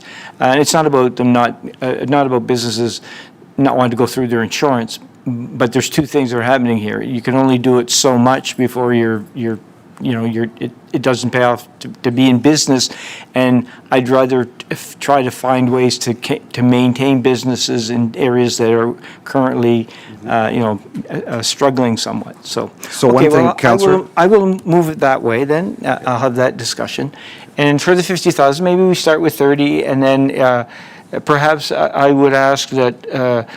Maybe 6 months in or 4 months in, give an update on how that 30,000 has been used, and then perhaps we look at additional funds through the contingency. Sure, and Councillor, if I can just add to that, I mean, one of the things that we do offer businesses through the community policing group is doing SEPTEDs and some of those analysis of how that they can improve their property to make it more secure, deter some of those things that are going on. So that's something that we do offer free of charge. Okay. Okay, well, we'll move that way, in that direction. So I'll withdraw the motion for now, and we'll do it that way. Thank you. Merci. Conseiller Richard. Merci, Madame Asterio. Thank you very much. I'm sorry if I missed it, but you mentioned the software increase. Can you go a little more into depth how that's going to help, what's going to do? Sure, I'm going to refer to my esteemed colleague here, Chief Landry. That's one way to get him up, huh? Good afternoon, Your Worship and Member of Council. Councillor Deschal, so right now we're using a software that was really built for public works for all intents and purposes. So what we're looking for is a software that would be specifically for bylaw. And coming back to the level of service, what's happening now is that these softwares would kind of say, hey, it's been 2 weeks. They would send us a reminder, contact the client and give them an update, for example. So we can program that kind of stuff, because that's by far the number one complaint is that we go, the file is still open, they don't hear from it, or they find out the file is closed and they don't know why, and it's a computer-generated thing. So by this thing, we can do that. And the good news about a lot of these software is that we can kind of create our own messages without going to IT and then programming. So they're made that the staff can go and say, okay, when this happens, send this message, or they would send a message and say, are you okay? And then they would print send. So there's a review of the message, make it a little bit more personable. And then what's great about also is we can have some workflows that after 2 weeks, if nothing's been done in a file, it would remind the supervisor. And if after 2 weeks, it would go up until, well, we could actually bring it to the CAO. We could program that. So if the file stays stagnant, then we can have the opportunity to ask questions. So it's pretty effective softwares that are out there. That's a major upgrade. Yeah, it is. Because I'll send stuff through, report an issue, and like you said, it'll come back saying that it's been completed. Don't know what happened, but anyway, appreciate that. Merci. There's mention on page 349, providing 10 sessions annually upon request. And I'm just wondering what those sessions include and to who and how to get there. What page is that? Page, I said 349, I meant 347. Yeah. Just trying to see it. Yeah, right there. Yeah, Councillor Shaw, so that's for, that's our fire prevention division. So if, I don't know, a seniors complex wants to have a talk, a session on fire prevention or on what to do in case of a fire, or if a school wants a presentation on fire safety. So those are, we respond to way more than that, is just kind of what the idea is there. So we definitely meet those and way more. Like, we probably do about that amount every month. Okay, no, that's important, so I'm happy to see that. And then the rapid response vehicle, does that show like a level 3? We're just in, it's only for 26, and then 27, 28, there's no money allowed it there, but we'll just pay for it when it gets there? No, so the way it works, whenever we purchase a vehicle, there's two things that happen when we purchase something new. There's the original purchase, so that's where you would see it's a one-time thing. And then after that, if you look below the second last line, there's $30,000 of operating impact of that rapid response vehicle. So that's the annual cost to maintain and look after the vehicle, plus to replace it when that vehicle will come at its useful. Oh, on page 348, sorry. Oh, okay, thank you. Oh, there, okay. Yeah, so the first line is the purchase of the vehicle. Yep. And then after that, it'll be to operate it, and also it puts a life cycle to replace it at the end of its useful life. Okay, and I was looking at the budget request pages, so it wasn't showing on the same thing, so. Perfect. And that, I believe, that's it, merci. Merci, Conseiller Richard. Conseiller Crossman. Thank you, Your Worship. Jeff, thanks for the presentation. If we could go to page 38. I know it's quite a ways back, but I'm pretty sure it can come up on the screen. I just want to congratulate the fire department on their wages and benefits. To keep it under 21 million over a 6-year period is pretty impressive, knowing that we've had that report that's come forward and seeing that we need to put more time and energy into our fire department. So I just want to highlight that. That is a minor increase for that line of public safety, in my eyes. But if we can go to page number, I think we're already there. 3, give me a second. Go to page 342.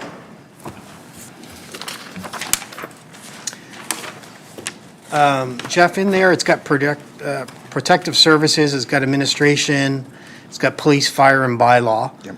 So I guess I'm going to focus on fire for now. 128 members are permanent, is that correct, in 2026? Yes, Okay, and then we'll get another additional 12, which will put us up to 140? yes. And they're currently in transition, they're currently in, I don't know what you would call it, training, things along this line? Do we know? Haven't been hired yet. No, and the call for hire will go out?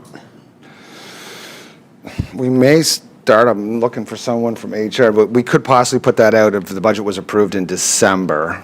Typically, that's what we do, Chief. So, Councillor Crosman, we know we need firefighters even if this is not approved in the budget because we have retirements. So we're planning on posting it in mid-November, no matter what. The number of firefighters hired will depend on the budget deliberations. So, and normally we post it and then start their training in April, so they're ready on the floor by late June. Okay, and this is all great news, Chief. I really appreciate this. When will you come back and make a public presentation to the general public comparing what the report produced to where we're at today in this budget and the improvements that we're putting into our fire department? Because I'm pretty sure that not only City Council, but there's been a lot of talk around the community on how large that report was, how slow reaction time was to actually get things rolling on it for solutions. Will you come back at another public council meeting and inform the council? Actually, on the recommendation of the fire service review is to report more often in the council. Right. So we're going to do that quarterly. Quarterly? Yes. Okay, good. Great. Thank you, Your Worship. That's all I have.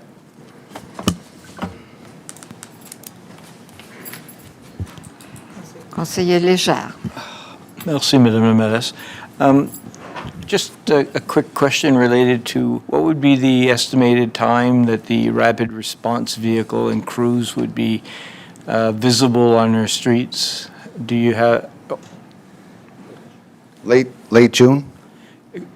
Is that because of the delay in the vehicle, or is it because you currently would have officers or officers and firefighters that would be trained and could be deployed in that type of vehicle, right? So what would be the reason that it would have to wait until June as opposed to doing it earlier? Yeah, thanks for the question. So basically is that we don't want to take firefighters off of the operation of the fire side to put them there. So it's like kind of, we need to have those extra staff to staff these vehicles. So, and they're training, and they're, just so we're clear, they're all going to be trained the same thing. This is not a special type of firefighter, so so that we can have the flexibility of moving them wherever we want. It's just those extra 10 are going to be able to staff that vehicle, so 2 firefighters per shift, 24 hours a day, so that vehicle can staff. So if we try to do it earlier, that means I need to take it from some other where, so another station is going to suffer not having enough staff. So, will there be any difference in the way or how the truck appears, indicating that it's a medical vehicle versus a fire red vehicle that you currently have for your platoon chiefs and so on? it's going to be red. Yes, that's fine. That's our thing. Yeah. But yeah, it will have medical unit on the side, and of course in both official languages. Yes. All right, thank you very much. Je vois pas d'autres questions, donc there are no other questions, donc go Okay, ahead, Jeff. I'll ask Superintendent Gillette and Charles Savoie to come up.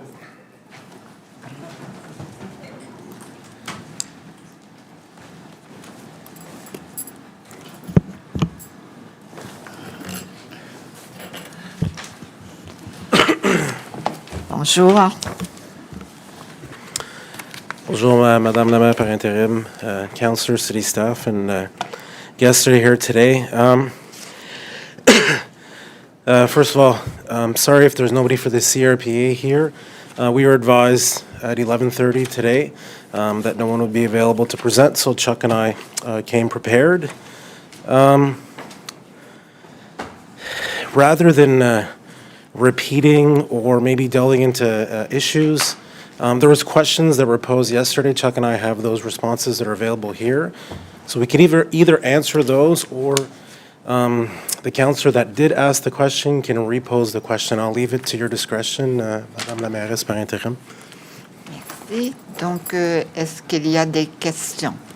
Any questions? Le surintendant et...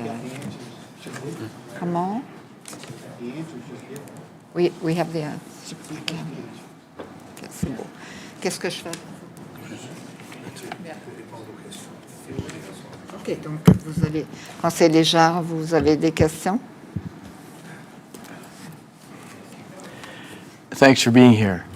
I'm just wondering, normally it would be the CRPA that would be here because they're the ones that were requesting the 15 officers. And so I find it puts you in a predicament. So I'd like some clarifications. I mean, what we saw last night, there is a difference in opinion. And so is what you're going to propose, or is it different than the CRPA? I'm confused as to how we proceed. No, it's a good question, Councillor Lejar. So for those that are on council, if they remember last year, there was an introduction that was provided by the CRPA, and Mr. Savoie and I went through our plan and did the proposal and I guess justification of the resources that we were requesting at the time. This year, in the lead up to these presentations, we were asked by the CRPA to have like a secondary position, and they would present the budget, and which is why we were there yesterday in support, and again today. However, we have nothing new to present because the process that was established this year was what was presented to council yesterday. We can answer whatever question that council does have at their disposal, or address any issues that were asked yesterday. but there's nothing new coming out today. So nothing new from last evening. So seeing where no one except the executive director is here from the CRPA, there's no comment from the CRPA that's any different. So therefore, the ask last evening in the presentation was 15 officers. And so, as we all know, the three communities indicated that without key performance indicators, we weren't pleased. It was very difficult to justify moving forward. I found your alternative interesting, and certainly from an operational perspective, meant more to me from even just a general citizen looking at it and saying, okay, who knows the operation of the police better than the superintendent and the police themselves? Unfortunately, unless you're here to offer an alternative, you really can't. The CRPA have to offer that alternative.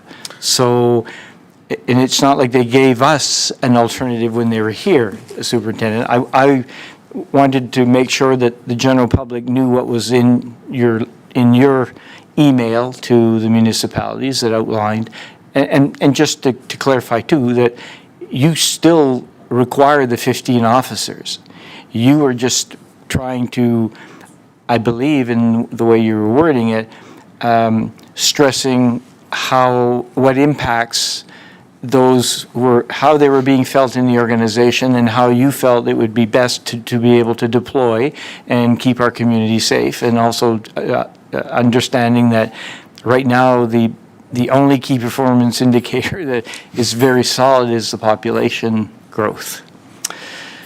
So I guess in light of that, if there's no new information, then we proceed with what we have before us. Either we go with the 15 or we say 0, which is the other alternative. Can I intervene just for a second in terms of just a process as well? So I think what is a little bit different here as well is that the CRPA last night has presented their position, and they've also done that presentation with Riverview and Dieppe as well, right? So it's not like, for example, they could have one presentation where they go with one thing for those two communities and with us with kind of a different recommendation. So what I would suggest here is that really what we're talking about today is for council, and it'll be on Thursday, not necessarily today with the final decision. It's that vote on the CRPA, whether we go with what Riverview and Dieppe have gone, which is what we have in our budget binder, or we go with the 15. The only addition that we could do today is if we have answers, for example, like yesterday, Councillor Bourgeois had a question on were the new officers hired this year, the 7 that were budgeted, do we project a surplus or a deficit on them? But it's kind of a weird, like if it's not just us and the CRPA kind of coming in, right? They've presented where they stand, and then after that, if council decides to go one way or another, it will follow the process going through the local government minister and things like that on a decision. I just don't see where there's any new information. And so, unless we answer the questions, right, that were asked yesterday. You could, if you wish, answer the questions. There's no new. We know what the request from the CRPA is. But yes, I guess in fairness, answering those questions would be helpful in terms of a better understanding. And we appreciate you standing there. I find it, quite discouraging or I guess concerning that the CRPA would have no members here. Absolutely no one who is a board member comes to City Council. And again, if that doesn't show poor governance, then I don't know what more someone needs to look at, to be honest. So in any event, I leave it to you to perhaps answer those questions. Well, thank you, Councillor Lejeune. So the first thing that I'll do is it's basically sum up what you just said, and it's also a sum up of the document that was sent to the city managers, the CAOs back in July. So I haven't had a chance to fully elaborate on this position, which I'll do right now. So In 2024, review was done on our police services where it said that we were inefficient in various areas where growth was needed, and there was multiple numbers that were given. The low-end number, or the number that was selected, was 46 extra members, and it was even higher than that, because then when we started looking at comparables of COP to POP for provincial, national, and also just the demands of the community, because there was a lot of community consultations that were done at the time. So that was our starting point. With the support of the CRP and the 3 municipalities, it was a staggered approach where we said 17. That's what was approved for 2025. So that's where we are right now, attempting to fill these positions, and I'll address that as well too. However, if we look at this year, for example, like Councillor Lejeune just said and was repeated yesterday, the only metric, the only data that we have right now is population growth. So all the other items, that was in line with the requests from the 3 municipalities and what we observe on a daily basis, we don't have that data. So that's why our recommendation based on that and other factors was we were recommending an increase of 4 for 2026 for population growth, because it's the only thing that we had available. So not to say that the data from 2024 is obsolete, it's just it's dynamic. It's constantly evolving. There's different needs in the community. There's different results that we can achieve through KPIs. And also, if we even do like a calculation, COP to POP, it changes every 2 years. We get that further information. So we're going to have that next year, for next year's budget, where we'll be able to compare ourselves to provincial agencies and also to the rest of Canada, for example. So basically, we recommended 4, and I won't reread the document that was written in July because it was displayed at length yesterday. However, we were instructed to proceed with a budget for 15, which is what we did. Like Jacques just mentioned, there is no new information to give. I can just answer the questions, but the process has already been started with the 3 municipalities, and the CRPA had determined that that was the number, and we followed suit with preparation of a budget for that amount. Is there anything else you want to add? So last year, one of the main components, there's a bunch of factors, I guess, that led to the number of members we were short. The main factor, as Ben mentioned, was the COP to POP. The new calculations, we do it every year, and we will do it every year. And every 2 years, we get the official recognition from Stats Canada and confirms our numbers. But this year, if we were going to meet the provincial average, we needed 4. If we had 15, we're above the provincial average. So that's why we settled on the 4, because that was the goal last year, to get to the provincial average. We're there this year with 4. We're above that with 15. So that's why we stayed with the 4.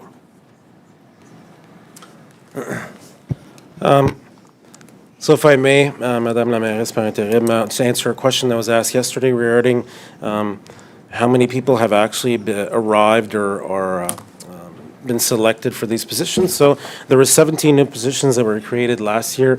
The exact number is 14, which was what I'd said yesterday, but I wasn't sure, and I wanted to make sure because there's so many ins and outs. So 14 of the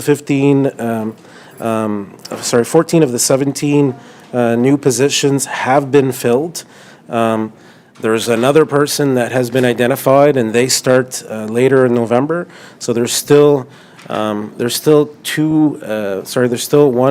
job that's ongoing. The issue is that 14 of the new positions that were created for 2025 were selected. The candidates were Kodiak candidates, so selected from within. These are, when we did the reorganization of our complete organizational structure to boost investigative services, these were sought-after jobs, obviously. So it's our hardworking members on patrol that applied for these investigative positions.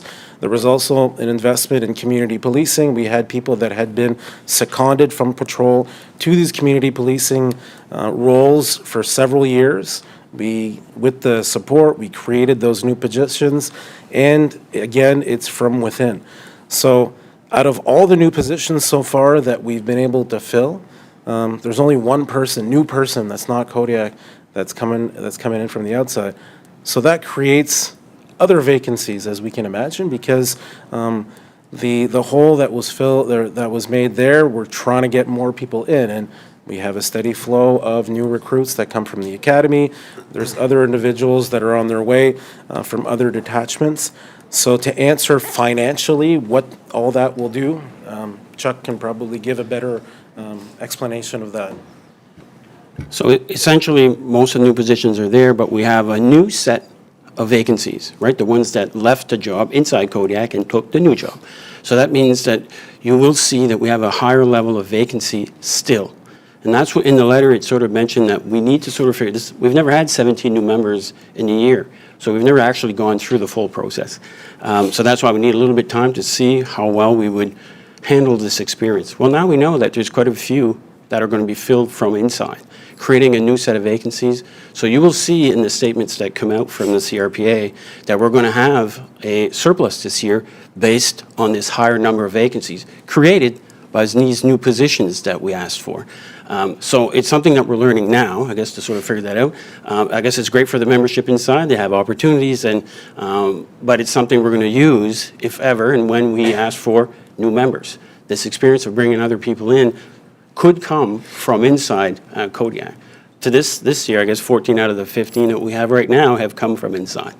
So there will be a surplus at this. And in the budget, I guess that's the last part that you may want to get to, I guess, is how many we had. Last year in the budget, we had 7 positions identified that we put in the budget. We had 17, but we said that we'd have 7 positions to pay this year as they would stagger in. So essentially, we'd be paying for 7. Right now, we have 9.5. So we missed that target by a little bit. So in the budget, we'll have 9.5 FTEs, full-time employees, to pay, instead of the 7 that we had identified. But given the large number of vacancy that was subsequently created, we'll have a significant surplus, nonetheless. So I'm not sure, Councillor Bourgeois, if that kind of answers a little bit, or. Just for clarification, so that's a good news story that 14, so what you're saying, and correct me if I'm wrong, that of the 17 positions that were approved last year, were considered promotions to the members who were on patrol, and so 14 members who were on patrol are actually filling those 14 positions. Yeah, not necessarily promotions. It's more of a different opportunity. For example, a patrol member who had been at Kodiak for 5 years, serving the community, doing everything they can to do a good job, and now rewarded in a way, being selected as an investigator in GIS, a vulnerable person unit, or a property crime team. So correct. So that, does that mean then that there's an additional 14 new people from somewhere else that have backfilled these 14 that are taking those jobs? Absolutely, and that process is ongoing. And I just counted just before coming here, we currently have 25 people that are on the way, and that's for various other positions. Existing vacancies, the vacancies created by this, and trickling in. Like we have people starting every week. So currently, how many vacancies would you have? Do you know? The rough count that I did this morning was 30. 30. So I'm just trying to wrap my head around. So how many people actually, new people on patrol that do we actually have? Like I know it doesn't happen overnight, but so you've got 14 that are now doing something else, who used to do patrol, I gather, and then the people coming in are trickling in. So what does that trickling in look like? And then there's 30 vacancies. I'm just trying to. So historically, maybe I misunderstand. No, historically, there's always a certain number of like a vacancy rate.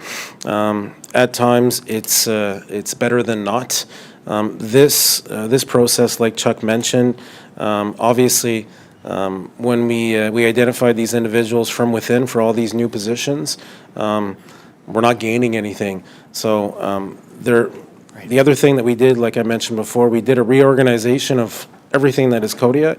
So some of these individuals were not on patrol. They were on another unit that we used to call the Further Investigative Team that's being converted to a specialized investigative unit. So it's not 14 people that were day-to-day on shift all the time that are all here. It's from a little bit everywhere within Kodiak.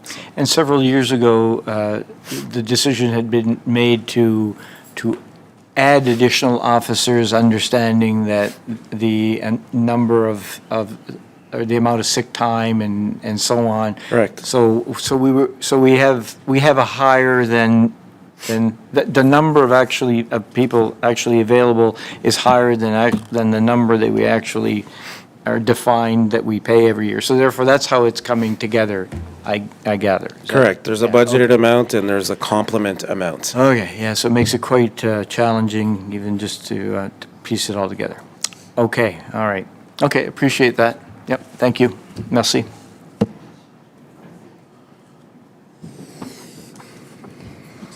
Excusez-moi, conseiller Craftsman. Thank you, Your Worship.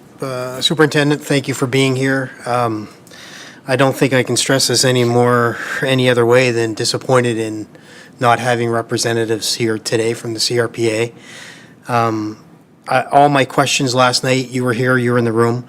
They are based at keeping our community safe, keeping our citizens safe, keeping our businesses safe, especially our members safe. And I want to say thank you for answering my questions last night. You were very direct at times, which was great to hear because it seems like we're missing that back and forth. You and I had that when you came to council on a monthly basis.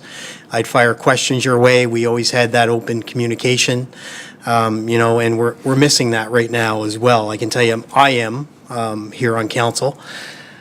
Just so I'm clear, did you just state that there's like about 30 vacancies within our current RCMP force here in Moncton? Correct. And that would include members on sick leave and all that stuff too, right? So that would be everybody overall? No, so the 30 vacancies is just vacant spots. Okay. But like Councillor Lejeune just alluded to, if we think about a budgeted amount and also a complement, we have embedded in our budget 24 extra positions to account for that historical off-duty sick, for example. Okay. But the 30, that is people that are identified for position but haven't arrived yet, Yep. or empty boxes.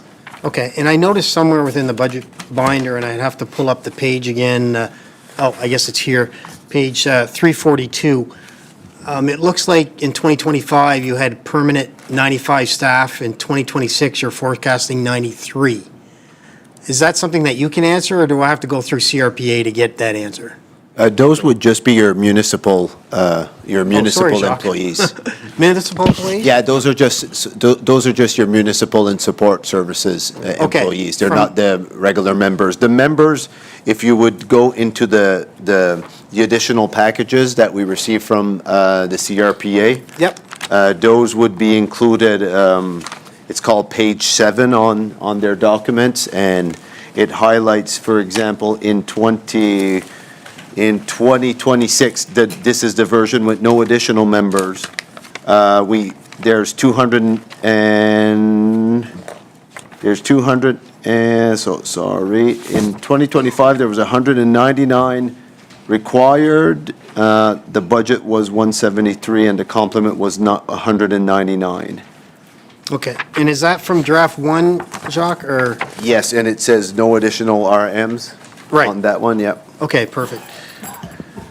Superintendent, and Chuck, I don't really have anything more that I want to say than what was said last night. At this point, I'm going to look to Jacques and say, is this the point where I move a motion before council to decline or refuse the 2026 CRPA budget as presented to council? It can be moved, but we were planning, if the budget is approved here, it would automatically become a resolution on Thursday that council would vote on. So it would be part of accepting this budget. Okay, but I think we need to, I think there, for clarity with the residents and the citizens. Yes, absolutely. In all the turmoil that's been going on over the last month with regards to CRPA, I think I want to move that motion today. Okay. And that would be to support the 15 members, right? So I word it as in, I guess I move a motion that city council reject the 2026 CRPA budget as presented on November the 3rd, 2025, with the additional membership? Yeah, so we have it worded, and it basically goes on to it. It's more soft than that, but it's basically that. Sorry. No, no, but I think, and for me, it's all because of, it's also adding the reasoning in there. It's basically that city council does not support the request for the additional 15 members based on the tri-community request that have additional resources, be supported through key performance indicators, but that the council does support public safety or something like that, like a. Okay, I wish I would have had that here today, Jacques. I think there's going to be a lot of people that are watching this, and the media is going to get a hold of this, and they're not going to want to wait till Thursday to hear that wording. So I would have moved the motion today. Oh, you can, absolutely, you can. Okay, so I'll move it with your additional points, I guess, because you know what that looks like. I haven't seen it. Yep. Superintendent, Chuck, to you and your force and all the members, all I can say is at the end of the day, you're obviously trying to do the best you can with the resources that you have. And I think the true communication error is the CRPA, not only towards council, but in communication with the RCMP as well. We got to remember, we are an elected official board, so we are the politicians of the room. You know, and for the statement to come out that there was political interference really concerns me from the CRPA, because the councils are the political part of that, and the taxpayer is what pays the salary of not only the RCMP, but our city staff members to do the best they can. So with that said, I'll move that motion and see if there's a seconder, and we go forward from there. So thank you, Your Worship. Merci, Conseiller Crossman. Conseiller Bourgeois, do you wish to second? Donc, so it's been moved and seconded. C'est beau, merci. Conseiller Bourgeois, do you have a question? Allez-y. Merci beaucoup, Madame la maire. Je ne sais pas toujours si procéduralement, on ne serait pas mieux, après la discussion, de voter là-dessus avant d'aller à jeudi, mais je vais me permettre un commentaire puis une question quand même avant d'arriver là. Mais moi, je pense qu'on devrait voter sur cette motion-là pour savoir où est-ce qu'on s'en va. Si on sait qu'on rejette A, qu'est-ce qu'on fait à la place? Mais je veux juste poser une question d'abord à Jacques. Tu as fait un commentaire comme quoi le CRPA, puis je ne veux pas mal interpréter tes paroles, là, mais devait présenter un budget pour le service de police pour les 3 municipalités. Mais ma question, puis je ne sais pas si c'est plutôt à M. Robichaud, je ne sais pas s'il est ici, avis légal, Nick est là, mais est-ce qu'il y a quelque chose dans la loi qui établit le CRPA, c'est une loi provinciale, c'est pas nous qui l'a créée, mais qui empêcherait le CRPA de dire, par exemple, on va avoir un plan stratégique pour la ville de Moncton parce que voici les genres de crimes qu'il y a à l'intérieur de la ville de Moncton qui est différent de la ville de Riverview puis qui est différent de la ville de Dieppe. Est-ce qu'il y a quelque chose qui empêcherait le CRPA, ou je ne sais pas si Chuck ou M. Jolette, le surintendant Jolette peut répondre ça?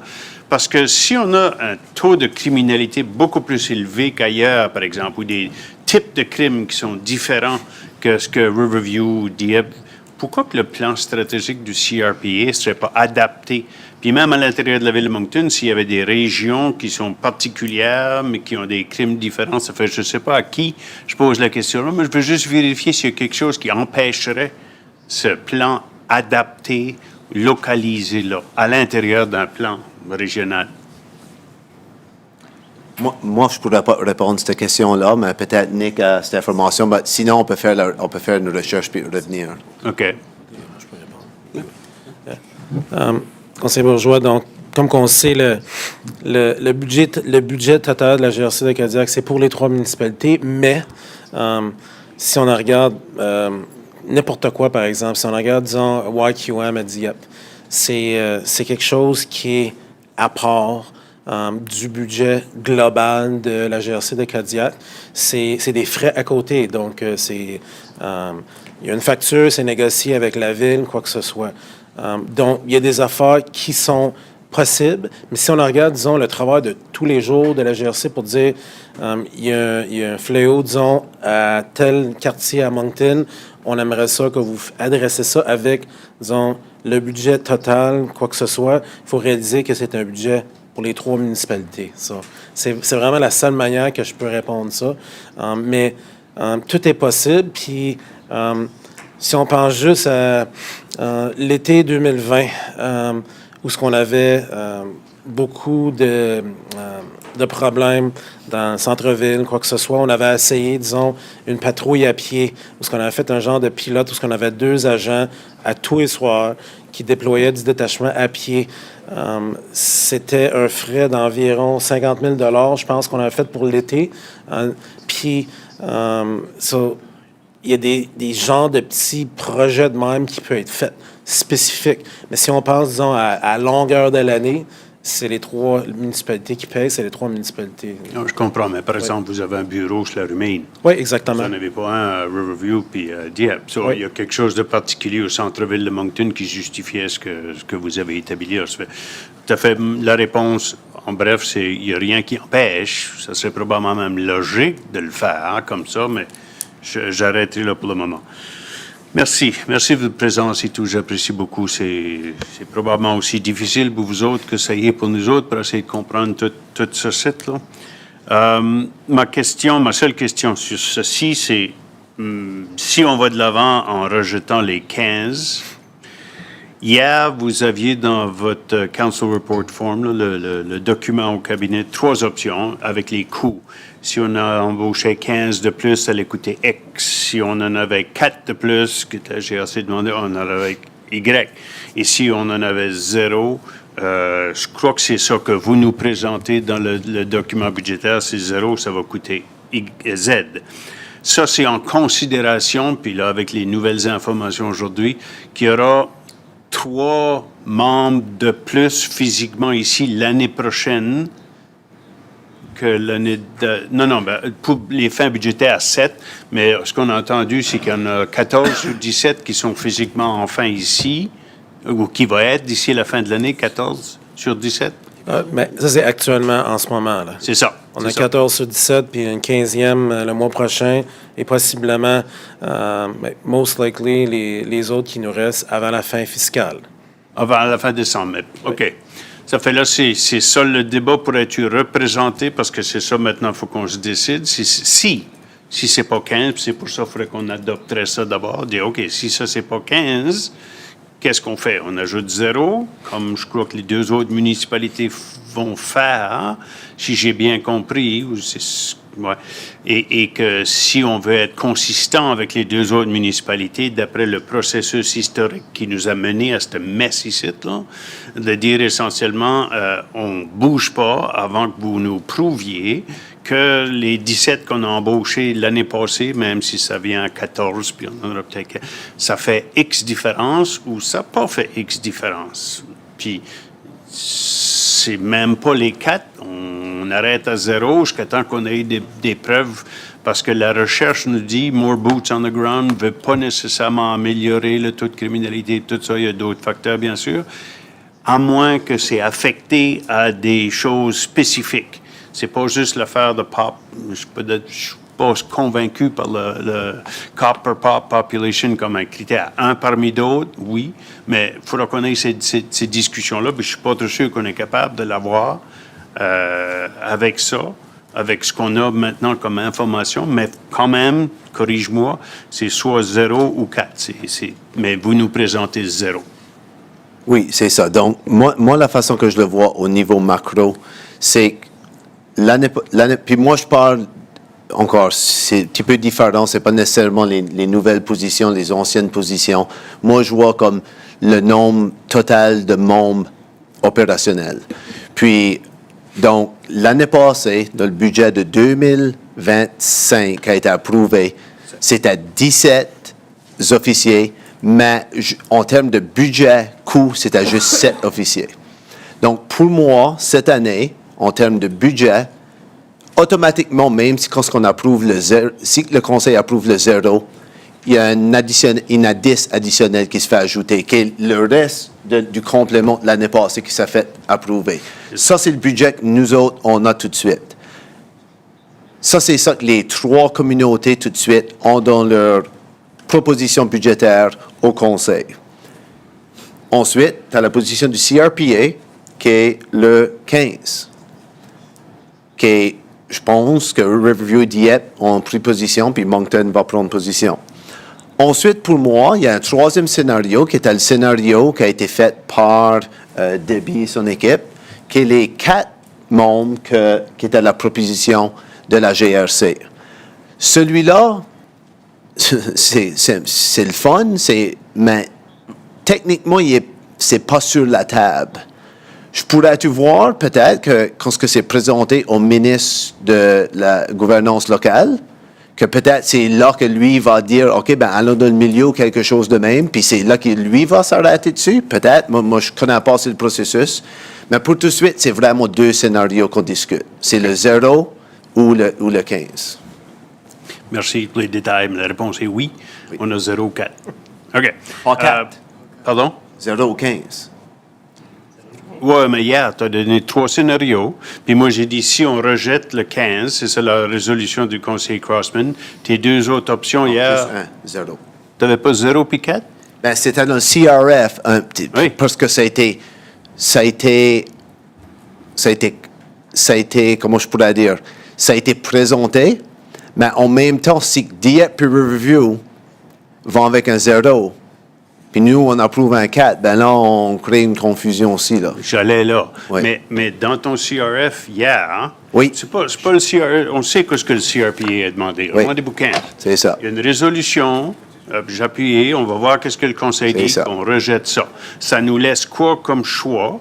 Dans le CRF hier, vous nous avez présenté option 2 et option 3. Option 1, c'était le 15. Si on rejette 15, vous avez présenté quelque chose avec 4, avec des coûts, puis quelque chose avec 0 avec des coûts. Oui?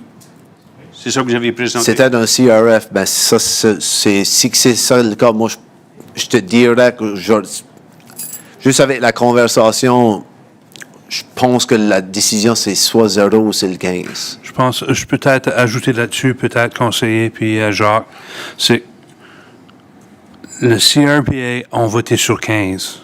Oui. La direction que nous, qu'on avait reçue du conseil, c'était sans ça fait la motion, la demande du CRPA, c'est pour 15.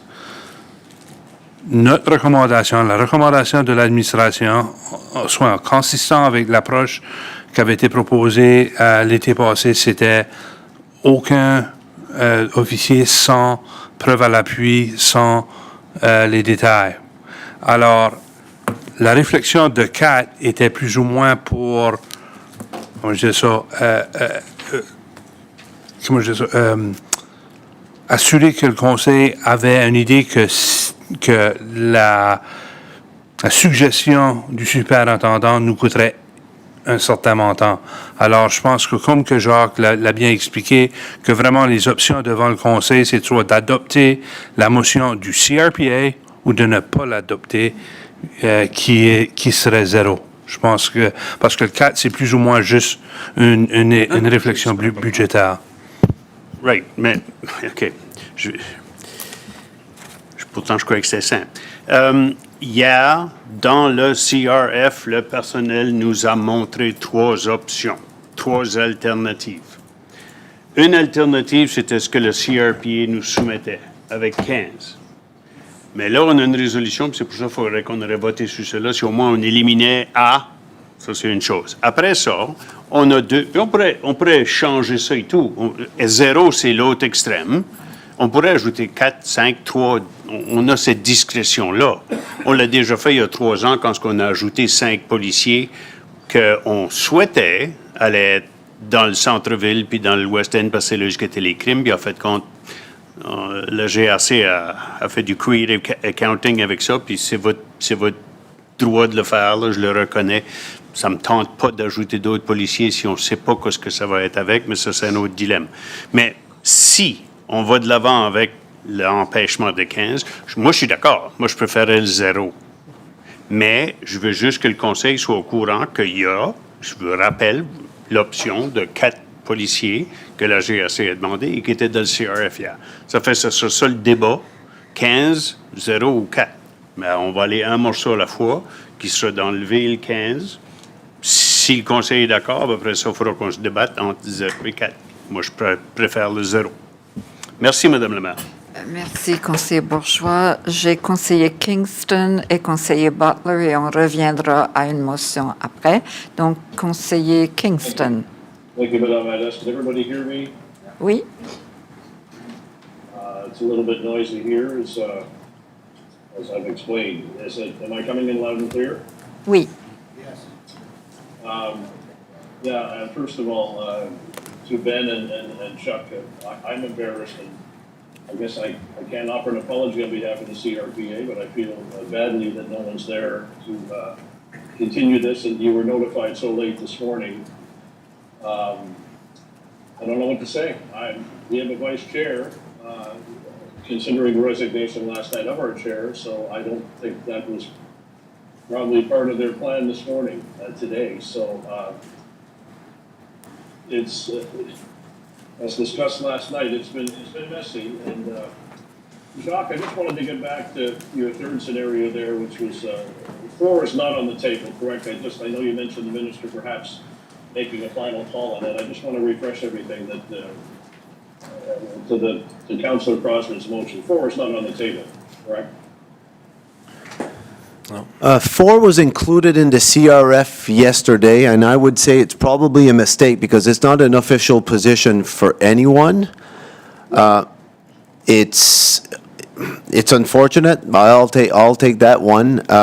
It was something we costed out because it was a position of the RCMP. I don't know what the validity of that budget would be. It was prepared by our municipal staff working for the CRPA, but again, it's not an official position by anyone. So, I mean, the more I reflect, it's the 15 and 0, but I mean, that's where I stand.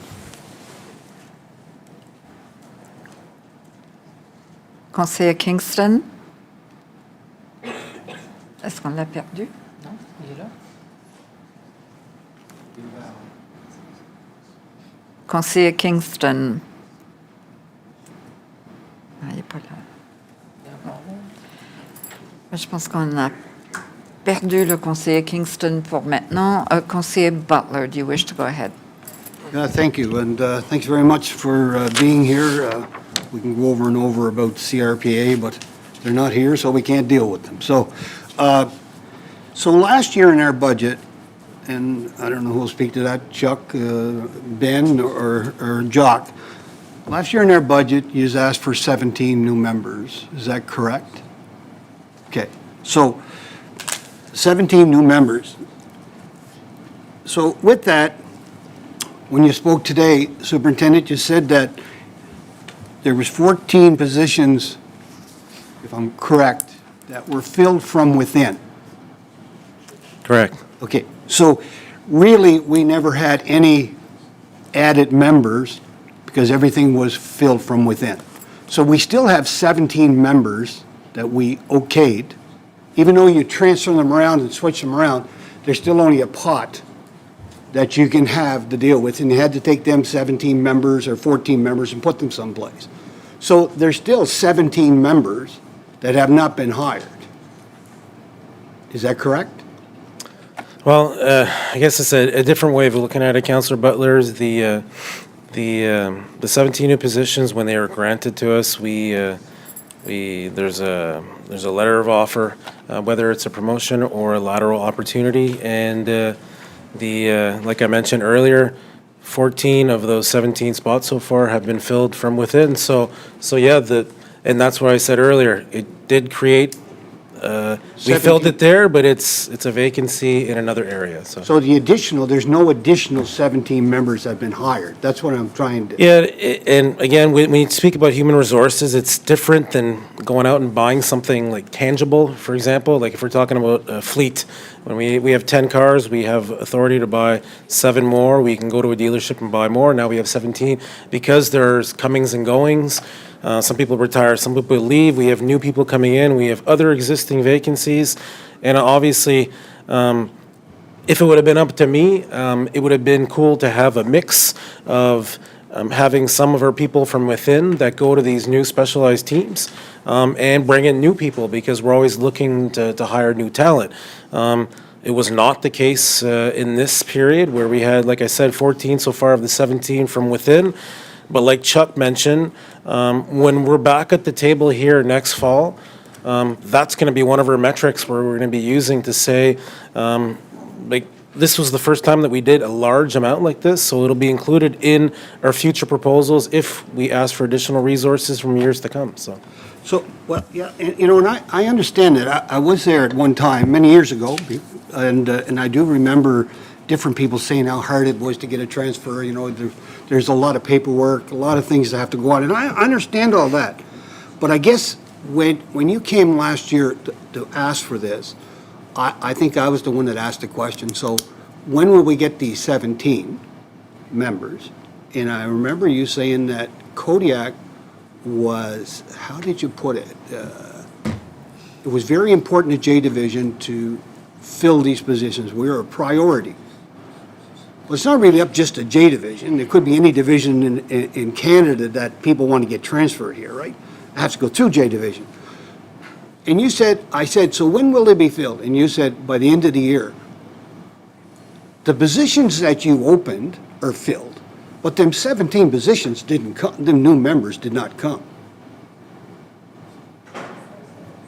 So, yeah, the 14 of the new 17 positions have filled, and there's various people that are on the way to backfill the holes that were created from there and from other areas. But again, it's human resources. It's complicated, and like I can relate it back to actually to buying something in particular. But like it's a constant work that's being done in identifying new people to replace people that are either leaving.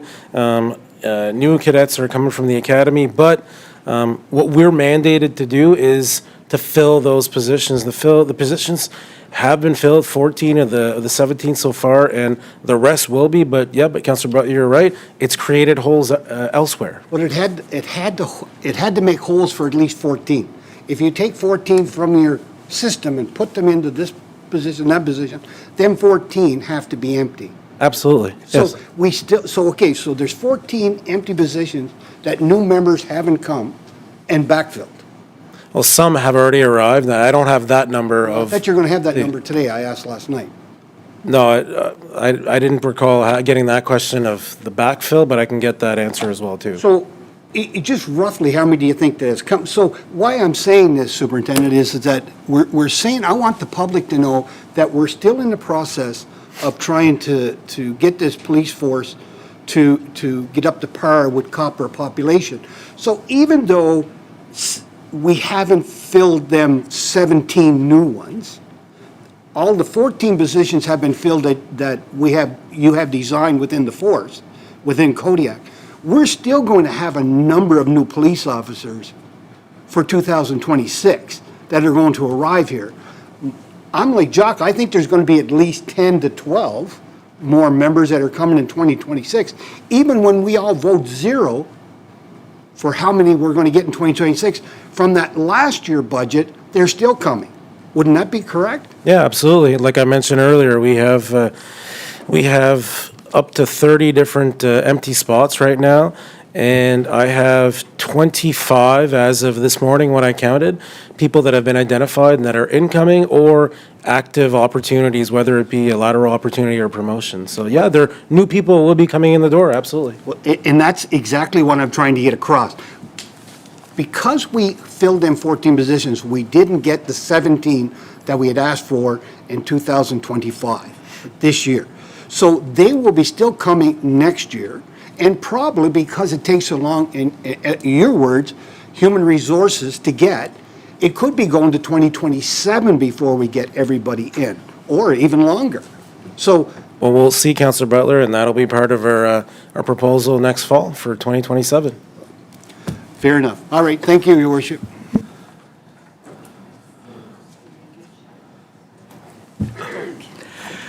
Merci, Madame la Mairesse. So, just, I guess, for clarification for myself, so the CRPA vote on a budget that they present to council. The letter that I read last night was an alternative that you had proposed to the CRPA. From what we heard last night from the chair who was here, is that alternative had not been the direction the CRPA was going. So what we have in front of us is only one option, that is the 15 officers that the CRPA voted on and passed, that would be the ask of the 3 municipalities. The 3 municipalities have collectively indicated a path forward, requesting key performance indicators and so on. We're in a situation where we have no other alternative to consider. We consider the 15 or we consider the 0. Your request will always be there, and maybe that will be what the minister will consider in terms of operationally what you need if the budget fails. So just sort of clarification, I guess the CRPA presents the budget to us. It's not for us to give an alternative to the CRPA in the budget. So it's complex. It should never have been that way. Typically, it would have been that they would have voted on a couple of alternatives, perhaps. But anyway, it is what it is. I went back to look at how many officers we have, because this is complex when you look at the number of officers that are coming in and the ones that are going out and how that is and so on. But I think the good news is that, we still, you still have a complement of 195 on budget. You've got 169 that are budgeted, meaning there's some ability, and that the city, the tri-community is well, has enough resources, it appears, at least at the moment. And perhaps, Inspector Superintendent Gillette, you can correct me on that, but I don't want the message out there to go that we're under-policed. No, so just to comment on what you said earlier. So again, it's just to be clear on wording. It was a recommendation that we made to the CRPA. It wasn't a request. It wasn't speaking of needs. It was a recommendation based on what was elaborated. The CRPA decided and voted on 15. And we are the service provider.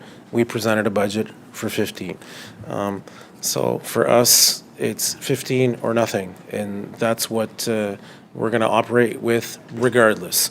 We're going to do our best every day to do the work that needs to be done in the community to ensure public safety.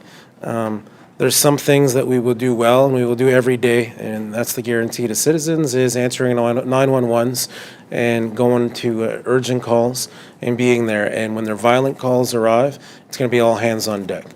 There are things that we do sporadically that I've presented to council in the past. We will continue to do those items sporadically because we don't have the resources to do them on a permanent basis. Things like open air drug enforcement, things like involvement in schools, patrolling in schools, traffic services. It will be sporadic because we have to concentrate on our core duties, which is answering 911s and effectively investigating files, criminal files, to protect witnesses. And that's our commitment to the community, so. And I think if we had a perfect world where, like last year, we approved the 17, in an ideal world, you'd have the 17 now, and you would have had them, right from the get-go and so on. That's not the reality. And so those are the challenges. And I think in this unfortunate situation we're in, there's a lot of dysfunctionality that, has played out. And I certainly appreciate what your officers do on a daily basis. And I think none of the councils we don't want to be the bad guys. I think what we're trying to do is we're trying to be data-driven, make some decisions that, are reflective of the needs and so on. And it's unfortunate that we're at this point, but I appreciate you, both of you being here today. And Councillor Lejeune, to finish off on that, not that I want to have the last word, so are we. So are we, and that's exactly what we presented in our recommendation as well, too. And it's been shared in the other two councils, where various councillor had said, show us what you need, but we want to see the data of what you need, and whether that number is 1 or 500, show us, and we will. Merci beaucoup. Donc, conseillère Adjet, vous avez le dernier mot. Merci, Madame la Mairesse. I'm wondering if at this point, in order to conclude and move forward, if it would be appropriate to vote on the motion. I think we certainly entirely understand the challenges and respect the actions that have been taken. And hearing that there are possible 25 for the upcoming possible 30 vacancies, I think is very encouraging news. And I was wondering if it would be appropriate for us to vote on this at this time, and therefore we could move forward. Absolument, Monsieur le Gérant. All I'm going to do is pass it along to my cousin Jacques. I think our CFO has the wording, Councillor Crosman, for that motion, so you can modify it if required, and then maybe pass to a vote. And on record, we're not related. That City Council not approve the CRPA budget requesting 15 additional officers as they have not been able to support the increase with key performance indicators. Donc, est appuyé de conseiller Bourgeois, c'est ça?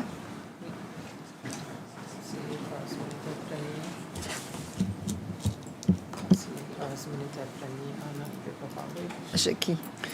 Merci, Madame la Maire. Je ne suis pas trop sûr que le verbiage est correct, là. I think they do have key performance indicators. They don't have the data on those key performance indicators. Okay. So could you just add the data related to the key performance indicators, if that's okay? Yep, that's fine. Okay. Yep. Donc, on a la motion. Est-ce que, si j'ai bien compris, est-ce que vous voulez voter maintenant? C'est ça, là? Donc, c'est comment on vote, Madame la greffière? Show of hands. Donc, on est d'accord. C'est beau, la motion. Councillor Kingston, can you express your vote online? There you go. Est-ce qu'il a voté? It's a show of hands, yeah. Councillor Kingston, can you hear me? Oh, just a second, he may have texted me. Donc, la motion a passé unanime. Conseiller Bourgeois. Conseiller Bourgeois, vous avez une question? On a fini le vote? Oui, ça a passé unanime. Ça voudrait dire, si je comprends bien, lorsqu'on va approuver le budget tel que présenté, ça représente l'addition de 0. C'est ça, cette option-là. Pas besoin de motion spéciale, c'est de facto ce qu'on fait. Merci beaucoup. Just for the record, I have a text here, and Councillor, I'll show it to Deputy Mayor. Councillor Kingston voted yay. He's having some technical difficulties. C'est beau. Merci. Okay, so as we resume, our next section will be governance and corporate governance, which is our CAO. Oh, Oh, excuse Jacques, Oui. on va peut-être prendre une pause. OK, merci. Moi, je dois partir. Oui, puis je vais faire l'échange. OK. Right, yeah. OK, c'est correct. On va faire l'échange. C'est bon.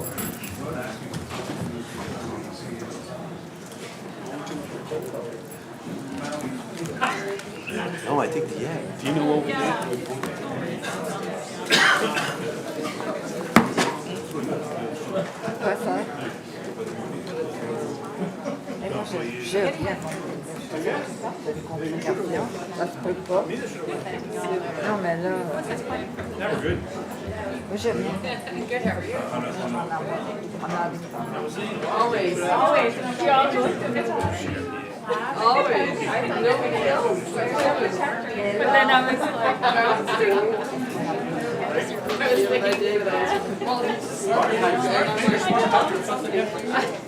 I missed it. Oh, sorry. Oh, you didn't wear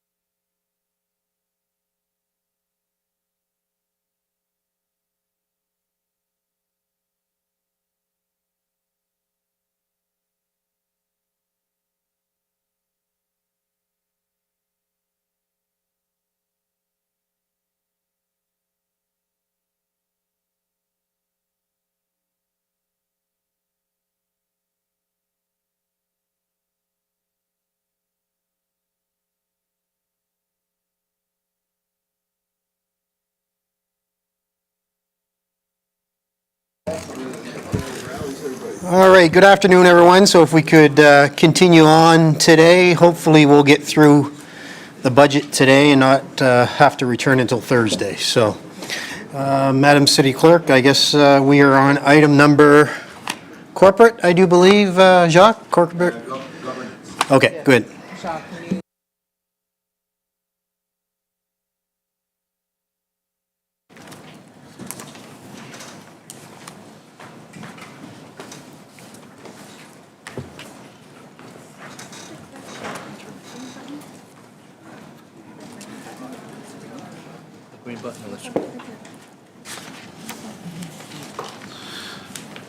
Thank you, Madam Clerk, Deputy Mayor and Councilors.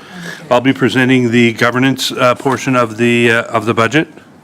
Again, the governance portion of the budget covers basically the CAO office as well as Mayor and Council. Overall, this really covers salary of 4 individuals, I believe it's 4 individuals, and then the operational cost that comes along with them.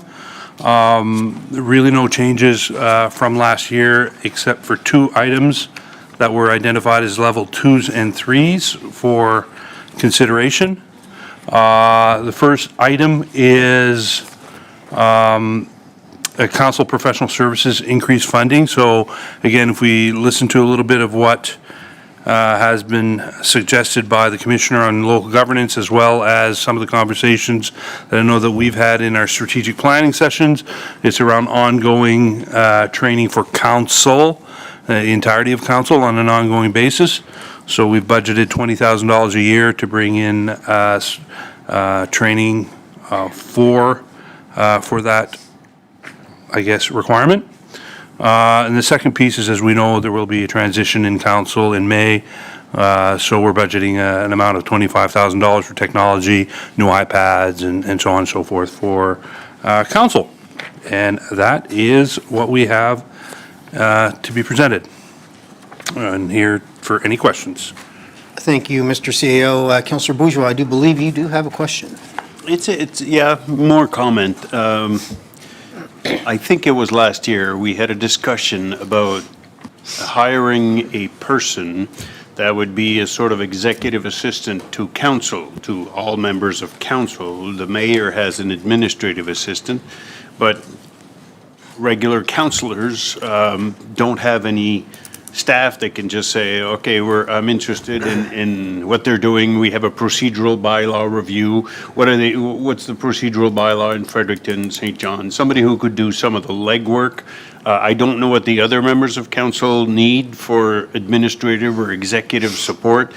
I don't see it in the budget, so I guess it's a question, what is the CAO's thoughts on? I thought this was a pretty clear request. I don't remember us making a motion to that effect, but at least a study, and there's a new council about to come in, with maybe half of us gone, replaced by newbies. They will need somebody to help them navigate the system as well. So any thoughts or where that idea is at? Thank you, Mr. CEO. Yeah, I can jump in. Thank you for the question or the statement. So a couple things. Number one, the executive assistant to the mayor is basically admin assistant or executive assistant to the CAO and the mayor, so we share half-time that position.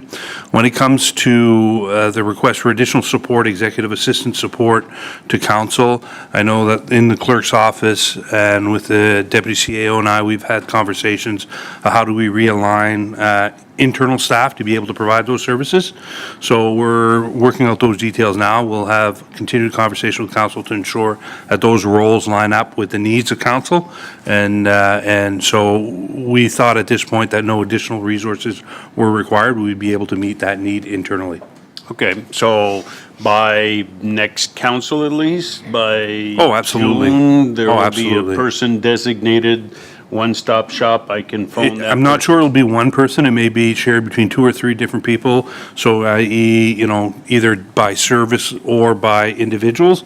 But we'll have something to bring back to council. And OK. Merci beaucoup. Merci, Monsieur le maire adjoint. Thank you, Councillor Bourgeois. Councillor Richard. Merci, Matt Adjoint. Crossman, just questioning in the probably non-labor costs, or I'm not sure where that would fit, but we had discussion this fall about expenses for councillors to attend different conferences or AGMs and stuff like that. And I'm just wondering if there was anything extra added and if that's included in there. I can defer that one to our CFO. I think that on an annual basis, we usually increase by cost of living increase the amount of budget total for the total pot. But from individual allocation, I don't think it has been considered at this point. No, currently in the numbers, it would not be there.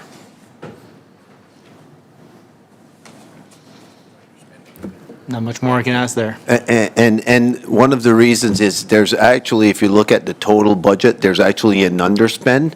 There may be a few individuals that are on the overspend, but that was the rationale when looking at, like normally when we address inflation, we look at the historical cost or so on.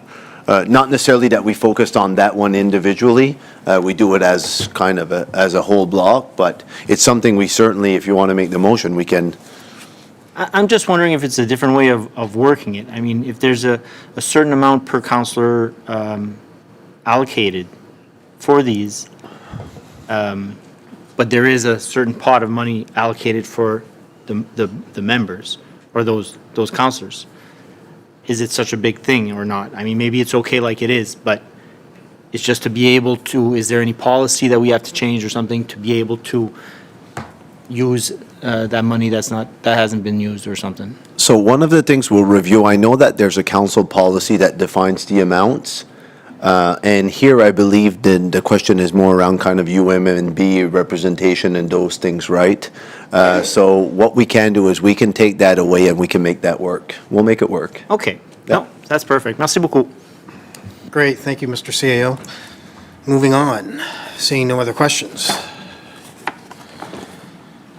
Next up would be corporate services.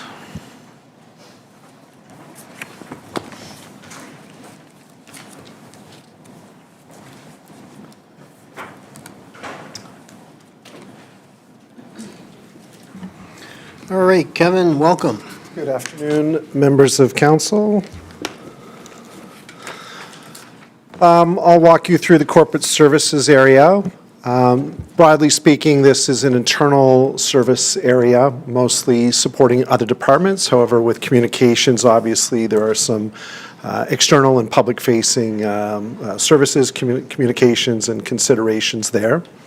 So 4 departments in the corporate services area: human resources, our information services or IT department, strategic initiatives, and communications department, which also oversees our customer service area.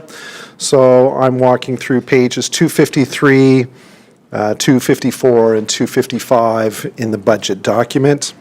So I could go on a long spiel about all the work that's done in all the areas: human resources, IS, comms, and strategic initiatives. You may be familiar with some of that work, however, but be pleased to walk through any questions you may have.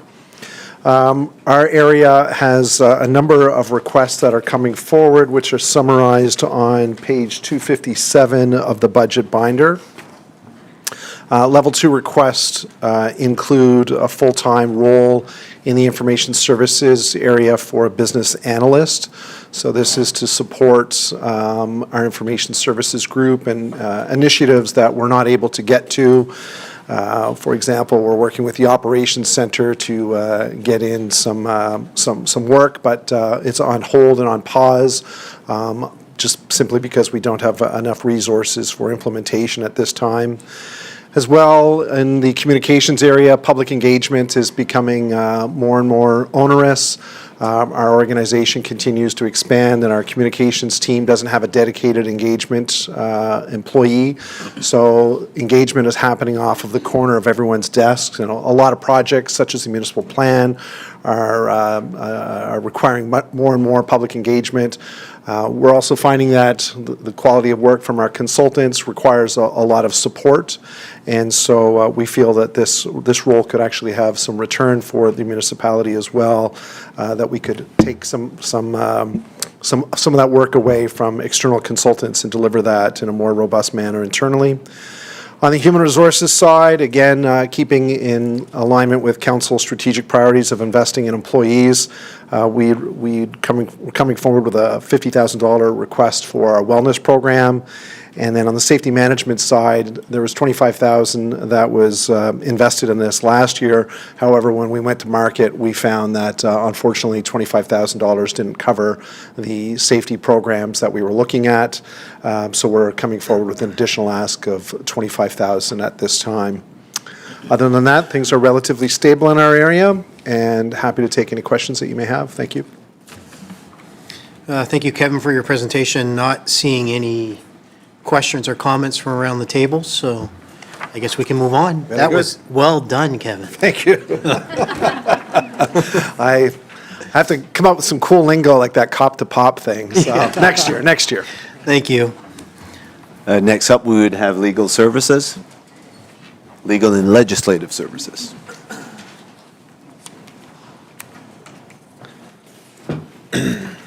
Okay, thank you very much. So we are at pages 270 to 274 in your budget binder. Not really anything significant for this year. We oversee the legal department and the city clerk's office. There's no changes in staffing levels that we're looking at for this year. In terms of key initiatives, our department, so the legal department would support all areas of the corporation. Most of the projects under the strategic plan would require some legal support in terms of legal advice or contract negotiations or contract reviews, that kind of thing. Risk management review, insurance services, we provide all of that. And then the city clerk's office obviously is kind of the conduit between administration and city council, and obviously they're going to be having some new initiatives this year with the municipal election coming up in 2026. We don't have any public-facing service levels. There are no level 2 or 3 increases for this year, no significant revenue changes. The only significant change that you'll notice in our budget is a reduction of $110,000 in professional services, and that's just moving that amount over to the HR department because traditionally we had one pot of money for external legal services between HR and the entire corporation, but HR manages their own external legal services, so we've just moved that money over to their department so they can manage that money themselves. So it's not a reduction, it's just moving it to another area. And that's about it. Good, thank you, Nick. I appreciate your presentation. Councillor Butler. Thank you, Councillor Crosman. Nick, how much do we pay for when we contract out for legal a year? Well, it tends to vary from year to year. I mean, we have For different. 2025 then, let's do that one. Yeah, well, I don't have the exact number. I can provide that to you, but we're looking at being, within budget for the year. But I can provide the actual amount. Yeah, I guess I'm not looking so much for the budget, but is it better for us, since the city's growing and your department doesn't seem to be growing, do we need another legal person in your office? Well, that's a conversation that we'll probably have for the next budget year because currently we have one contract position under the HAF funding, and that individual's contract will be up at the end of or near the end of next year. So we're going to have a conversation corporately about whether we can make that permanent or Yep, what? that sounds Yeah. good. I was just Okay. kind of looking at the budget and just figuring out it would be cheaper to, instead of contracting out. Thanks. Thanks again, Nick. I don't see any other questions, so we will move on. Jacques? All right, so now it would be my section, which starts on page 276. So in the finance service area, so I oversee the finance department, the purchasing and central stores, the revenue office, and fleet. We're not proposing any staffing level changes for the year. In terms of the big project that we are working on, again, we'll need to get prepared for the new election with the orientation and those things. But the biggest project we're working on right now is we are about maybe a month away from going out to market for a new ERP system, so an enterprise resource planning system. Working collaboratively with HR and other departments or so on. That would include a new accounting system, a new HR systems or so on. That will be a multi-year project, probably two to 3 years. It'll be done in phases. So that's where, that's our major project. The funding was approved last year, so you would not necessarily see that request this year. In terms of revenue, our biggest component out of the 3.8 million is 3.4 million in interest revenues, which we're holding steady. We have other items in there, for example, are just miscellaneous things such as tax certificates for house sales. We have cell phone tower rentals, so cell phone companies use our assets to basically to rent, and we also have P-card revenues. And on the expense side, there's basically labor costs. It's just normal increases. And in terms of the expenses, there's many different things that go in there, but there's a reduction in capital from operating of 900,000. That again was to balance the budget, but we were able to offset some of that with the funding received. That was the net impact. Our deposit to reserves are 733,000 less than last year. Our fiscal costs are 1.8 million more than last year, so kind of those three offset. And then we have small things in insurance and property taxes, maintenance and repairs. That is in fleet because of the tariffs being put on parts or so on.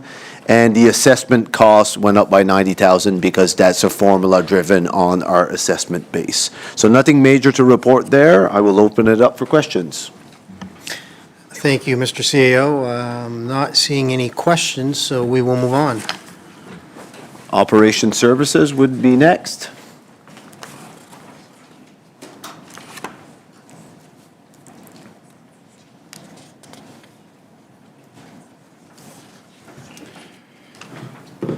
Thank you.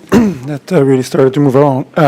So a question on the hydrant markers, Councillor Leger. So I just confirmed with Corey that the project is ongoing. They had some delays getting it started due to various procurement tweaks that they had to do to make sure it was done correctly.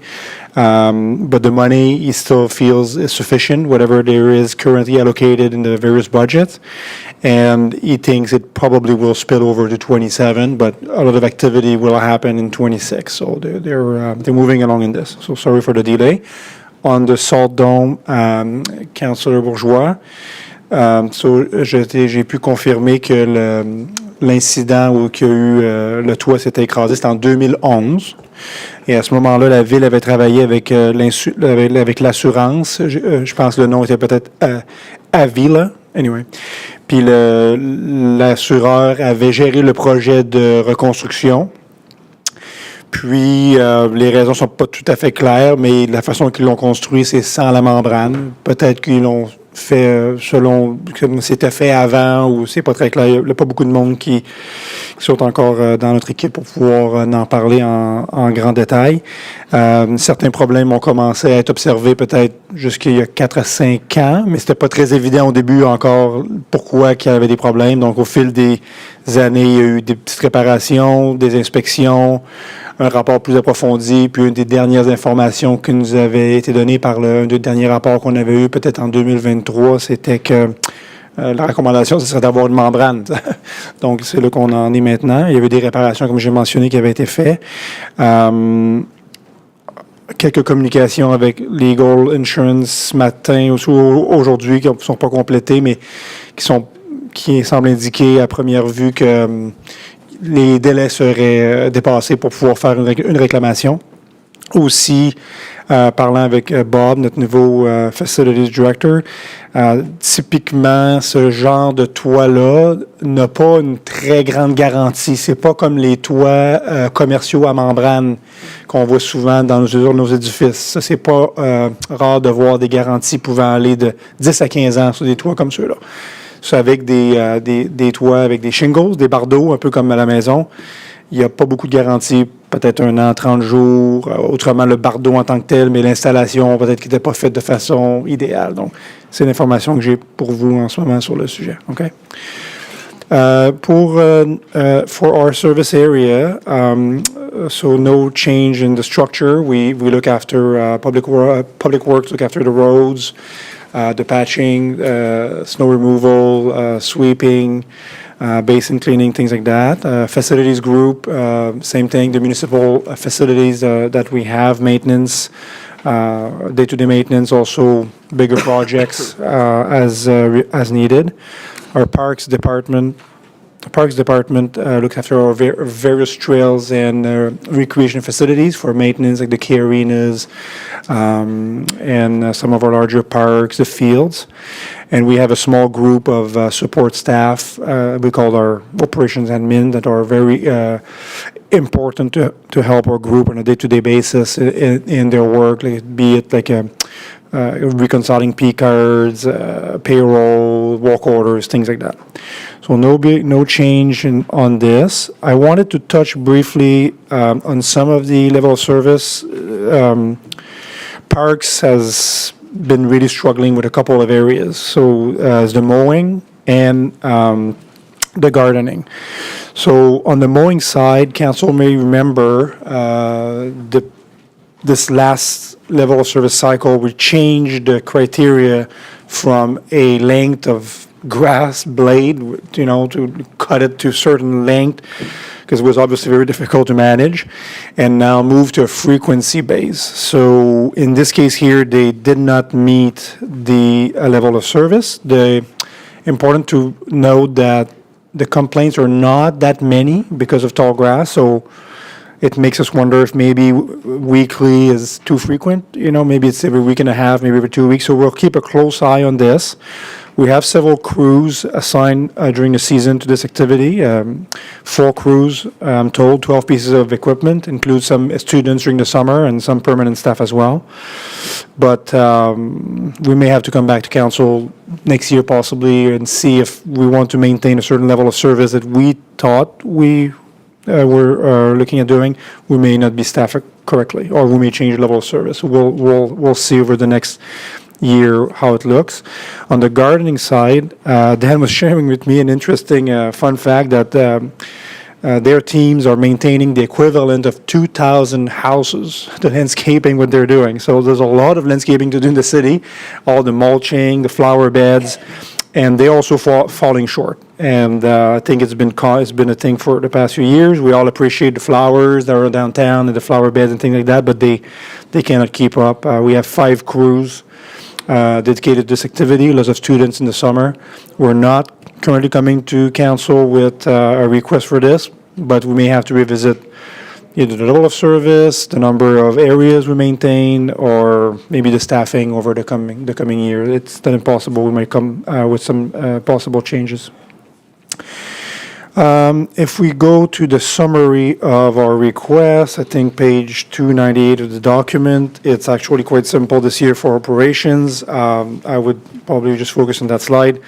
There's a small item, we called it an L2, Parks bought a phrase mower. I understand that removes some of the top layer of the grass in the fields, and this is just to maintain it over the next few years and build a budget to replace it in the future when it's due. The biggest thing that we are hoping to be able to get Parks is a new truck to replace their older vehicle, which I believe was ton, a 1-ton truck. They're a big service truck, and we want to have something that's more flexible and versatile for them, where they call that a hook lift, but it could also be like a roller truck with a cable, like a back. So it's very interesting because you can change the back end of the vehicle for the task you're doing that day or that week. So you could have a flatbed, you could have an enclosed box, you could have a water tank, to do something like the winter trail maintenance. Right now, we're still running an older flusher truck that Public Works doesn't use anymore, but this thing is getting older, so that could be very helpful for this. So this is what we're focused on. And other than that, we are not requesting any changes that I can remember for operations right now. So I think that covers what I had. I'd be happy to answer any questions that council may have. Thank you, Alexandre, for your presentation. Councilor Richard has a question. Merci, Maire Adjoint. I've heard of smart meters. Have you ever heard of smart hydrants? I can't answer it now. It's coming in the utility section. I also have the water. I'll keep trying. We'll keep the suspense I a might little find longer. out. Be okay with that. I might find out sometime. That's it. Thank you, Councilor Richard. Hopefully, they're not as costly as the NB Power updates that went through to the citizens. So, Councilor Butler. Thank you, and thanks for your presentation on your department. One thing, I don't want to make a motion, but I'd like to make maybe a directive or direction to staff that we have to sit down and talk about snow removal equipment. This is kind of like our city is growing. Every time we build a subdivision, we're putting sidewalks in. People expect if they have taxes and a sidewalk in front, they need it to be plowed. So I think that the direction I would like to give the CAO is that years ago, from what I'm told, way before me, so it's been a while, that they had a snow committee, and they decided what they needed for equipment, working with your department. And I think the direction I would like, hopefully council would agree, that the CAO that there would be a committee struck, so we can sit down, because this is getting to the point our city is growing so fast, especially in the north end. It's the biggest ward. It's as big as Dieppe and bigger than Riverview. So, and I see Riverview's got a lot more equipment than Ward 3 has. So I would like to have it kind of like evened out. So if we could do that, that would be great. Mr. CAO, that would be.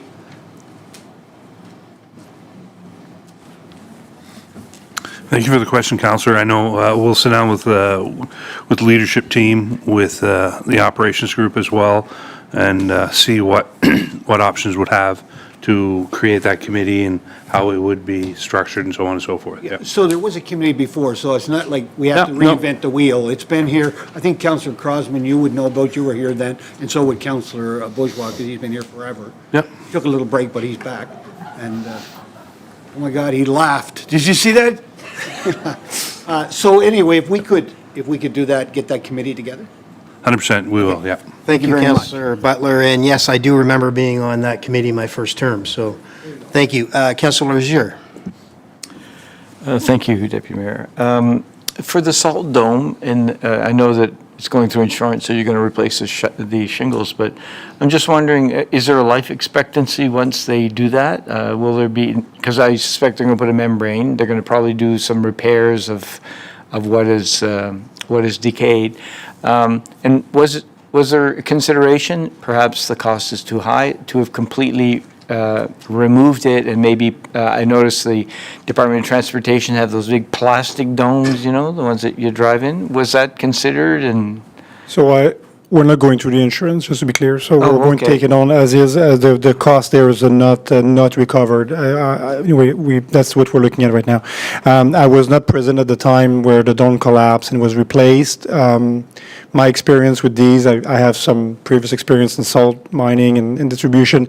We don't do that anymore. So this is an older style of structure that was very common in transportation departments or even salt mines, all kind of different places, which really only makes sense if you feed them from the top, because that's what they're meant to be, like it's fed with a conveyor, so it builds your perfect dome to match the shape.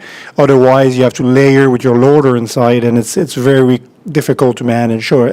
No, we would not build this again. As far as I'm concerned, we would do some more similar to what we just built this year with the help of council. At the Operations Center, we have a second fabric structure, very large, very nice, nice rectangular shape, properly ventilated, bright. It's a very nice structure.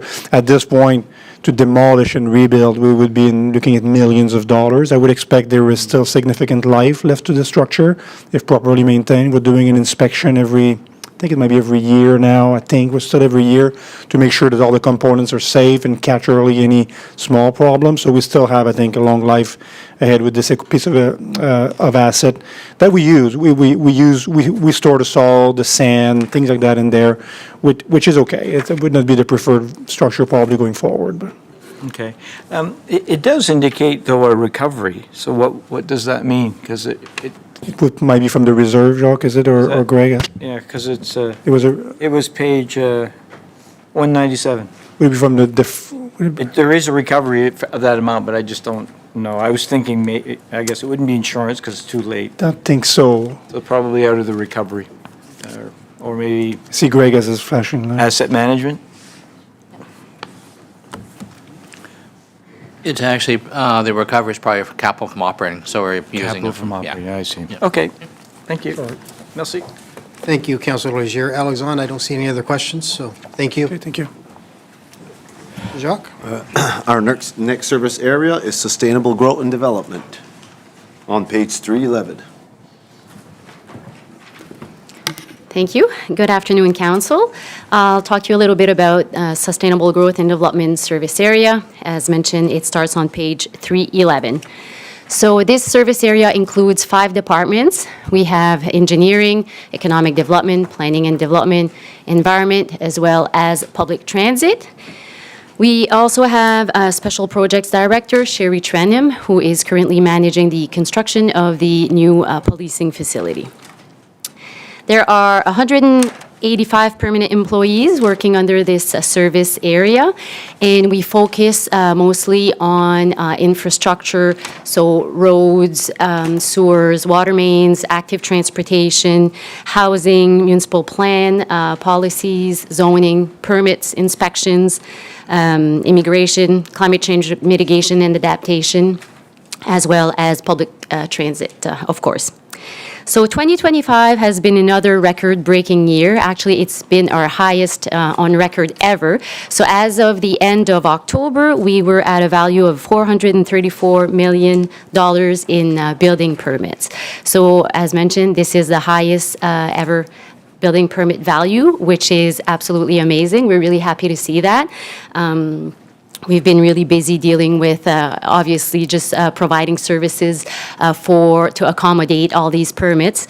As I mentioned last year, this growth is exciting. It presents major opportunities for the city, but it also has some challenges. Challenges with housing, as well as balancing recapitalization and growth project. Transportation, you've all heard of traffic congestion in the city. So just some of the new dynamics that we have to deal with, or increasing, I'd have to say. Some of the things that we've accomplished in the past years to try and address some of these challenges with housing, for example. As you're aware, there's the HAF funding, where the city got $16.7 million. This year, we dispersed $1.4 million out of the $2 million just so far this year, incentivizing 86 new housing units. Also, approximately 40 new affordable housing units were permitted this year. There was also the 4 units as of right that was adopted by council earlier in the year.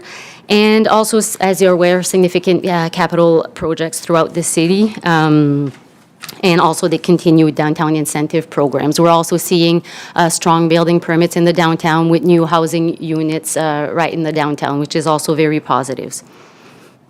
In terms of service levels, on page 314 of your binder, you're going to see under many of the planning and development category line items that it says that the current reporting methods do not properly reflect the service being provided. That's just because what we were using for measuring our service level wasn't very accurate. For example, if we had like a 10-day turnaround time for issuing building permits, the time that we measure in our system is the total time, so it includes when staff receives the application, and then if they ask questions back to the proponent, and it could be with the proponent for 20 days, for example, that wasn't captured. It's the total number of days, so it's not very reflective of our turnaround time. The good news is that we're going to be, in a bit better position to monitor this accurately in the near future with the e-permitting system that we are actively working on. Information systems, strategic initiatives have been a huge support with that. So that's going to be a new digital platform for permit applications, through which we can also track our turnaround times. And that was also funded through the HAF program, which is going to add, a whole new level of efficiency to our operation. Most other service level targets were being met in 2025. Key initiatives and actions for 2026 and onward. As you're aware, we're working on the municipal plan review and update of the zoning bylaw, so we hope to present that to council by the end of 2026. There's the Vision Land Secondary Plan that we're going to complete and present to council next year. There's the e-permitting system that I just mentioned. A lot of street recapitalization projects as well as growth. We try to maintain the 75% recap, 25% growth balance in our projects, in our engineering projects. As you know, it's been a challenge because there is so much growth in the city that we have to also focus on that. So next year, what we have in the budget in terms of recommendations, we're at about 67% recapitalization. So that's fairly close to our target. The biggest growth component for 2026, if we do receive SHIFT funding, would be the Humphrey Brook Collector roadway that we talked about this morning. We also continue to implement the traffic calming program as well as active transportation plan. And another big one that's going to be presented next year is the public transit growth strategy. That's going to allow us to also make more appropriate decisions moving forward with public transit. In terms of environment, there is the downtown flood mitigation feasibility study that will be completed in 2026. And that will, it's a study of the low-lying areas in the downtown and how to ensure they're better protected. On page 321, under revenues and expenses, 2026 is going to projected to be pretty consistent as of for past year, mostly regular labor cost adjustments. The only difference would be with Kodiak Transpo, where you're going to see a focus next year. Kodiak Transpo is on page 329. So there are some investments and proposed investments in Kodiak Transpo for the next year. We talked about the capital investments earlier this morning with the garage expansion to allow space for additional buses. We also talked about new diesel buses as well as electrification. I just mentioned the growth strategy, which is going to be presented to council early in the new year. We're still seeing growth in ridership for public transit. From January to September, we've seen a 10% increase this year compared to that same period last year. So there is still some growth. We added some service last year to address some of the busiest routes to alleviate some of the pressures. We are still seeing some of these routes with standing loads. Again, this is good, but we need to also adapt and accommodate our system. You're going to see that we're a bit behind on revenues for this year. That's only because we had ordered 4 buses from Moncton that there was a delay in receiving, And also, right now, we have a few mechanics positions that are vacant, so there's a delay in putting these buses on the road. So the ridership and revenue that we expected to have in 2025 from these additional buses will be delayed a bit. So that's why you're going to see that revenue that's a bit lower than expected. There's a few level 2 and 3 requests for Kodiak to address some of the pressures, a few positions. So you're going to see one that's a level 3. It would be a temporary position, as we called it Assistant Operations Manager, and it's really to allow us to succession plan at Kodiak Transpo. This business is very specific, as you can imagine, so it's very important that we plan for the future. We also have an Assistant Operations Manager position. Oh, sorry, that's the one I just talked about. We have a night shift supervisor position. That would be a full-time position responsible for overseeing the night shift, which has six employees, so mechanics as well as service persons. We also increased the current transit reserve to allow the purchasing of 1 bus per year. We had already had funding for that. However, there's been a cost increase with diesel buses, so we need to increase that amount. There's also, you're going to see an operating amount related to the purchase of a new truck for supervisors. We were renting vehicles, and we just can't adapt them to our needs with the equipment that we need to put on the vehicle. So that's why there's a purchase there. So in summary, that's our service area, and myself or members of my team are here to answer any questions. Thank you for your presentation, Elaine. Councillor Butler. Thank you, Councillor Crosman. Elaine, great presentation as always. You got an awful lot of people underneath you for sure. Good staff, though. The question I have is, I get calls all the time, and I'm sure other councillors do too. The active transportation. Have we ever done a study or do any kind of survey that they're being used? So why I say that is I get calls all the time that, that as we make these bike lanes now, they're wider on the street, and they take up, there's just enough room for 2 vehicles to pass. I'm wondering if we ever do a survey is, if they're not being used, we can move them to someplace else where they could be used. Just because they're not permanent, so, I mean, we can take up the little green bobbies there on the side of the road and move them, but I'm just wondering, have we ever done that, or we're just, it's there, it's going to stay there forever? It doesn't seem like a very, very good way of doing an active transportation. For instance, I'll use Millennium Boulevard, growing like crazy with all them apartment buildings. I can see where they go there, but they don't seem to be going on to Killam. They seem to be going into the downtown area. So, I'm just thinking that when we get calls, I don't have the answers, or they're being used. So, Yes, thank you, Councillor Butler. We don't do counts on active transportation users like we do for vehicles. However, we build them so that users come, right? So it's a bit difficult to say if they're not users now, maybe they're not needed. We hope when we build them, it takes time, and then we hope to see the users come to the area.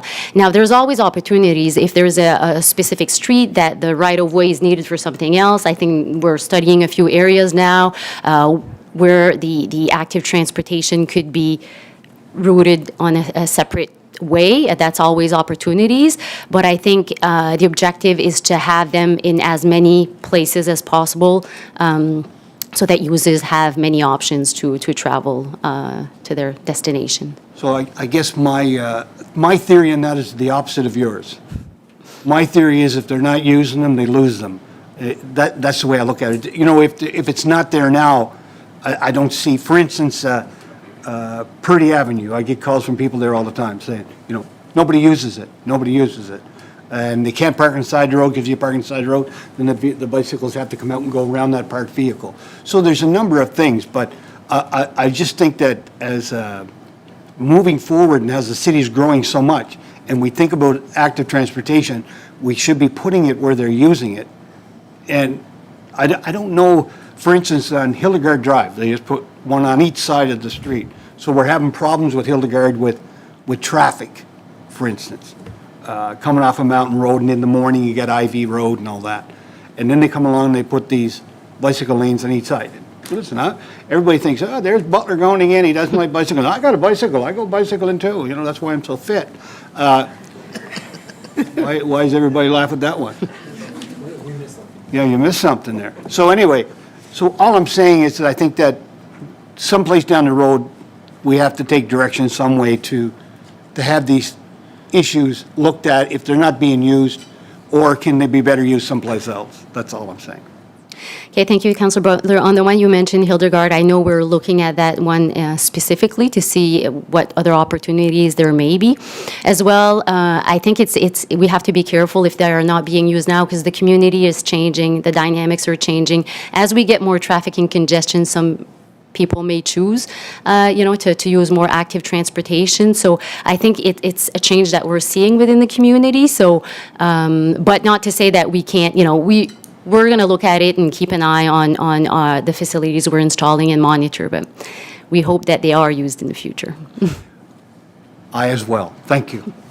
Thank you, Councillor Butler. Councillor Bourgeois, I do believe you said you had no more questions or comments, but That's true. Elaine, I apologize in advance. No, I asked the question this morning. I just wanted to make sure that it was addressed now, as I was told this morning, so I'm not adding a question. But I do want to thank Councillor Butler. Now I understand why he looks so good for his advanced stage. The question this morning about Kodiak Transpo and the seniors pass. Yes, that's a question that is being discussed at the Governance Committee. The Governance Committee makes all recommendations regarding fees and charges for Kodiak Transpo. So that's a question that would be evaluated at that level. And then if ever there would have been a recommendation, you would have seen it coming to council today. Okay, merci beaucoup. Thank you. I stand with my promise. Thank you, Councillor Bourgeois. I do have one question on Kodiak Transpo.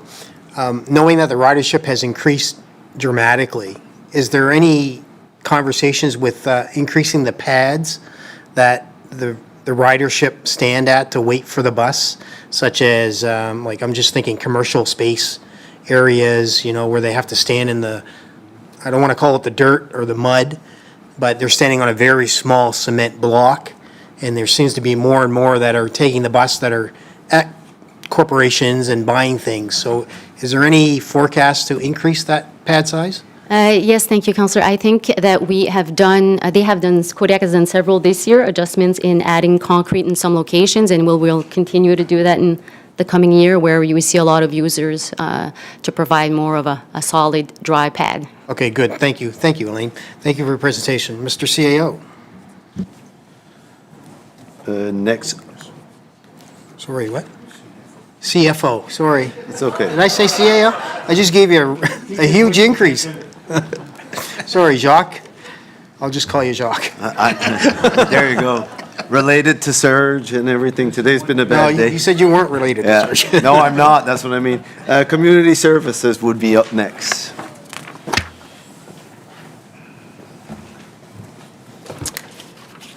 Alors, bonjour à tous.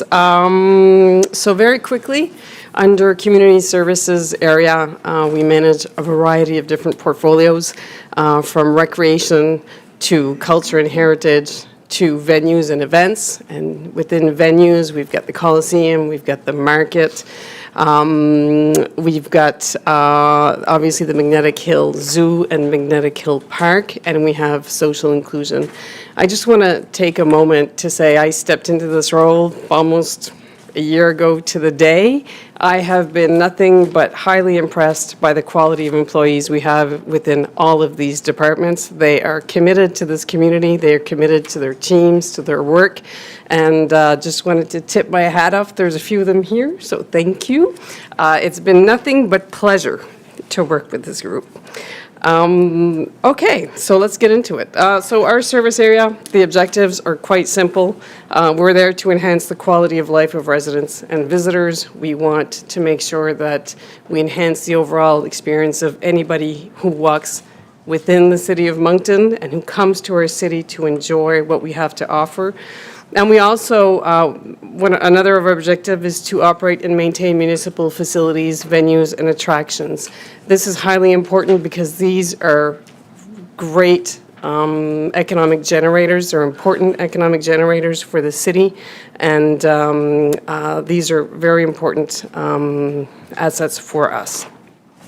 Of course, our goals, we want to put on and coordinate and partner on community-based initiatives and activities that promote the vibrancy of all of our departments. We work hard to attract some large-scale events and some medium-scale events in order for our residents and our visitors to benefit from all that we can bring into the city. We want to ensure that the Coliseum, again, and we've talked about it a number of times today, that it continues to be an economic generator of activities and movement. It's a significant asset, and we want to make sure that continues. And we want to make sure that the Magnetic Hill Park and Zoo and Resurgo Place remain top-notch attraction. So in a run of a week, that's kind of what we do. As far as our, page 369, as far as our complement of employees, we are going to be adding one new position this year in venues and events. I'll talk about that in a moment. Other than that, it's pretty status quo from an FTE perspective. On our service levels, we've been highly successful. A couple of notes that I'd like to add. We are going to make some changes, mostly in our recreation service levels, because we felt that they did not match with what we really wanted to measure. It's great to say that we're acknowledging a request, but we'd like to take it further than that. So when are we giving an answer to that request? For us, there are things that we want to tweak, and with the new strategic plan, we'll be able to be a little more specific on those. Resurgo Place has done phenomenally well this year in their service levels. And as far as our tourism on page 372, the tourism numbers, so with the creation of the DMO is now taking a lot of those service levels, so we're going to be changing those. If I head over to page 381, so you'll notice that we have received more revenues than expected, which is fantastic news. As far as our level 2s and 3 requests for 2026, as mentioned, we have a new FTE at the Coliseum. This is a 7-day-a-week operation with 3 shifts, and with the success that we're seeing there and the need to be able to handle more because more requests are coming in for large major shows. That facility is so strategically located, and I think people are really tapping into that. So we have another FTE to help us out. We have, under the contract agreement for the Canada Games, we're going to provide some operational support, so that's nothing new. We've talked about that. We are increasing our funding for seniors programming, so we had an initial 50,000. We are adding another 50,000, so this is really for Ellen's role specifically, nothing else, for Ellen's role.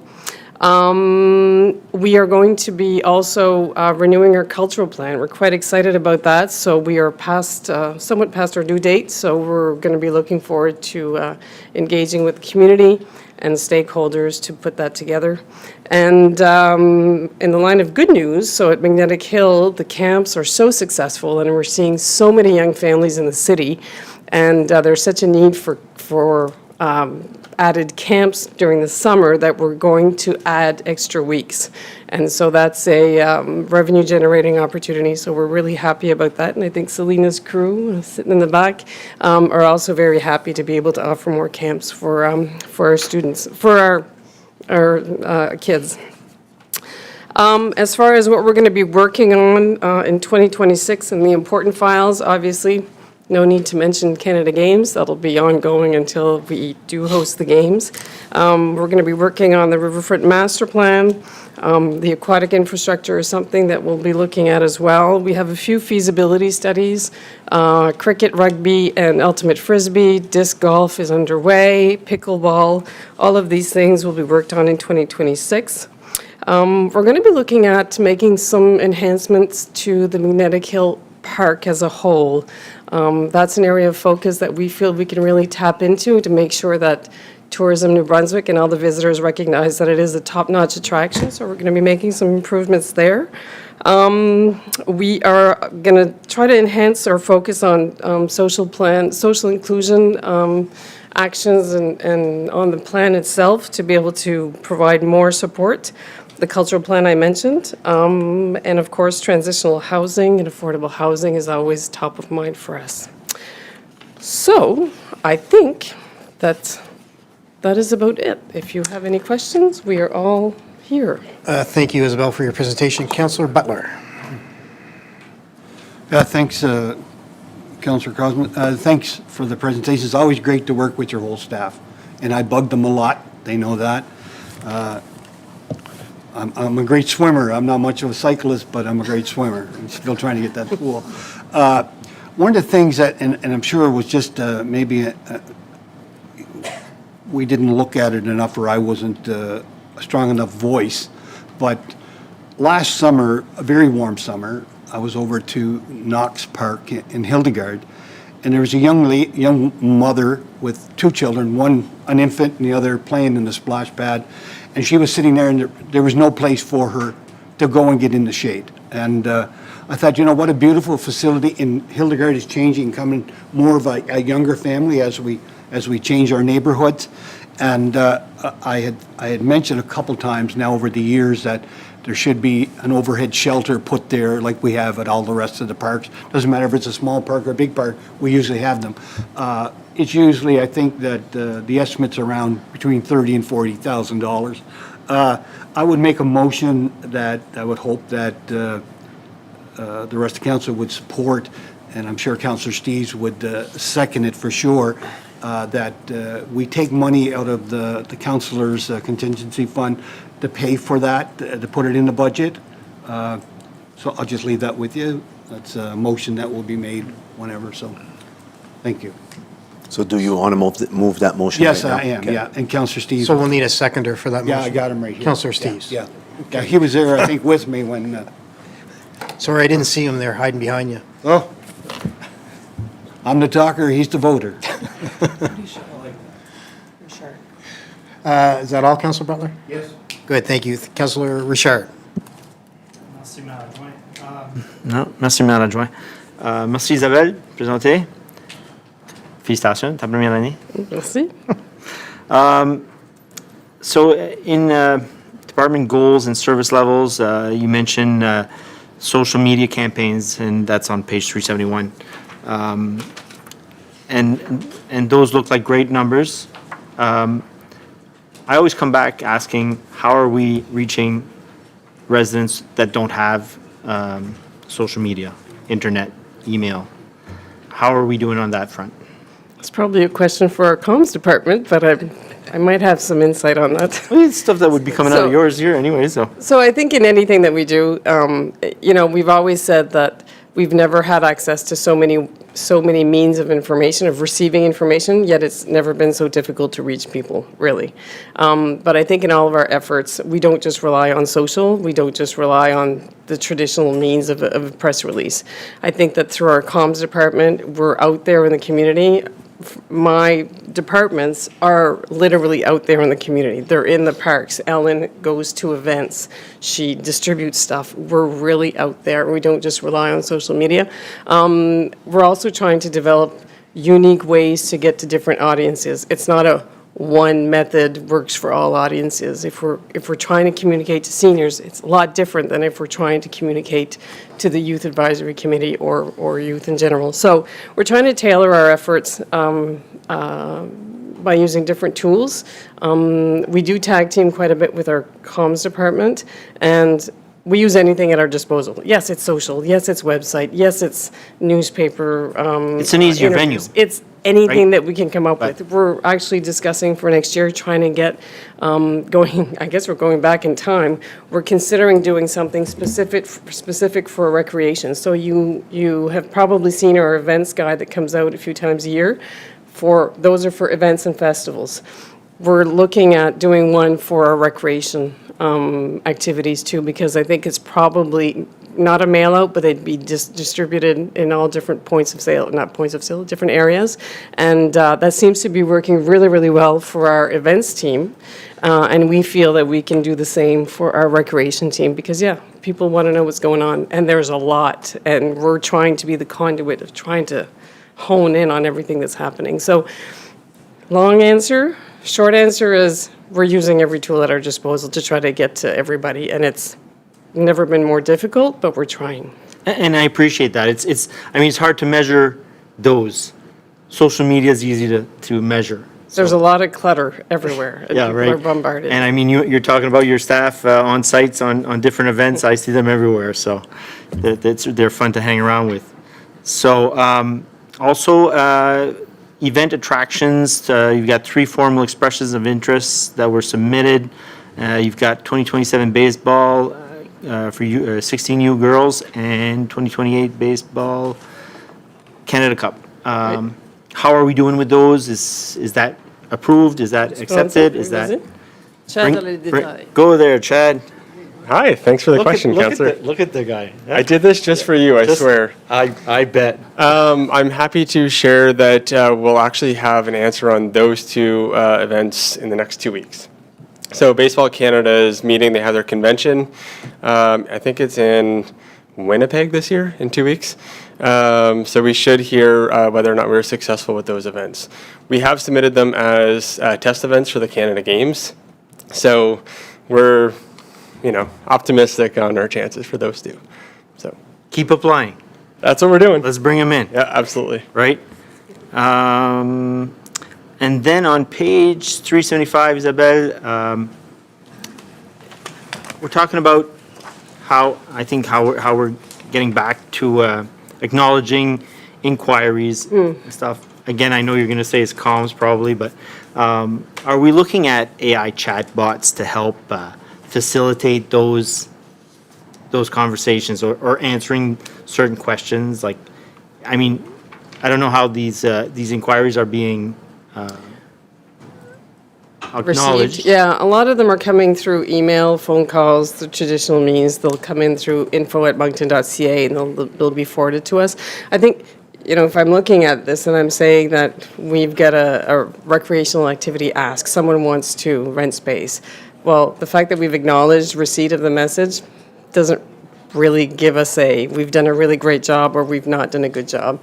For me, something like this, and we'll have to spend a lot of time looking at this over the next year to make sure that they're the right things. But, how quickly are we turning over a response, like a real answer, a yes or a no, and this is what's required or this is what you need to do? That's more important for us than to just acknowledge. So I think we just need to rework these with the new strat plan. We're also going to try to tie those in a lot more closely and make sure that we have maybe less but more precise service levels. So we're pretty confident. Monica have talked about it, and I have talked about it, and we're going to talk with the team too to see what we can put in there. And we also have to have some stuff about seniors and youth now that we have a new development officer. Perfect. Merci beaucoup. Thank you, Councillor Richard. Councillor Legier. Thank you, Deputy Mayor. Thank you. I'm wondering if we could maybe get an update, and maybe it requires some planning or action plan on what residents and citizens keep commenting on. When will we see events at the Stade or at Magnetic Hill? And we're investing in maintaining the infrastructure. A few years ago, we spent over $1 million, could have been last year, to buy the covers that would protect the Stade. But we're not seeing anything. And so I'm just wondering if it would be timely maybe to create some type of event strategic plan, something that's actionable, really committing to getting something done. It really is, we have, and I feel we are falling behind. And maybe it hasn't necessarily been a priority. We have a lot of other things on the plate. But bottom line is, I think we need to activate it and we need to do something. And, the frustration, my frustration when I see things like the $500,000 that we have to spend to do, fortunately we have insurance, but to do repairs at the Magnetic Hill site, we've talked about, multiple things that we could do. I don't expect you to necessarily do them, but let's find a way to partner with individuals, companies that see this as an opportunity. There's no reason that Cavendish they've created a couple of festivals. Charlottetown has done a whole bunch of different things in and around their city. And it goes on. The Stad's a perfect venue. And, we have the infrastructure, we have the ability now to allow everyone to park on campus, and there's nothing. So I'm not pointing fingers. I think what I'd like to say, though, is that let's think about a strategy, create something, and commit to having a couple events in 2026 and get us back into that into those activities. And part of the downtown Moncton levy and so on, hotel levy, is really to do that. So, don't know what your comments will be, but bottom line is, we need an action plan on getting something done. I would argue that we've had that action plan for several years now. Then we need to, then we haven't gotten anything done, Isabel, and we need to. So negotiations in this area are extremely complex, complicated. We don't control everything. We have some fantastic venues. I totally agree with you.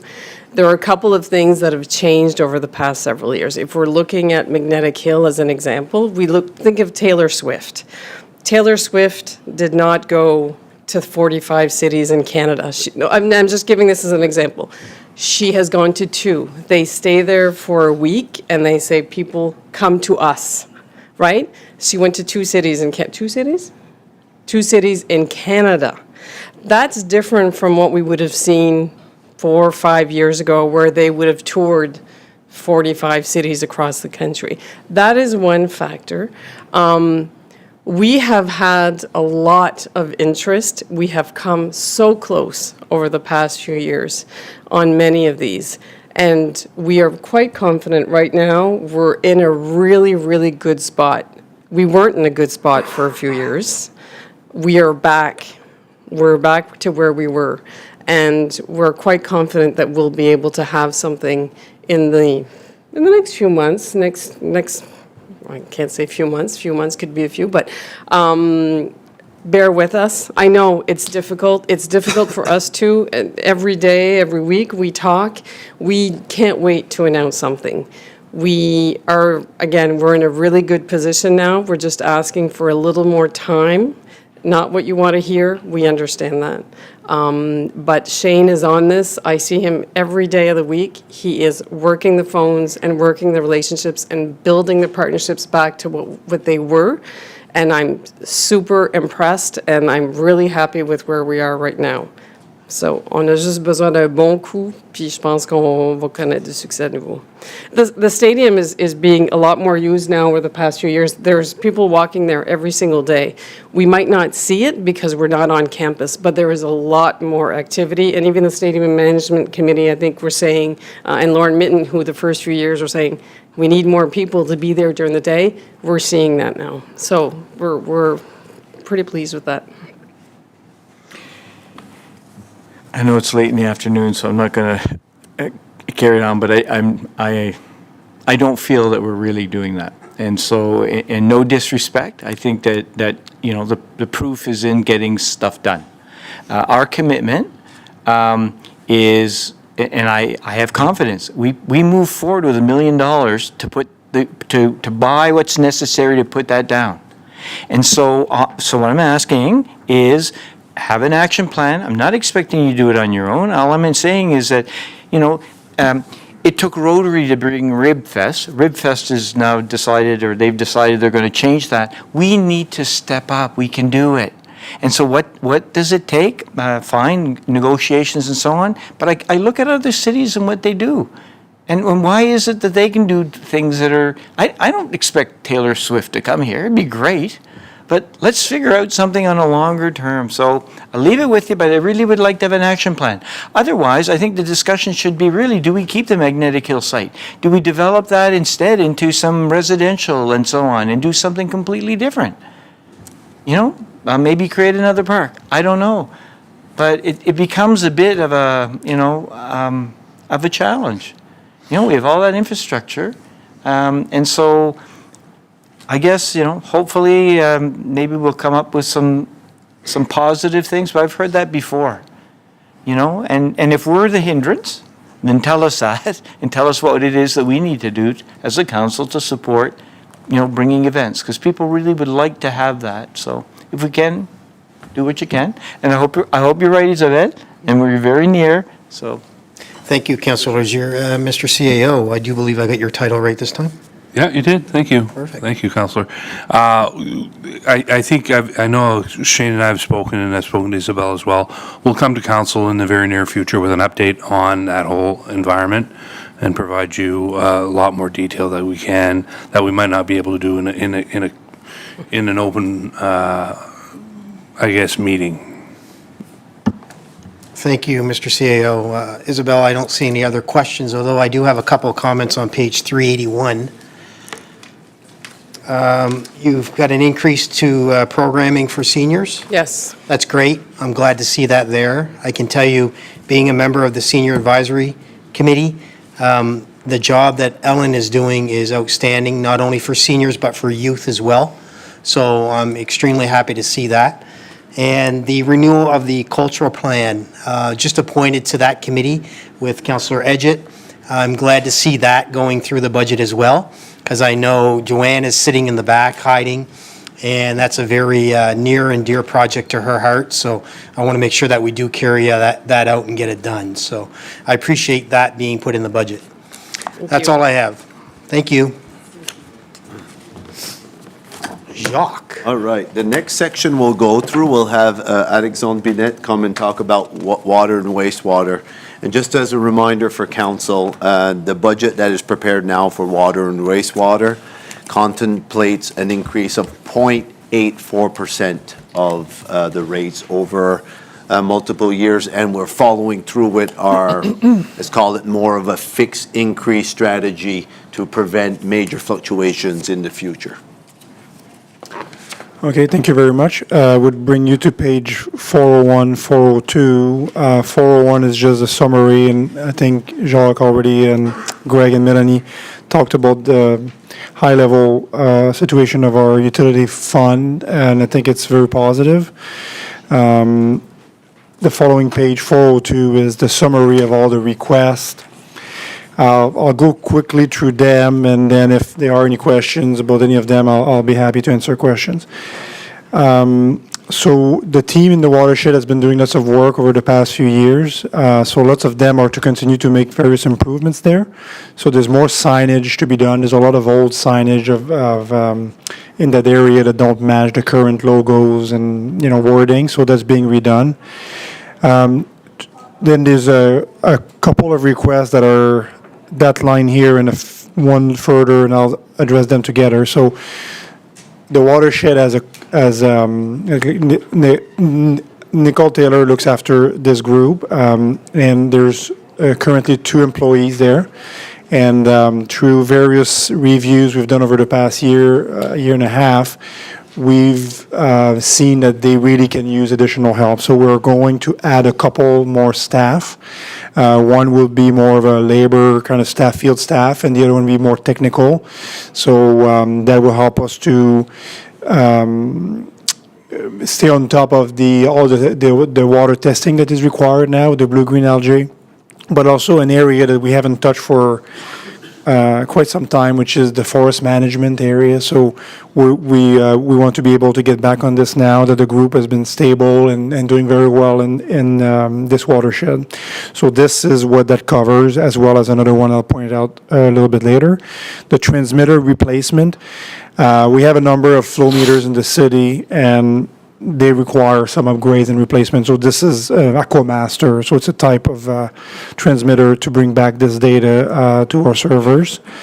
The asphalt hot box. So council, I believe last year gave us the resources to upgrade our asphalt plant, the Bagella, from a 5-ton to a 10-ton. So that's been working quite well.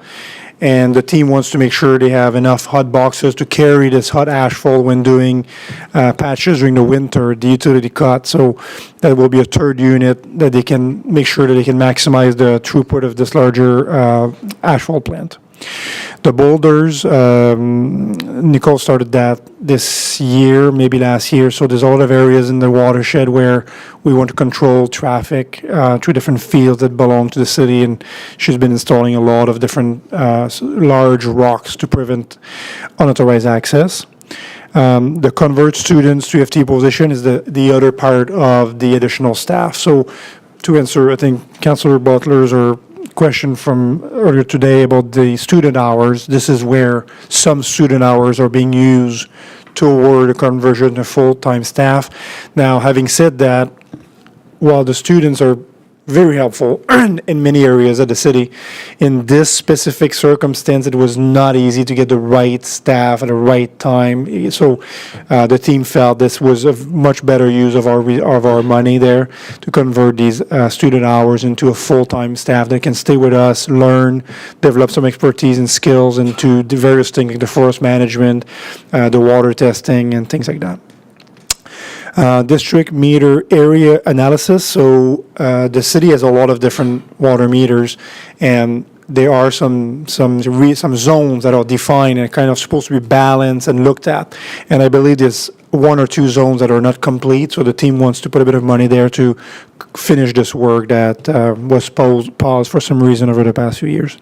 Ditching, again, is something for the watershed, as Nicole and her team has been doing a lot of improvement there. They want to clean up some areas. The fat, oil, and grease, that's under Cora's group. So I think we have communicated with council over the past few weeks that we are launching a enhanced version of this program. So we have an additional staff that we have in place now, and we have a software, but I believe that we fell short a little bit on the licensing fees. This software will allow us to better manage all the requirements for the annual testing of the backflows, the private hydrants, the oil, fat, and grease traps with the restaurants and things like that. So this is what that's about.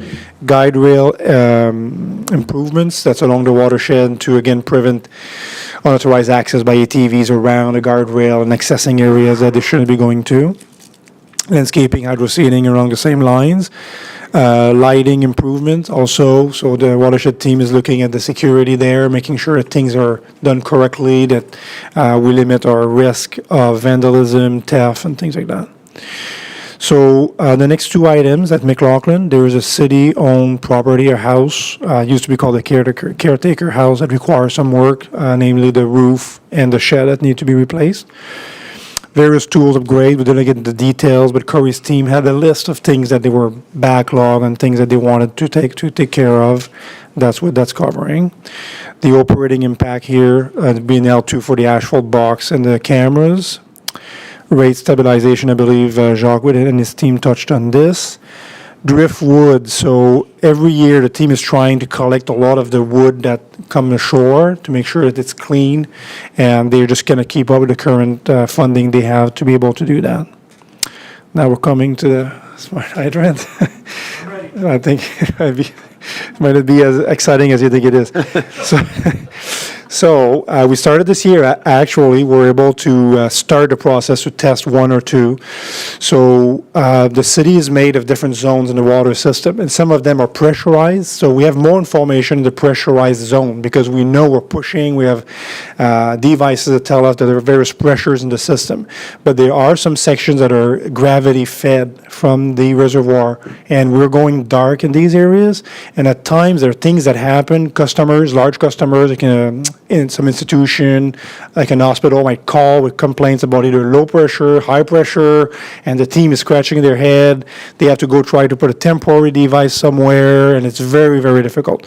So we've learned about this technology, and it's simply either a new insert for an existing hydrant or a new hydrant, and it will look exactly like an old hydrant, but has electronic components inside. So we'll be able to communicate critical data to our teams, like the temperature, the pressures, and various pieces of data like this that can help us to better understand how the system is working. Do we have any issues in any specific areas in the city? Be able to react better and without chasing something that we don't understand. So that's what we're doing. It's not uncommon right now in the utilities. If you look online, you might see some of this happening. So we started this year, and we want to make sure we continue. We won't have a lot of them. I mean, at the end, we might have, I don't know if it's 10 or a dozen or something like that. But we want to continue to improve our visibility or our data decision-making in that department that's been doing quite well. So that's what it is.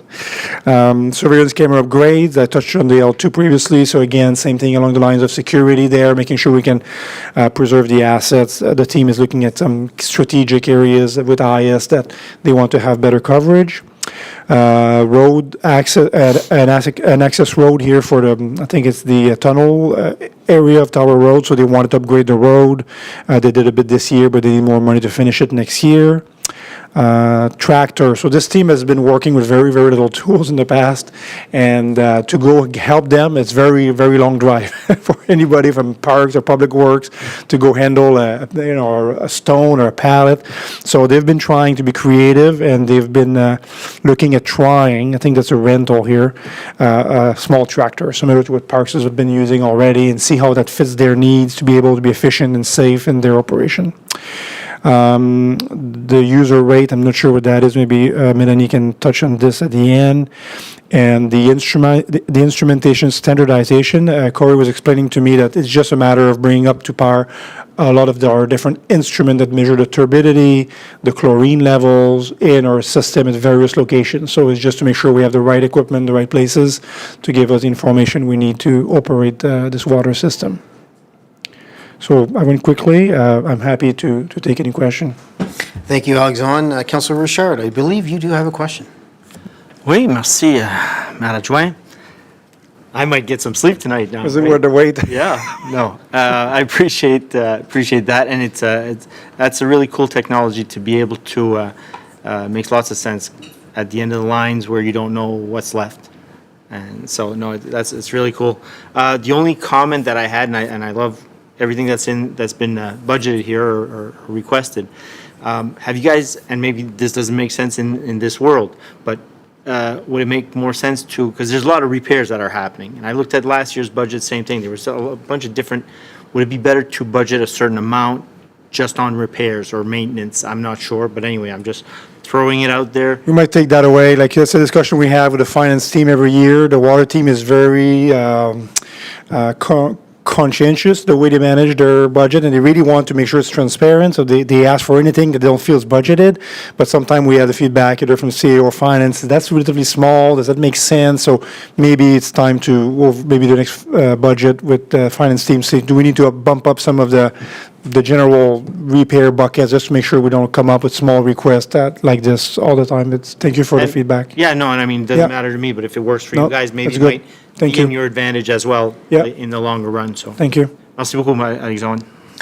Thank you, Councilor Richard. Alexandre, I only have one or two comments for you on page 402. That was the page that you went through everything. And you talked about forest asset management. So are we still doing the biofuel of trees? Does this ring a bell with you? We were doing that at one point. I don't see it here. Unfortunately, Nicole's at a conference right Oh, now. sorry. But I basically, my understanding is a lot of the things we did, we haven't been doing as much lately, which is not great. So historically, when Heather was looking after Yes. that portion, there was way less demands from the blue-green algae area, right? So now we got caught into all this blue-green algae. So having these additional 2 staff, we expect we can restart this forest management program. And Nicole was involved. She knows what's required, and I'm sure what you're describing, I wouldn't be surprised if it's one of the component of this program that we might bring back. Okay, good, thank you. Yeah. And just regards to Irishtown Nature Park, I know that it's not here today. I maybe should have brought this up earlier in Parks and Rec, but with the forest fire that was so close to our borders, are we looking at doing some sort of forest management for Irishtown Nature Park as well? I wonder if Dan, do you want to, because Dan has been working at Irishtown a lot, like the dam, the forest management, he had students from university, like maybe you can It's all in the speak on budget, it? yeah. Dan, So- like, thank you. Yes, thank you for the question. Good question. Our management plan with Irishtown Nature Park in general has been to let the forest be the forest as natural as possible. And our forest management has been relegated to essentially just preventing any potential impacts of trees falling on trails, essentially, mainly around public safety only. We did have a forest management study done on Irishtown Park through University of New Brunswick a couple of years ago, and they did have a few recommendations.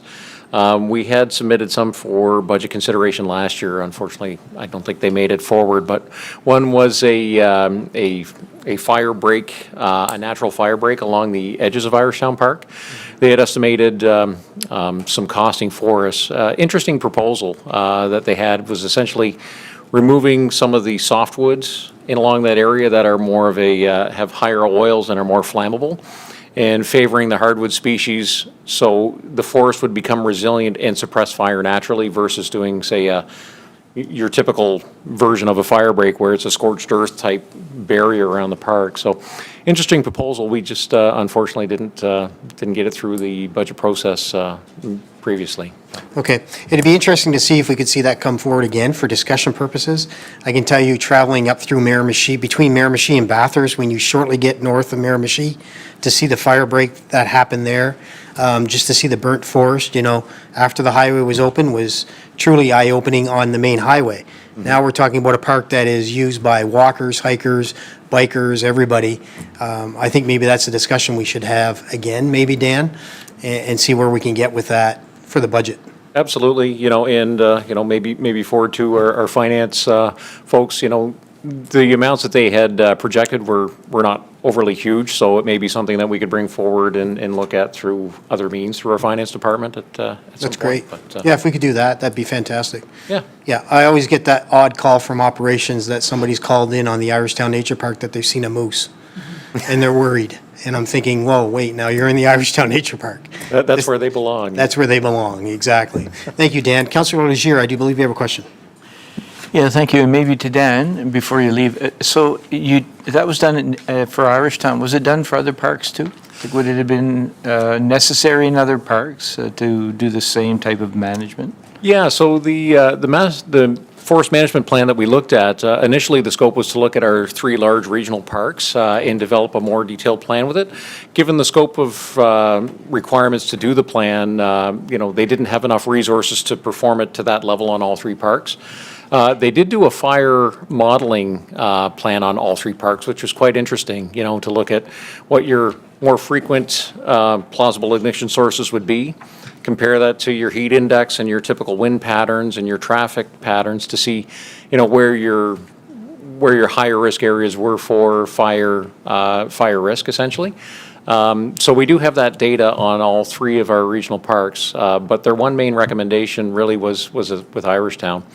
The interesting thing about our other regional parks is that they have very good road access and access to hydrants in close proximity, whereas Irishtown Park, with it being such a large forested tract with limited road access and limited water availability, it was the one that they deemed probably needing more potential action there. The immediate attention.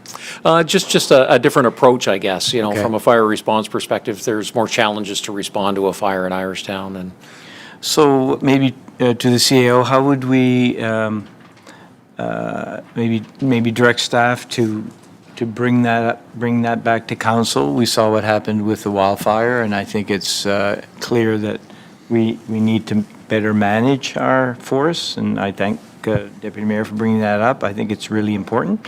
And, maybe it's $100,000, very well spent, and, whatever that is, I don't know what the number was, but, I mean, it doesn't have to be added to this budget because it can come out of contingency. But the bottom line is we should be gearing up to be able to do that as soon as possible so that we don't run the risk. We got lucky this time, so we can't do it. So would that be possible in early January to bring that back to council for consideration to have something done in the spring?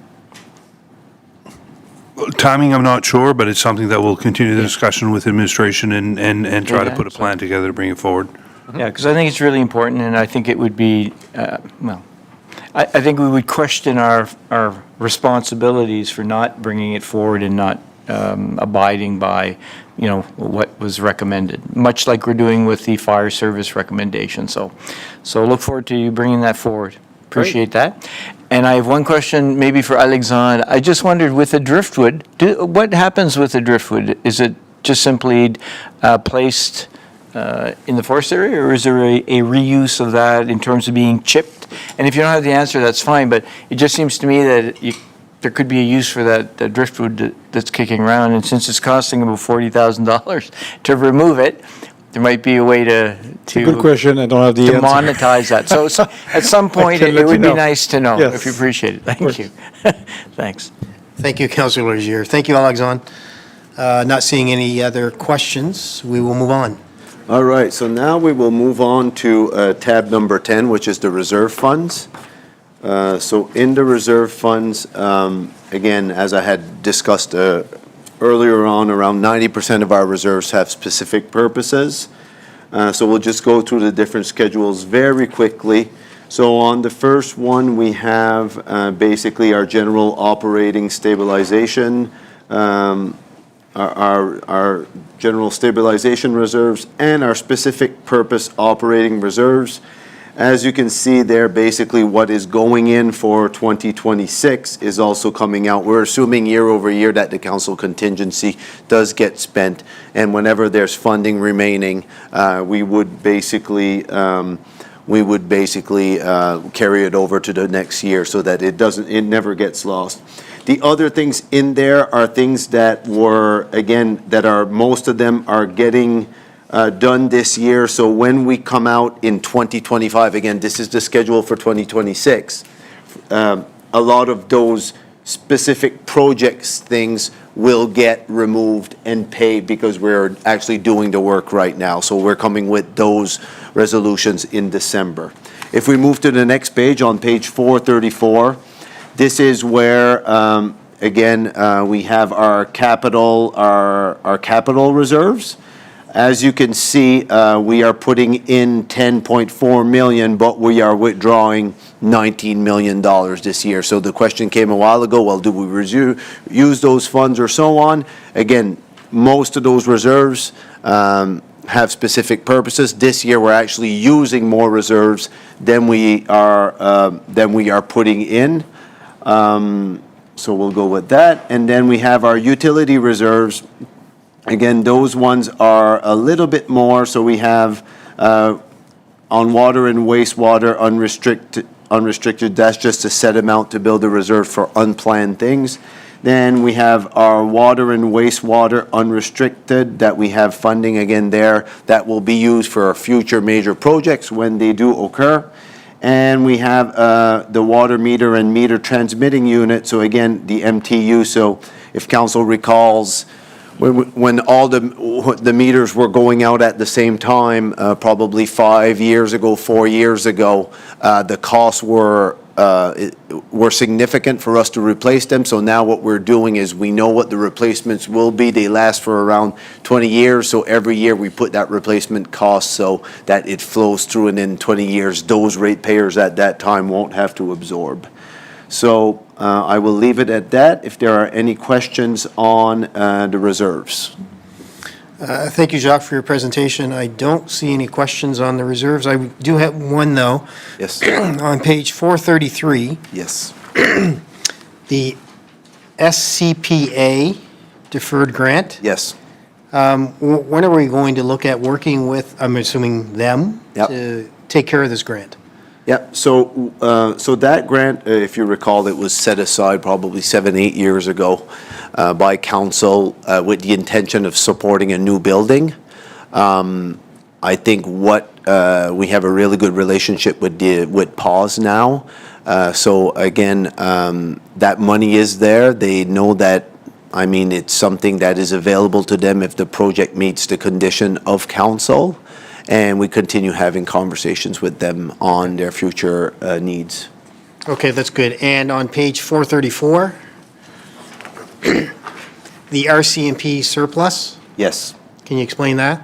Yes, absolutely. So that is a way that Moncton, we were the first ones doing it. Now Riverview and Dieppe are doing the same thing. So with the RCMP, there are certain years where we'll generate a surplus. For example, for this year's budget, as they had mentioned, there's a lot of vacancies. We're probably going to have a surplus. Now, in years where the RCMP will not request as many members, if there's something specific that happens, they can run into a deficit. So what we're always trying to do, and we've seen those major fluctuations, is the difference between a surplus and a deficit sometimes can be $5 million between a deficit of 2 or 2.5 and a surplus of 2.5. It puts a lot of pressure on the taxpayer, on the tax rate, when we have to absorb the normal increases of the CRPA plus that difference in surplus versus deficit. So what we have been doing, and now Dieppe and Riverview are doing the same, is that surplus or deficit, we put it aside, we use it to cover the surplus or deficit when they occur. Now, when we build enough of a pot, though, then at that point, that's when we can use it for capital items. Right now, it's called RCMP. For example, if ever something happened, we have unexpected expenses for the new station or things like that, we can go and dip into that as well. If ever the RCMP negotiates a new collective agreement that is way over what we have, again, there's 200 members now, those would be the areas where we would dip in. So that's what that reserve is set aside for. Good, thank you. And we have a hard time negotiating with that union, right? I mean, we have no say. We have no say at all. It's the same thing when they took the raise increase and things along that line, so. Yep. Okay, just for the record, good, thank you, thank you. So, not seeing that there's anything else left for today, is there, Mr. CFO? No. The only other things we would have, in pure transparency, we have the appendix, which is the details for everything. And we also have in section 12 the items that were suggested but not recommended based on the direction. We've put in some administrative comments on these. For the ones that are not currently in the budget, those would be on page 535, 536, 537. And there are some of these as well, just so you know, we're trying to action off right now with the surplus, the ones that are feasible and one-time requests. Good, thank you, Jacques. Councillor Kingston, I do believe I have you up. Is it coming through loud and clear? Yes, you are. Yeah, just to mention the CRPA, and I want to clarify remarks made earlier today. I had mentioned there was nobody there in the room from the CRPA. In fact, Executive Director Amanda McNeil was there, and the Vice Chair, Mr. Guerra, is ill today and could not be there for the presentation. I was unaware of those details, and I thought I'd like to clarify that. And maybe a small apology as well, because I assume nobody was in the room, but of course being remote today, I don't know those details. So I'd like to just provide that. There's also a Thursday public CRPA meeting that has been postponed and will be rescheduled, and everyone will get the announcement of the new dates. Mr. Chair, thank you. Good, thank you, Councillor. Councillor Bourgeois. Merci, Monsieur le maire. Je voulais juste faire deux commentaires. Le premier, c'est merci à Jean, l'équipe. Vraiment, très bon travail. Serge, les autres employés aussi, j'ai beaucoup apprécié la session et les membres du conseil. Ça a été des bonnes délibérations. Peut-être à l'exception de la section sur la police, le CRPA. Bonnes délibérations produisent un bon budget. Bien sûr, la mise en œuvre va suivre. Et c'est un très bon budget malgré le gel par la province qui nous a coûté à peu près 3 millions de dollars. Avec ce 3 millions de dollars-là, on n'a pas pu baisser le taux d'imposition qui aurait donné encore plus de dégrèvement à nos citoyens et nos citoyennes et où nous a empêché, comme M. Doucette vient juste de mentionner, de mettre en œuvre ou de financer, d'appuyer 24 projets qui totalisent 4 millions, là, mais une bonne partie de ces 4 millions-là, probablement 1 million que vous avez pu récupérer ailleurs. Mais il reste quand même une vingtaine de projets qui nous auraient coûté 3 millions, donc on aurait pu financer si on avait voulu. La moitié de ces 24, pas des 24 projets, mais la moitié de ce 3 millions-là, 2 millions sur les 3 millions, excuse-moi, 2 tiers, c'est pour le déneigement, l'entretien, la réparation des trottoirs.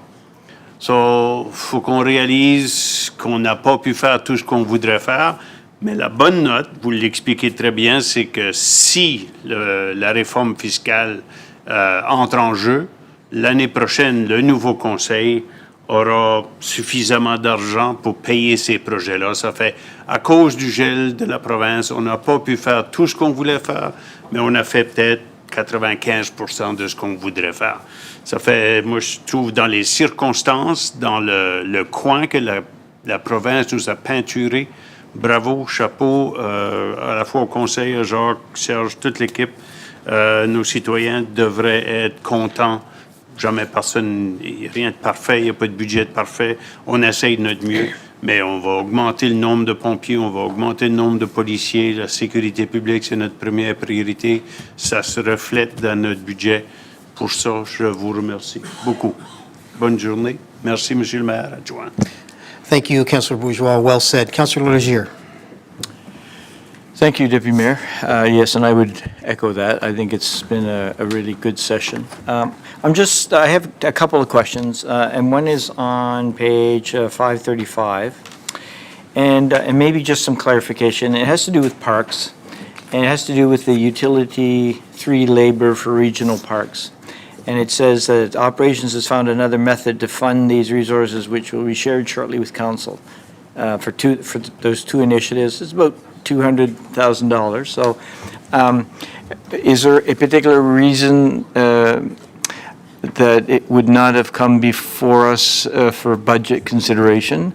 It is a pressure point. I've spoken to several in the regional parks that go from one park to the other, and it's not necessarily the most efficient. So I'm just wondering for clarification. Yeah, so there's something contractual right now that is being negotiated that, again, we would prefer, like, we'll come back to council with that. Okay, all right. Well, that was just for clarification. And then one last thing, which is, yes, so having to do with fire, and it has to do with replacing the 2011 Kubota and trailer. And then in the formal request has not been made to the fleet department to understand the needs and look at different options. So is this something, I mean, they've obviously, they must use it, and they've identified they need to replace it.